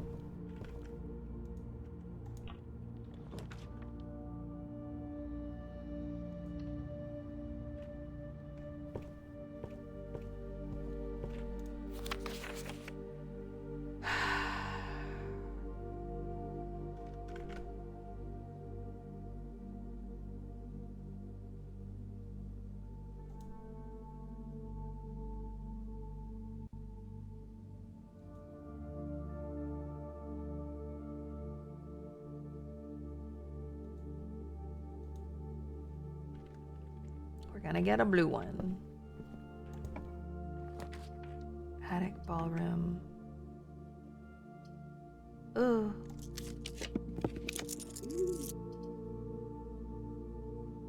It's a power source and it's not connected to anything.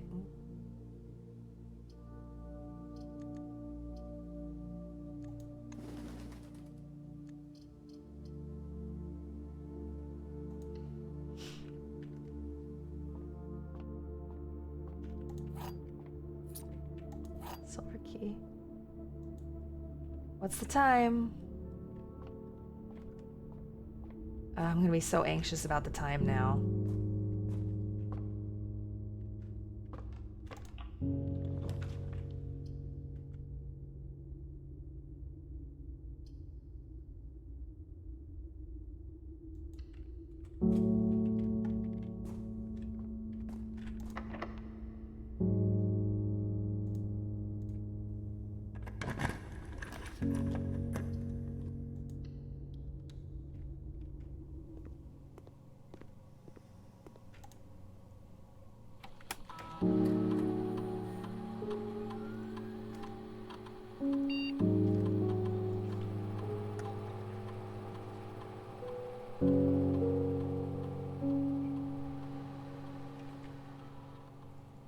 Wonder often if you draw a drawing room floor plan.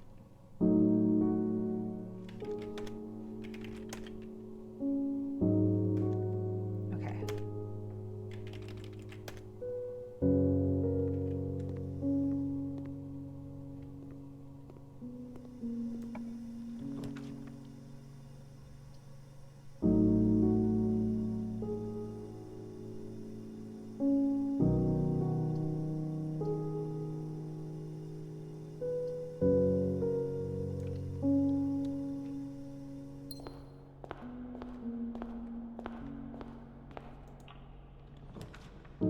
Garage.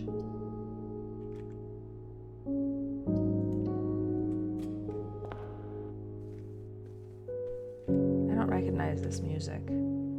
Alright, I'm like anxious.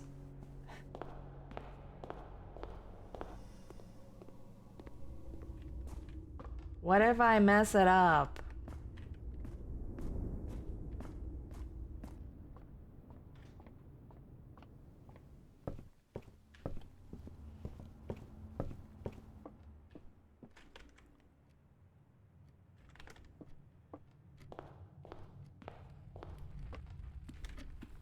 It's still not even 10.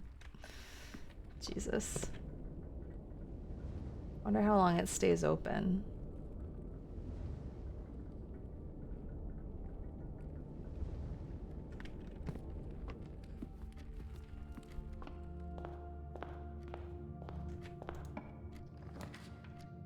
Foyer.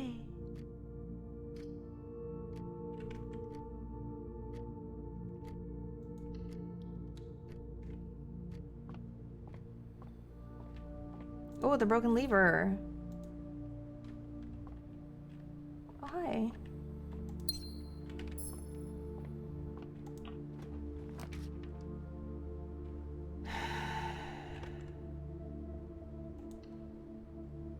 Yeah, we be waiting.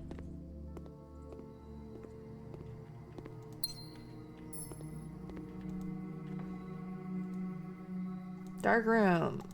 I do not want you around. Chapel.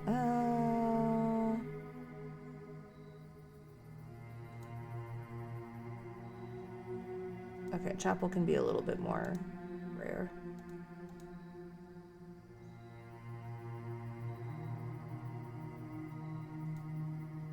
I don't know. Unusual is fine.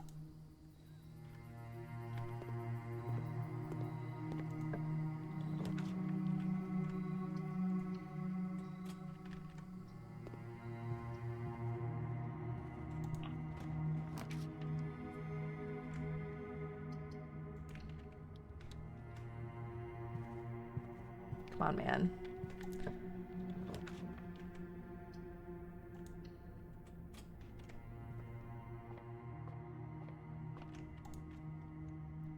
Ten.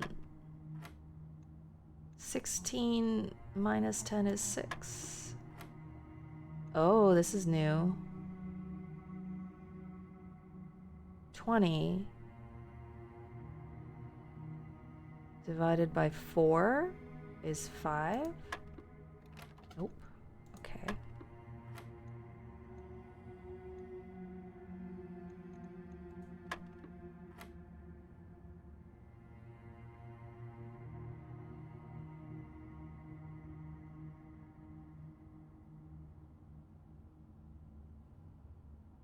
It's not divided by. Okay, 20 minus 4 is 16. There we go. 11.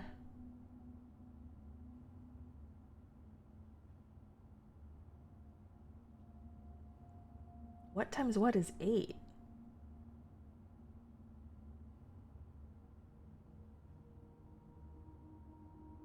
Uh-oh.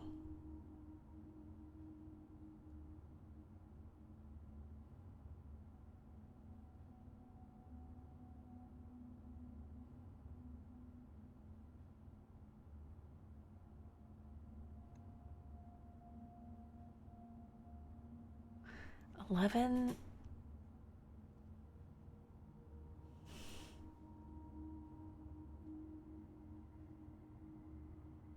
There is no square root of 8.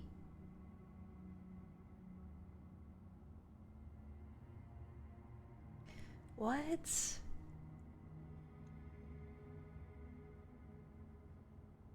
Right? Squid? I'm confusing. Ooh! Hello, thank you for the follow. Feel free to lurk.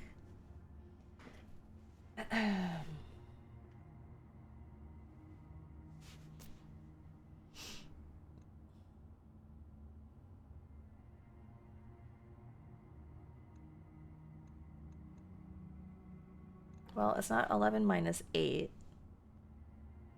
It's 11 minus...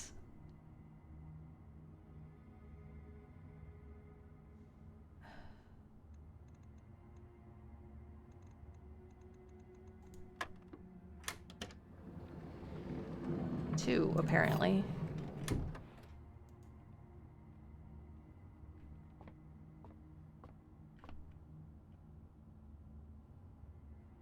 I think I kind of understand it.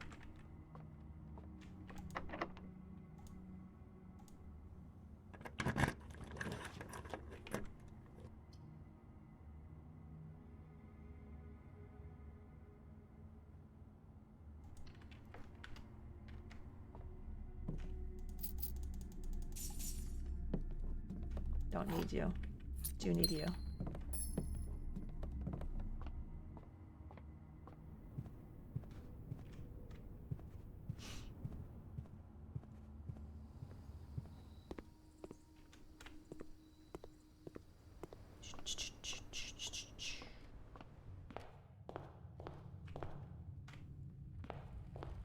We're back in the clock tower. What's the time now? Not even 11. Okay, it's fine. It's fine. We'll just chill out. I can get the silver spoon now.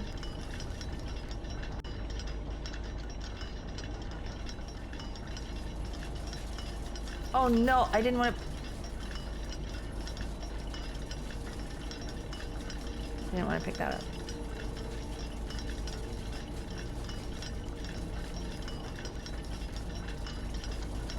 Whatever. It's fine. I don't want to be even more stressed.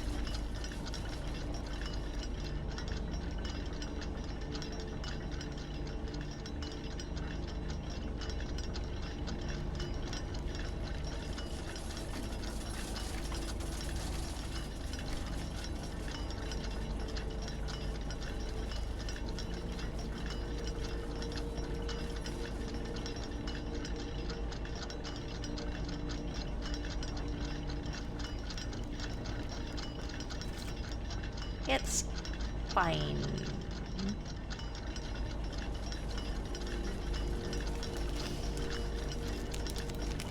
We will just pretend it never happened.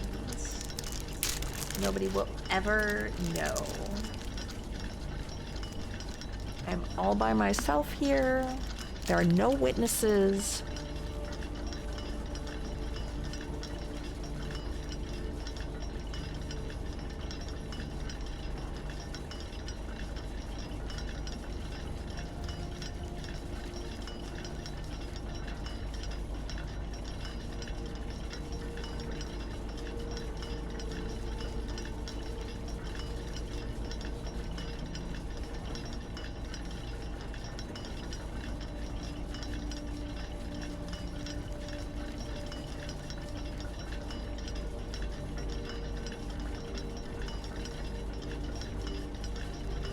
Tomorrow you will start with 1 key for each clock room you draft. I get 3 keys.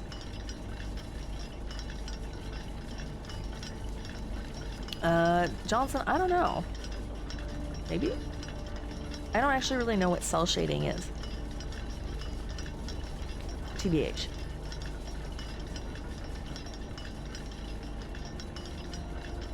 Hello.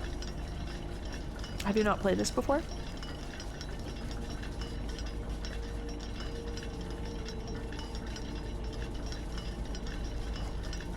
Did I totally dropped Nutella chocolate.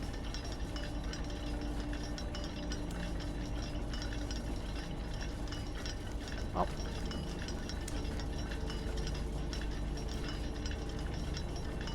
It is now 11. We only have 2.5 hours to wait. By which I mean, you know, less than that.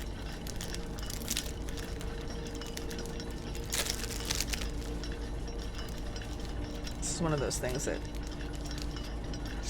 I'm not gonna stress about it.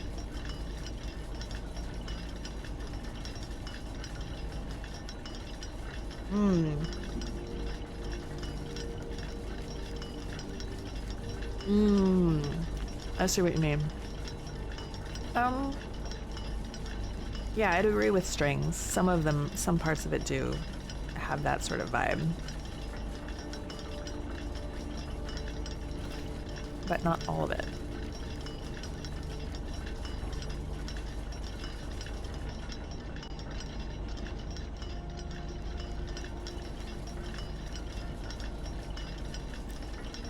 I'm trying to think of a game that I have played recently that does.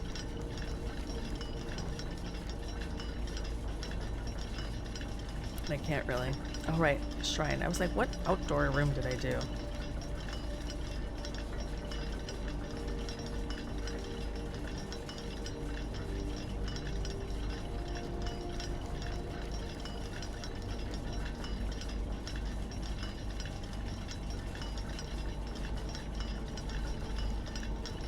I'm on day 44. Strings, really? I don't know if I would say that.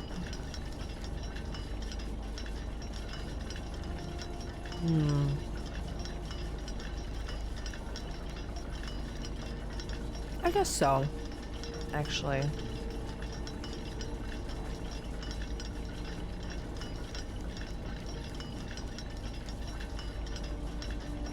Oh, Okami is a good one to mention. That's a very distinctive style. I haven't played at any of the other ones. Wind Waker I've seen, but like, not often.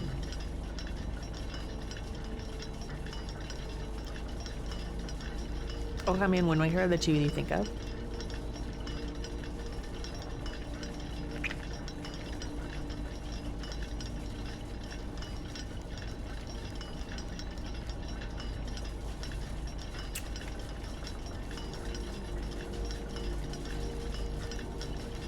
I haven't played Telltale Walking Dead. I'm not a zombie girl. I'm very much not about that aesthetic. Or, well, I mean, the cell shading aesthetic is fine. The zombie aesthetic is not appealing to me. Even if it's like fun and cutesy versus like Plants vs. Zombies, isn't that that game?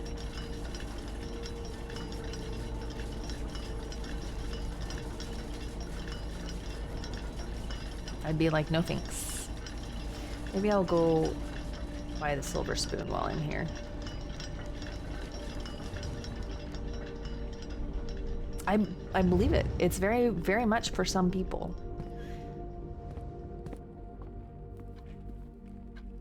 It's not really for me.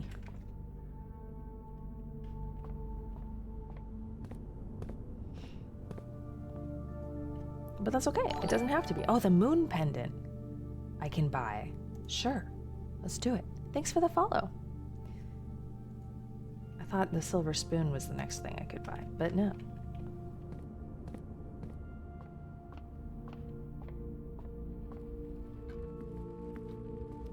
Okay. Well, that was uncomfortable. I have 15 steps. 1, 2, 3, 4, 5, 6. Not gonna spend any more.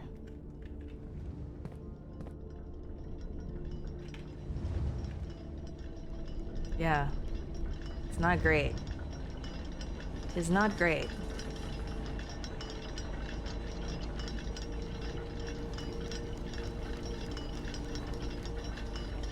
Oops, did I get PVZ stuff stuck in your head? I'm sorry.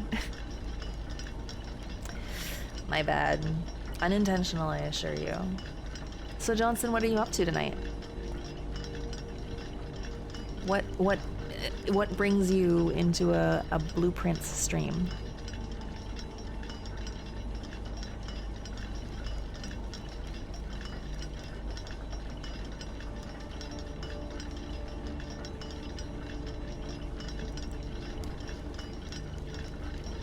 I don't know.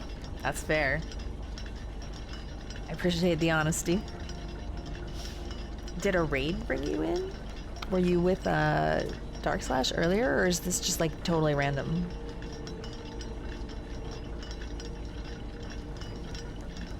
You're looking for new games to play. What kind of games do you like? Like, genre-wise or specifically, or... I'm currently just waiting for the time to pass in this game, so... Twiddling my thumbs. I'm a very puzzle-based streamer. You just like supporting game developers? That's awesome.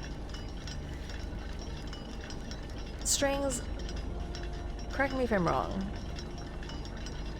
Well, no, I read an article about it, actually. So this game was like, was it an 8-year project and started with one person and then ended up being like a small team of like some people. I don't remember how many. Mm-hmm.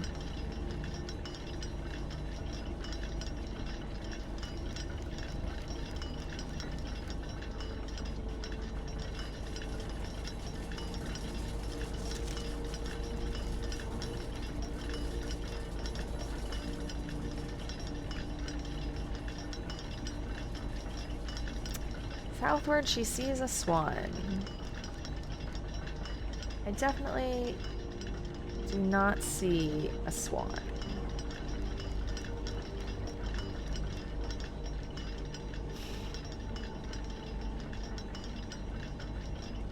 Anyway, this game is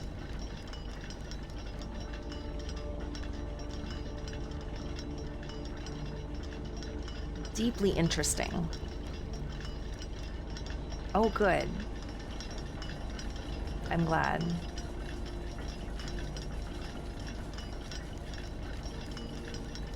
Mm-hmm.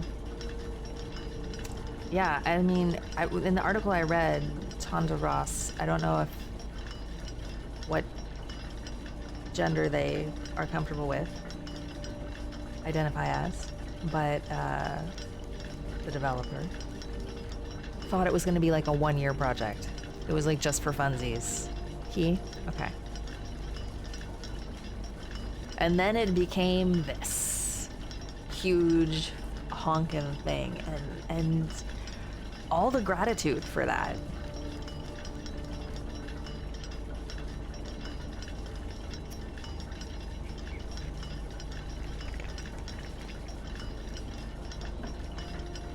All the gratitude for that. All right. We still have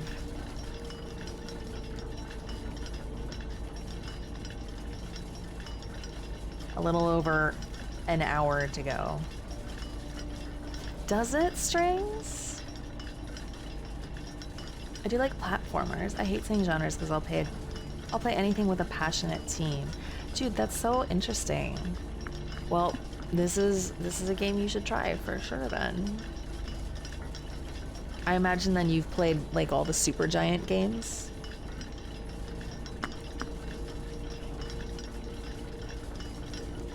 So if it's a AAA game, you're like not so interested. Oh, that's right, it was a student project. Some of the best games come from like really fascinating beginnings. People don't necessarily start out to create what they become.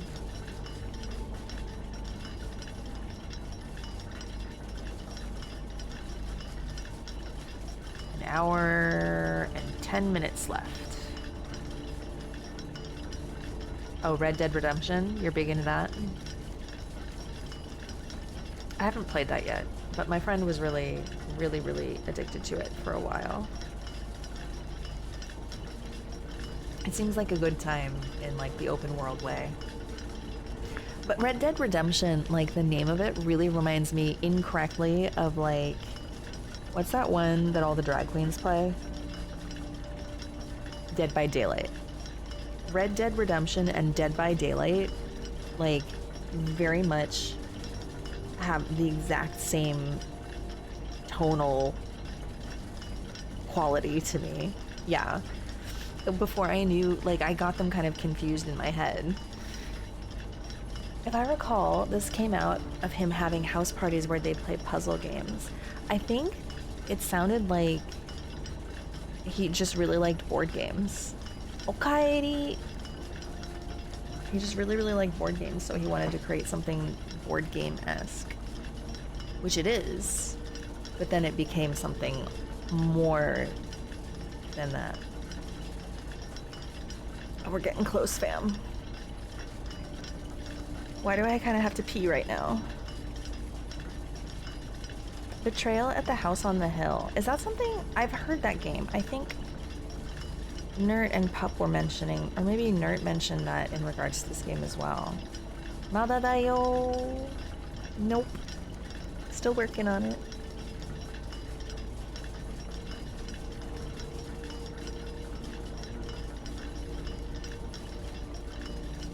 I wonder what items I will keep tomorrow.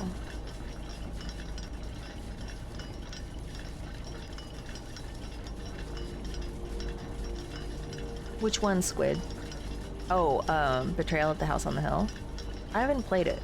That, to me, sounds like some sort of horror game, but I guess it's not.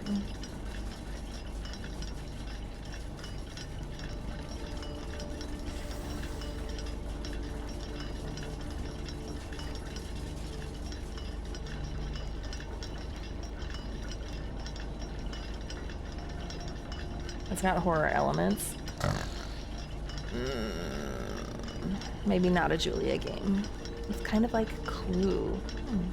As for Supergiant, I own Hades, but I haven't gotten around to it. I haven't played Bastion or Transistor either. So I played Hades, and I love it. And then I went backwards to Bastion and Transistor, and they felt like blueprints. Hi, Yed! Don't forget Pyre. I haven't played Pyre. They very much felt like blueprints, blueprints for Hades. And I think Hades is just overall, like they really learned and they took what they learned and they made it all better. So it was kind of hard going backwards. Sure, Johnson, tell me. Play Transistor Data Sword. I kind of did. But you can't date a sword in Hades. That's unfortunate.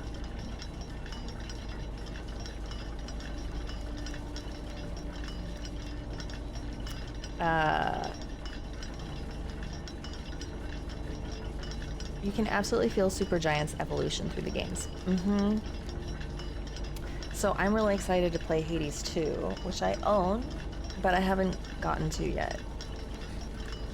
But like, you know, I love Hades 1 so much, and I've heard that they really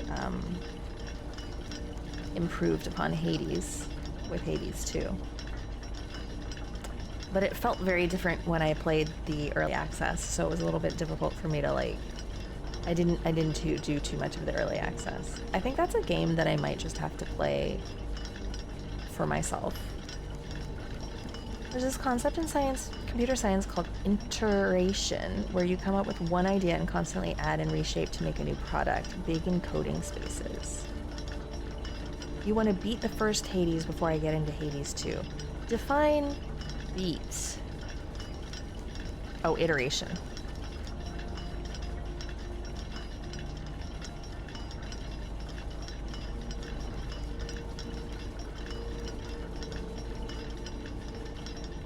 It sounds very much like, oh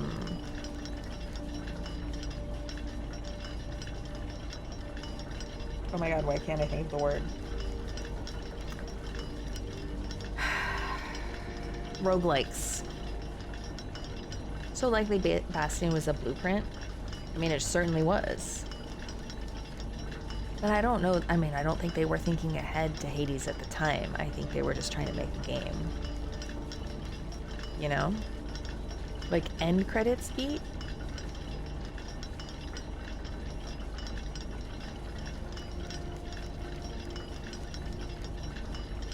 That's another game.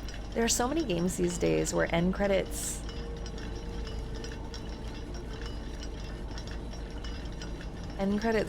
doesn't always mean the end, you know? From what I know of Supergiant's process, they don't really plan beyond their current project, but they do take their projects and really learn from them, which is wonderful. Like this one, Strings. I'm thinking, this one, I'm thinking Animal Well was like that.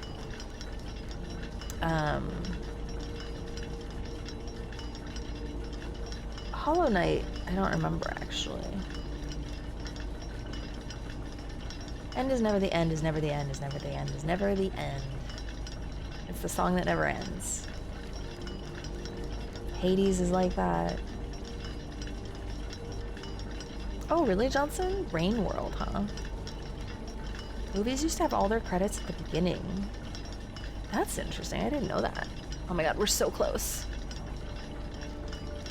I don't mind games that give you hundreds of hours of gameplay. I think that's awesome. I am more the kind of person who needs clear goals in games with clear progression and a clear end.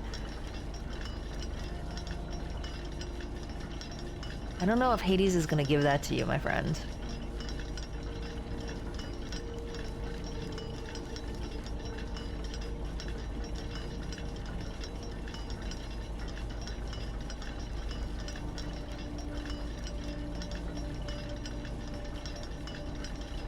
Don't know if Hades is going to give that to you. It gives you a very clear goal.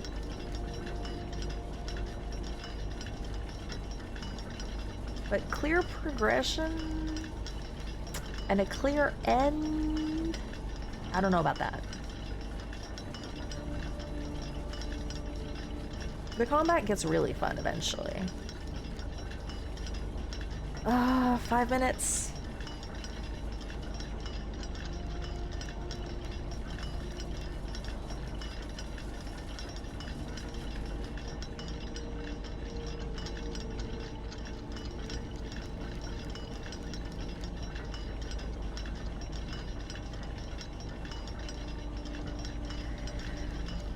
Johnson is in here like, what are we waiting for?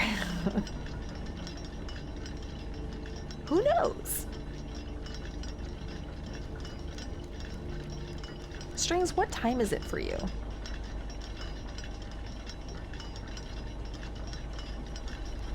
Pizza roll sounds good.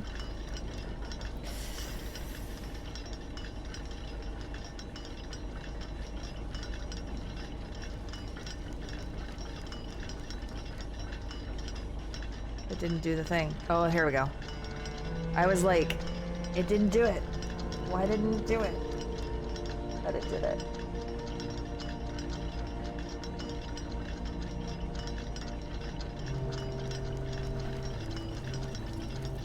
It's 1:30 a.m. for you? wild.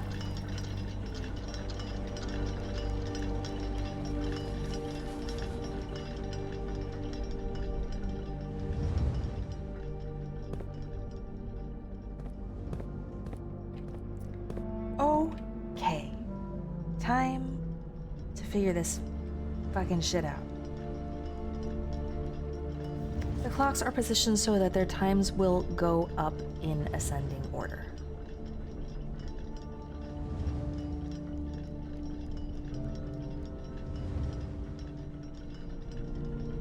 Asa 2時半です.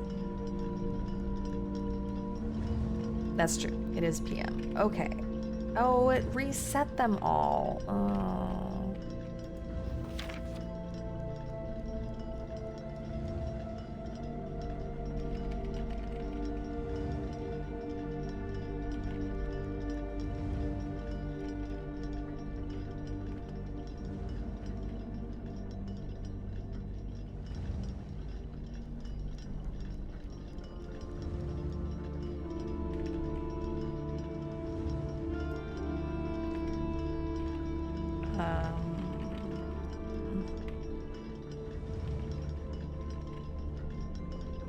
So I'm gonna make you 9.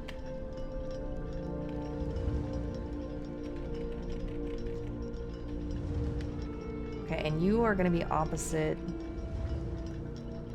to a time that contains the same 3 numbers of another clock here, but in reverse order.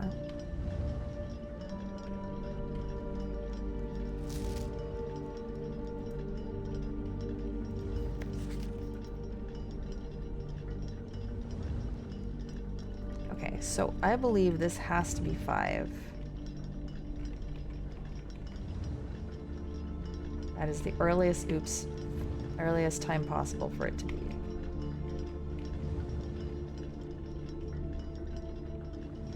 Five of these clocks should be set to a time ending on the hour. 5.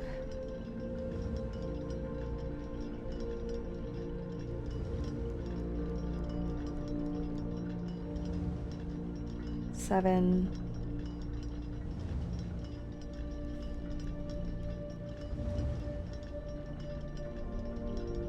'So if this is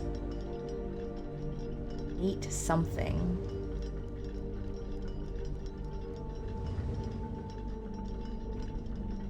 let's try 8:57. So then this can be 7. Oops. 58.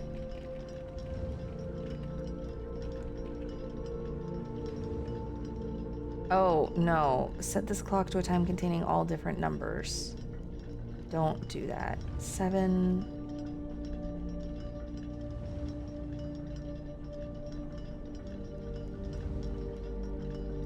私はちょっと日本語を話しますよ。ちょっとね。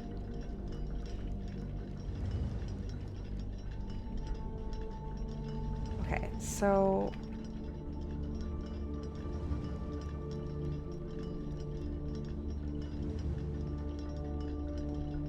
you are 7, so I'm gonna make you 5.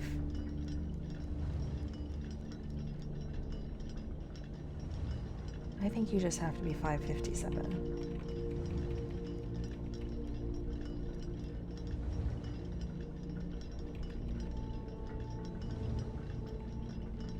So then you have to be... What?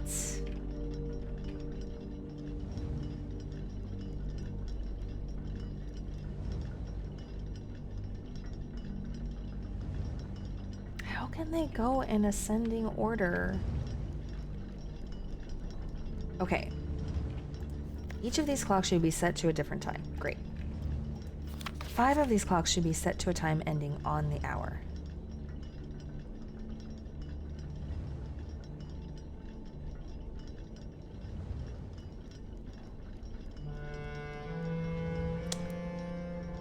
So, if none of them are 1, 2, 3, or 4, then it have to be 5, 6, 7, 8, and 9. So there has to be...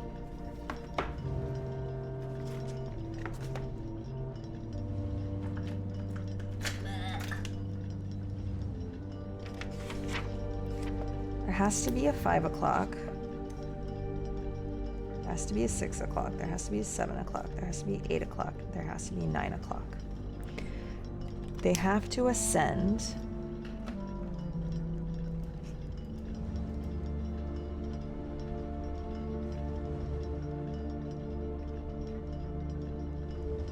The third clock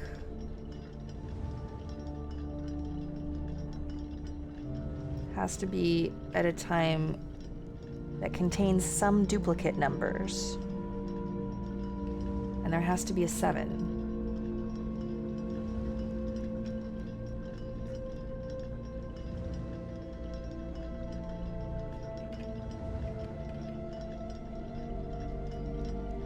So if this is 5, this could be...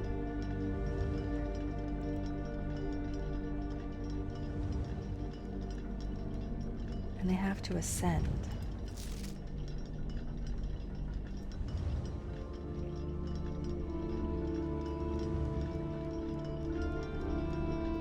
So you're probably a 6.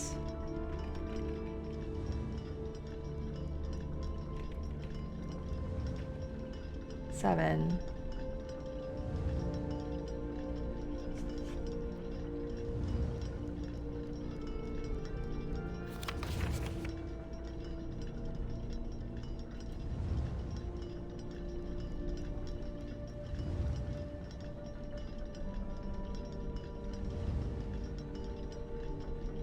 This doesn't make sense to me because okay, here's my issue.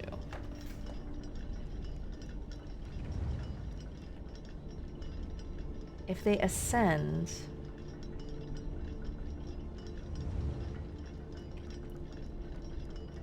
this one has to be 7 o'clock. Only 3 of them are not.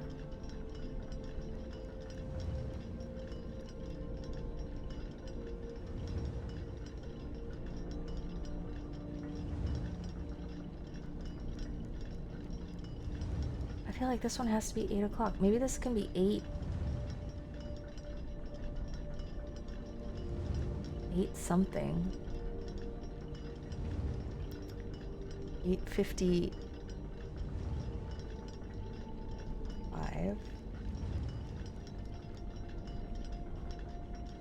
Can't be 5:48. Can't be 5:38. Can't be 5:18.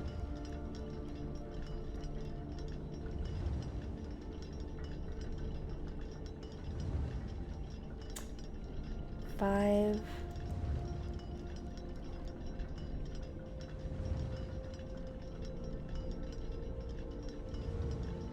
But 5:58 means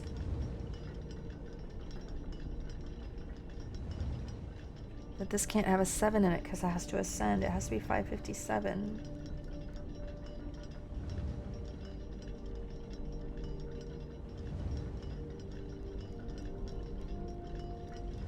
Six, 7, 8,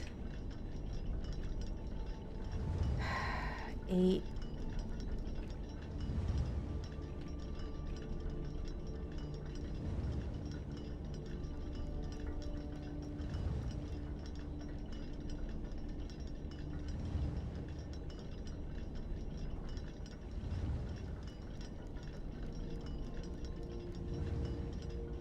Okay.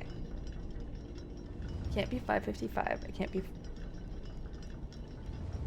5:56.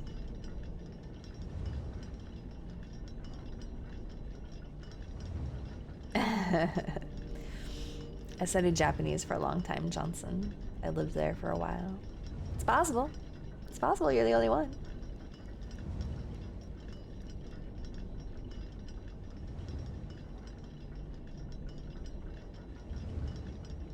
Okay, so this has to contain a 7. And it has to have duplicate numbers.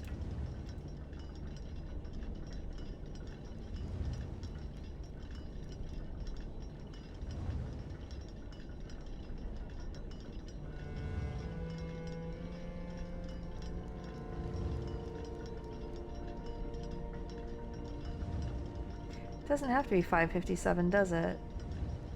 Could be... Yeah, it does have to be 557.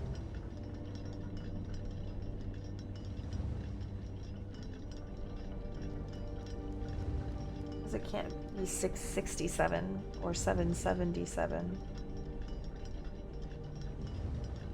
It could be 757. No.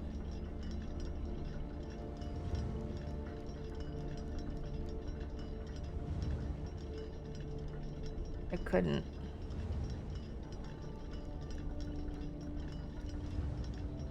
Because I need 5, 6, and 7 before it.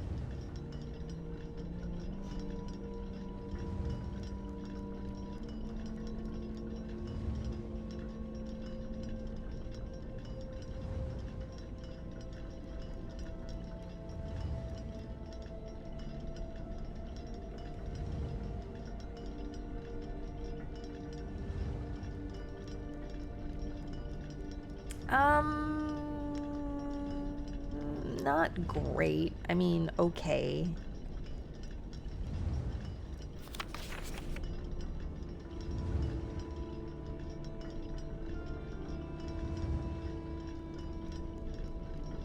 I feel like okay. Strings.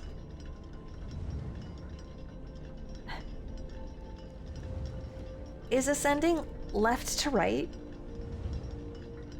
Sexy cyborgs.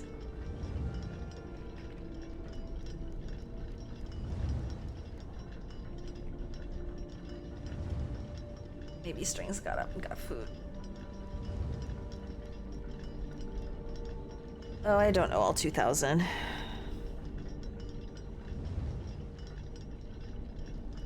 From left to right, the time should increase. Okay. That's what I thought.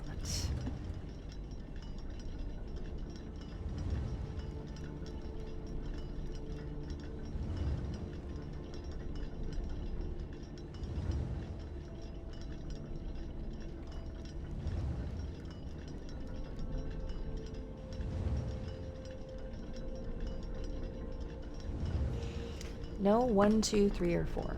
So it can't be 1 o'clock, 2 o'clock, 3 o'clock, or 4 o'clock. It can't be 11 o'clock, 10 o'clock, 11 o'clock, or 12 o'clock. It has to be 5, 6, 7, 8, and 9 o'clock on 5 of these clocks.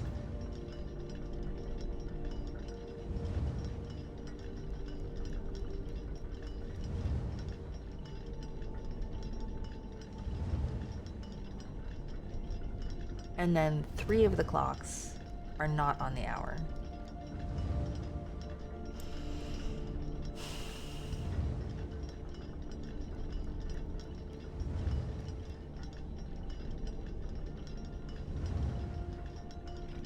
Right? 1, 2, 3, 4, 5, 6, 7, 8.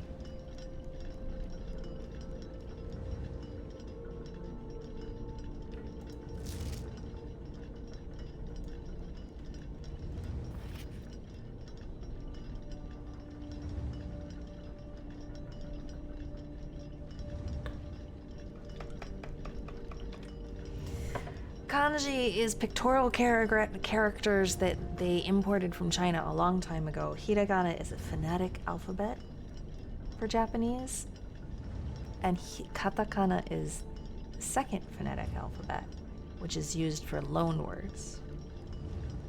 It's kind of like italics, but it has other instances.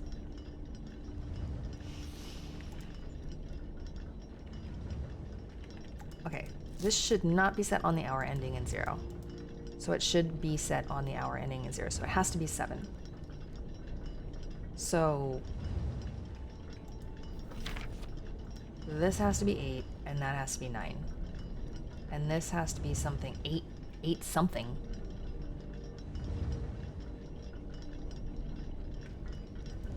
This clock should be set to a time that contains the same 3 numbers of another clock here, but in reverse order. So the other clock,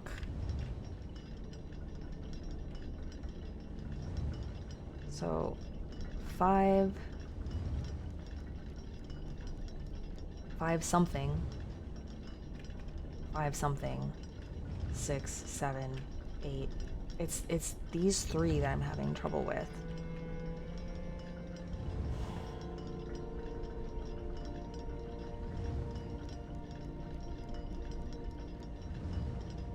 Because, like, this clock clearly needs to be set to...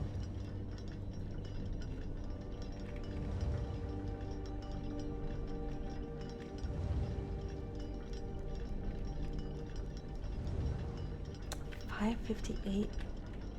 But this one has to have a 7 in it. It has to be 5:57. But one of them has to end in 8, and then they're not in order. What am I fucking up?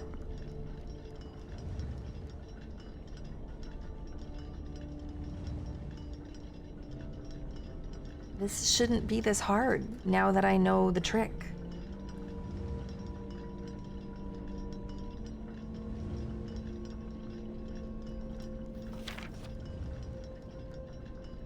This one has to have a 7 in it.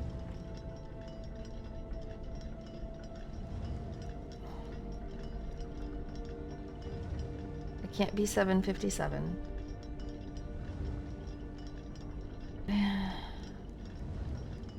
I don't think that it'll help, but I appreciate the thought. It can't be 5:77.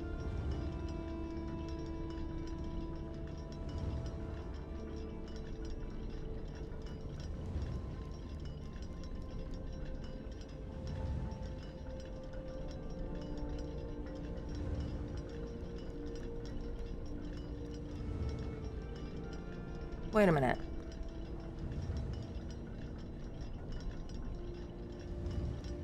No. It has to be 5:57. Johnson, yes.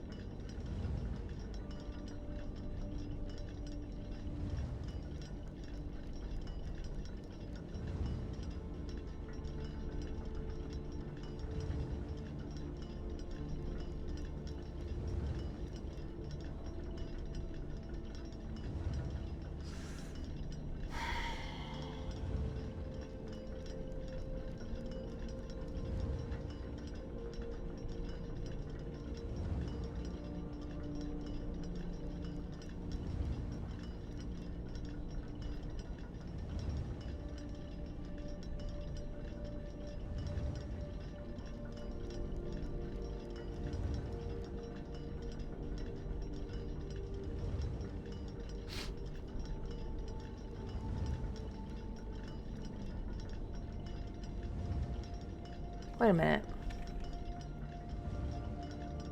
No, that doesn't work. I was like, what if I do zeros? But then it would have to be 7 o'clock. And this one has to be 7 o'clock.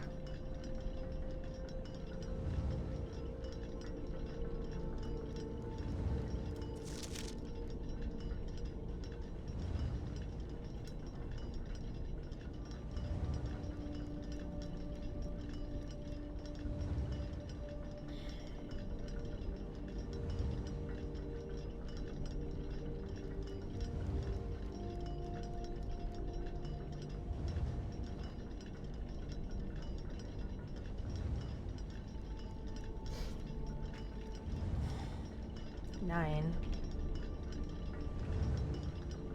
8 something.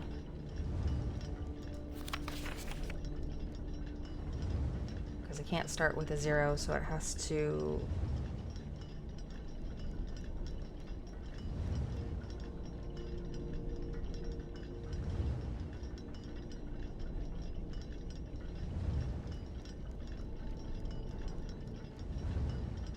A little guy in the... Oh, yeah, Hubert.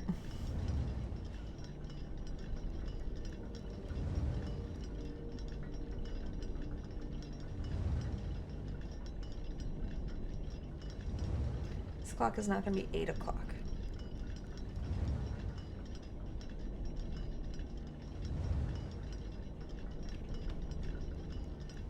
It's 8 something. For sure. 8 something something.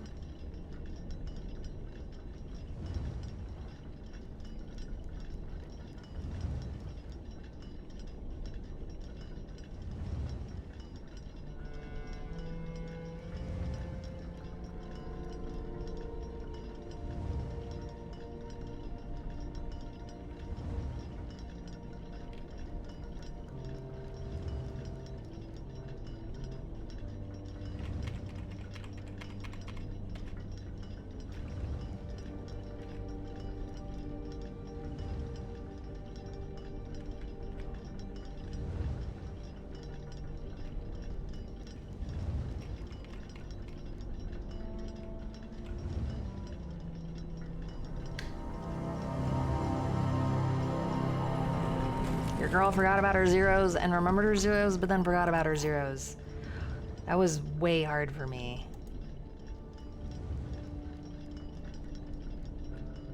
Mercury reappears when I get the key. You okay, Mercury? I thought I lost you too.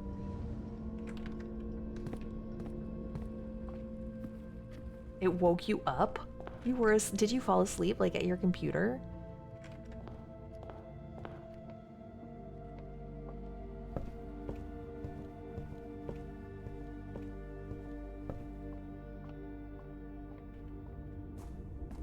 I better have enough steps for this man.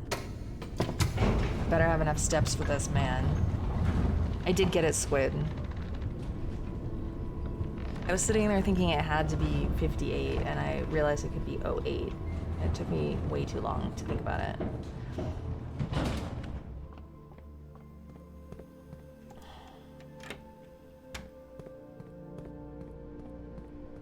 Do not run out of steps.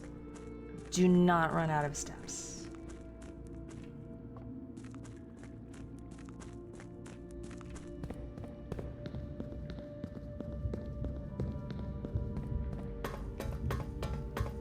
I'm okay. I should be okay. Whew.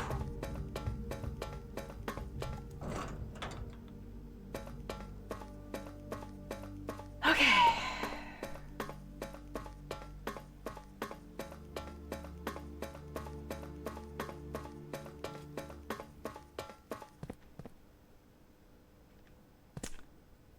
That one was Arch Aries.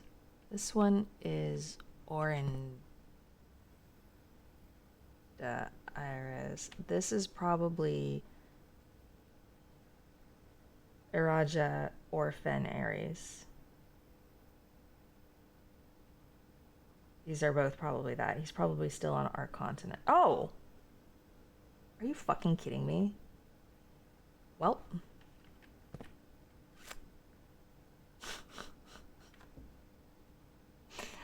Welp.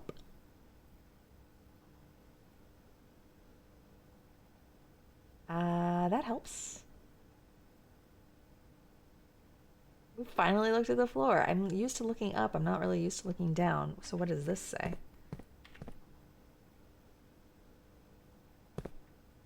Ovenivere. Now I don't have to pick Kararika. Okay.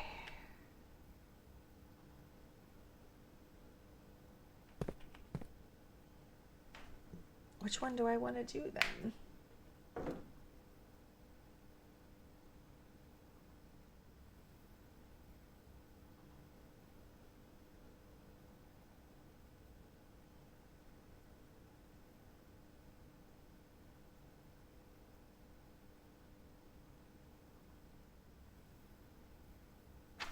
Got all my notes.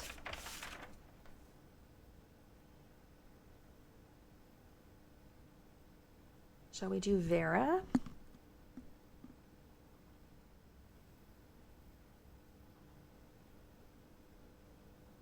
Let's do Vera.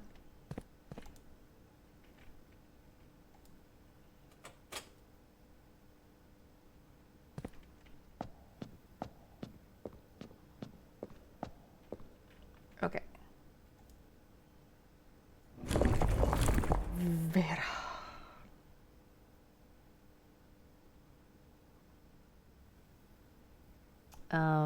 The one thing. Oh, wow, thanks. Not 100% sure. I think it might be this one.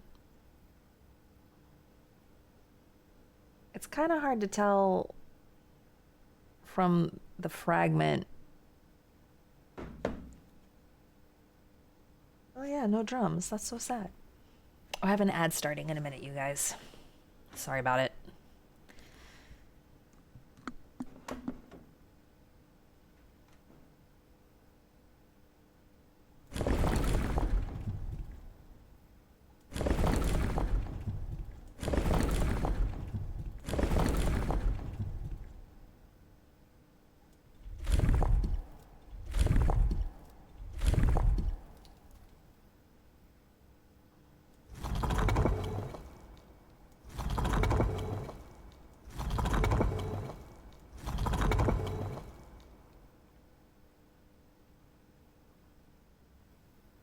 Oh, I think this is incorrect.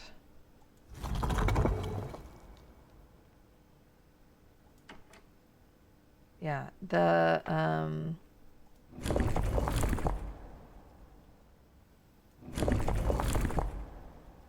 that one. Not that one. This one?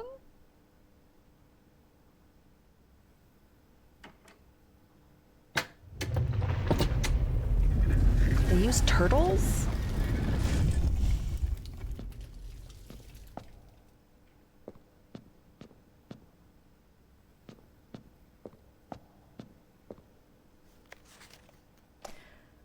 Morajai boxes were never as popular in Vera as in other realms. Pink tiles were eventually introduced based on the Veran people's devout respect of the sacred circle. When these tiles are pressed, all adjacent and diagonal tiles rotate around the pressed tile.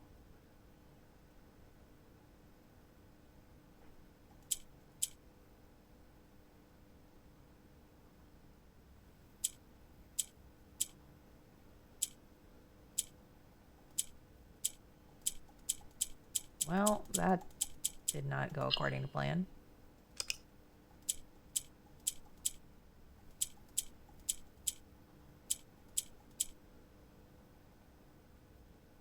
I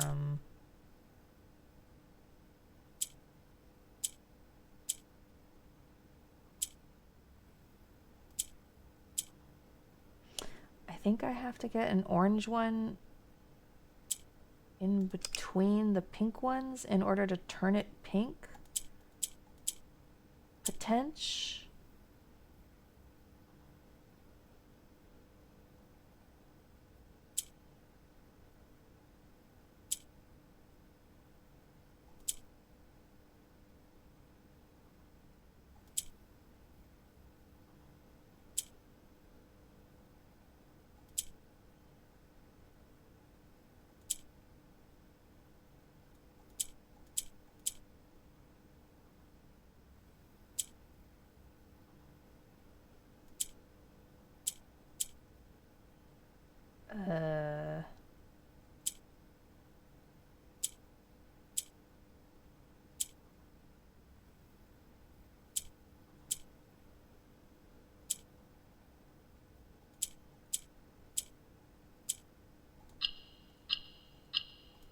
Yay!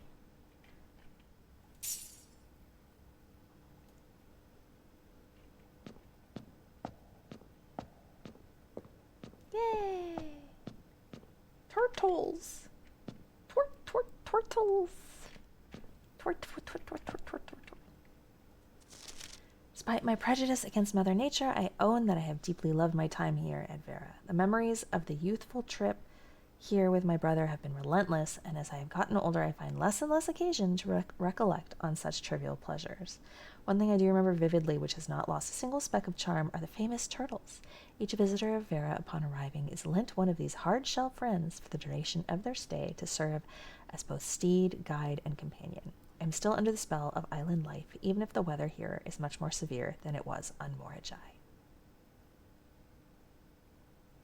Well, I don't have a magnifying glass. What's our allowance at now? It's like 30, no, 20, 34.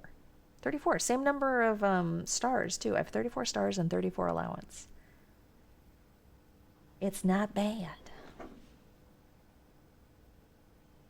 And tomorrow, I will keep 2 of these items.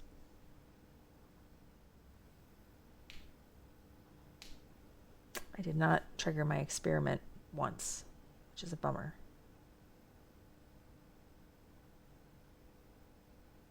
I have 4 sigils.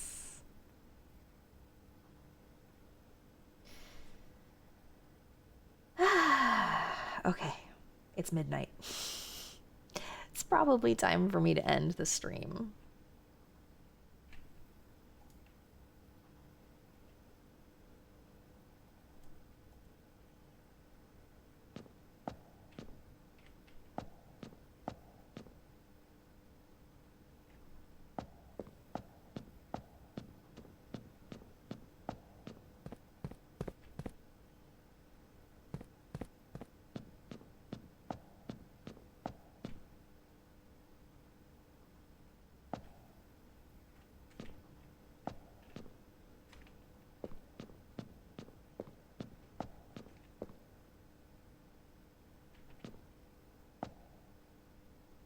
Does that seem weird? I thought that might be steps.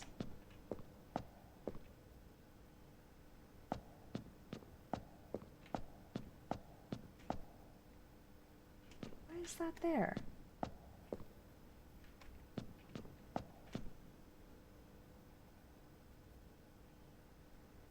Oh. Right, Squid? Right? Right? I can't help but also think about the fact that, like, the key clue says the last key is waiting behind the last door of 8.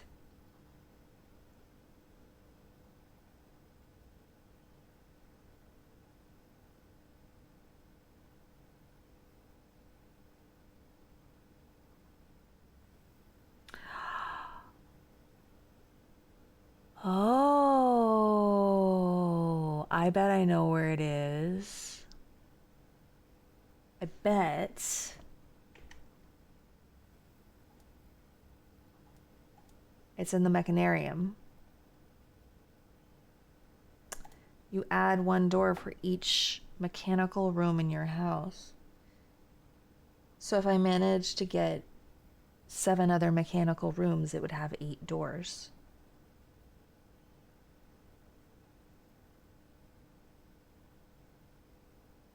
I bet.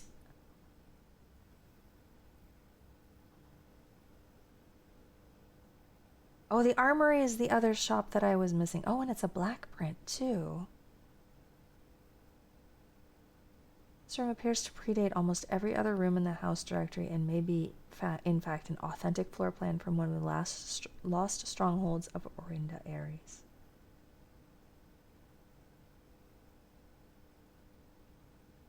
I finally got that final shop.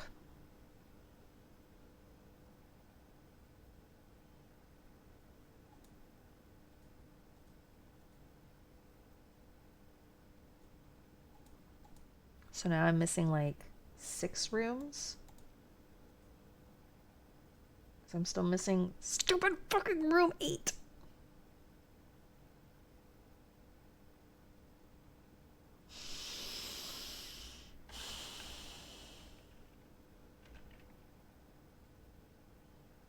Okay. If the last key is in the mechanarium, the only one I don't know, I still don't know how to find, the 5th key is held by a king on his throne, or the 6th is a station left by one of your own.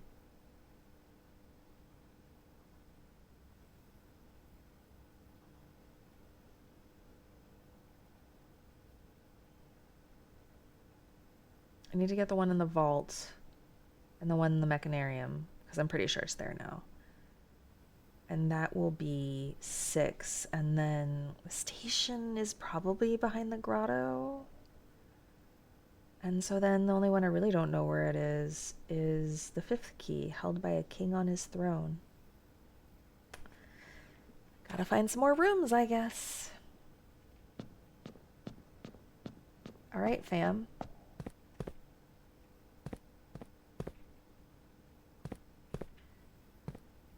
I'm so glad I didn't observe. Observing is OP, it turns out.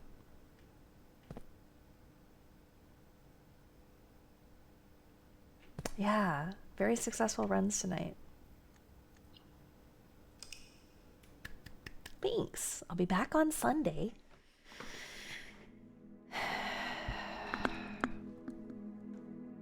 I'm feeling good about it. I still had rooms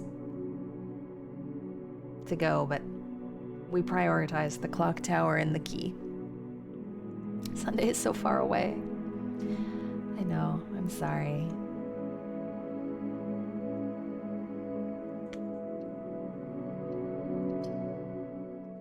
Ta-da! I'm so glad I played tonight. I got to look at a new clue.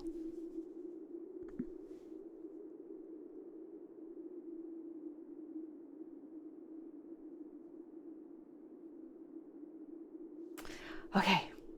All right. Quick game. I still have more things to do on Sunday. There's just so much to do. There's just so much to do. I fucked up one of the parlor puzzles, though, and I'm still not quite sure how I fucked it up, which is a bummer. Okay. I'm going to sleep.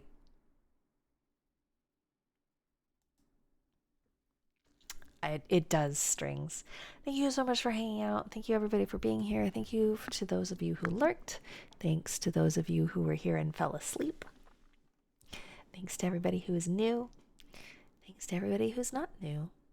Thank you, Cyber, for being here. I appreciate you. So Friday, 4 p.m. Pacific time. Thanks, Sleepy Pup. Did Pup actually say she was leaving, or did she just like... Because she usually says that she's going to leave. So maybe she really did just fall asleep.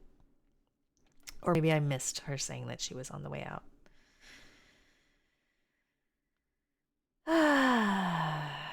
Okay. She DM'd you she was falling asleep. I see. Okay. That's a good update so that I know. You can update her Mercury as necessary, or she can check with me and I can update her.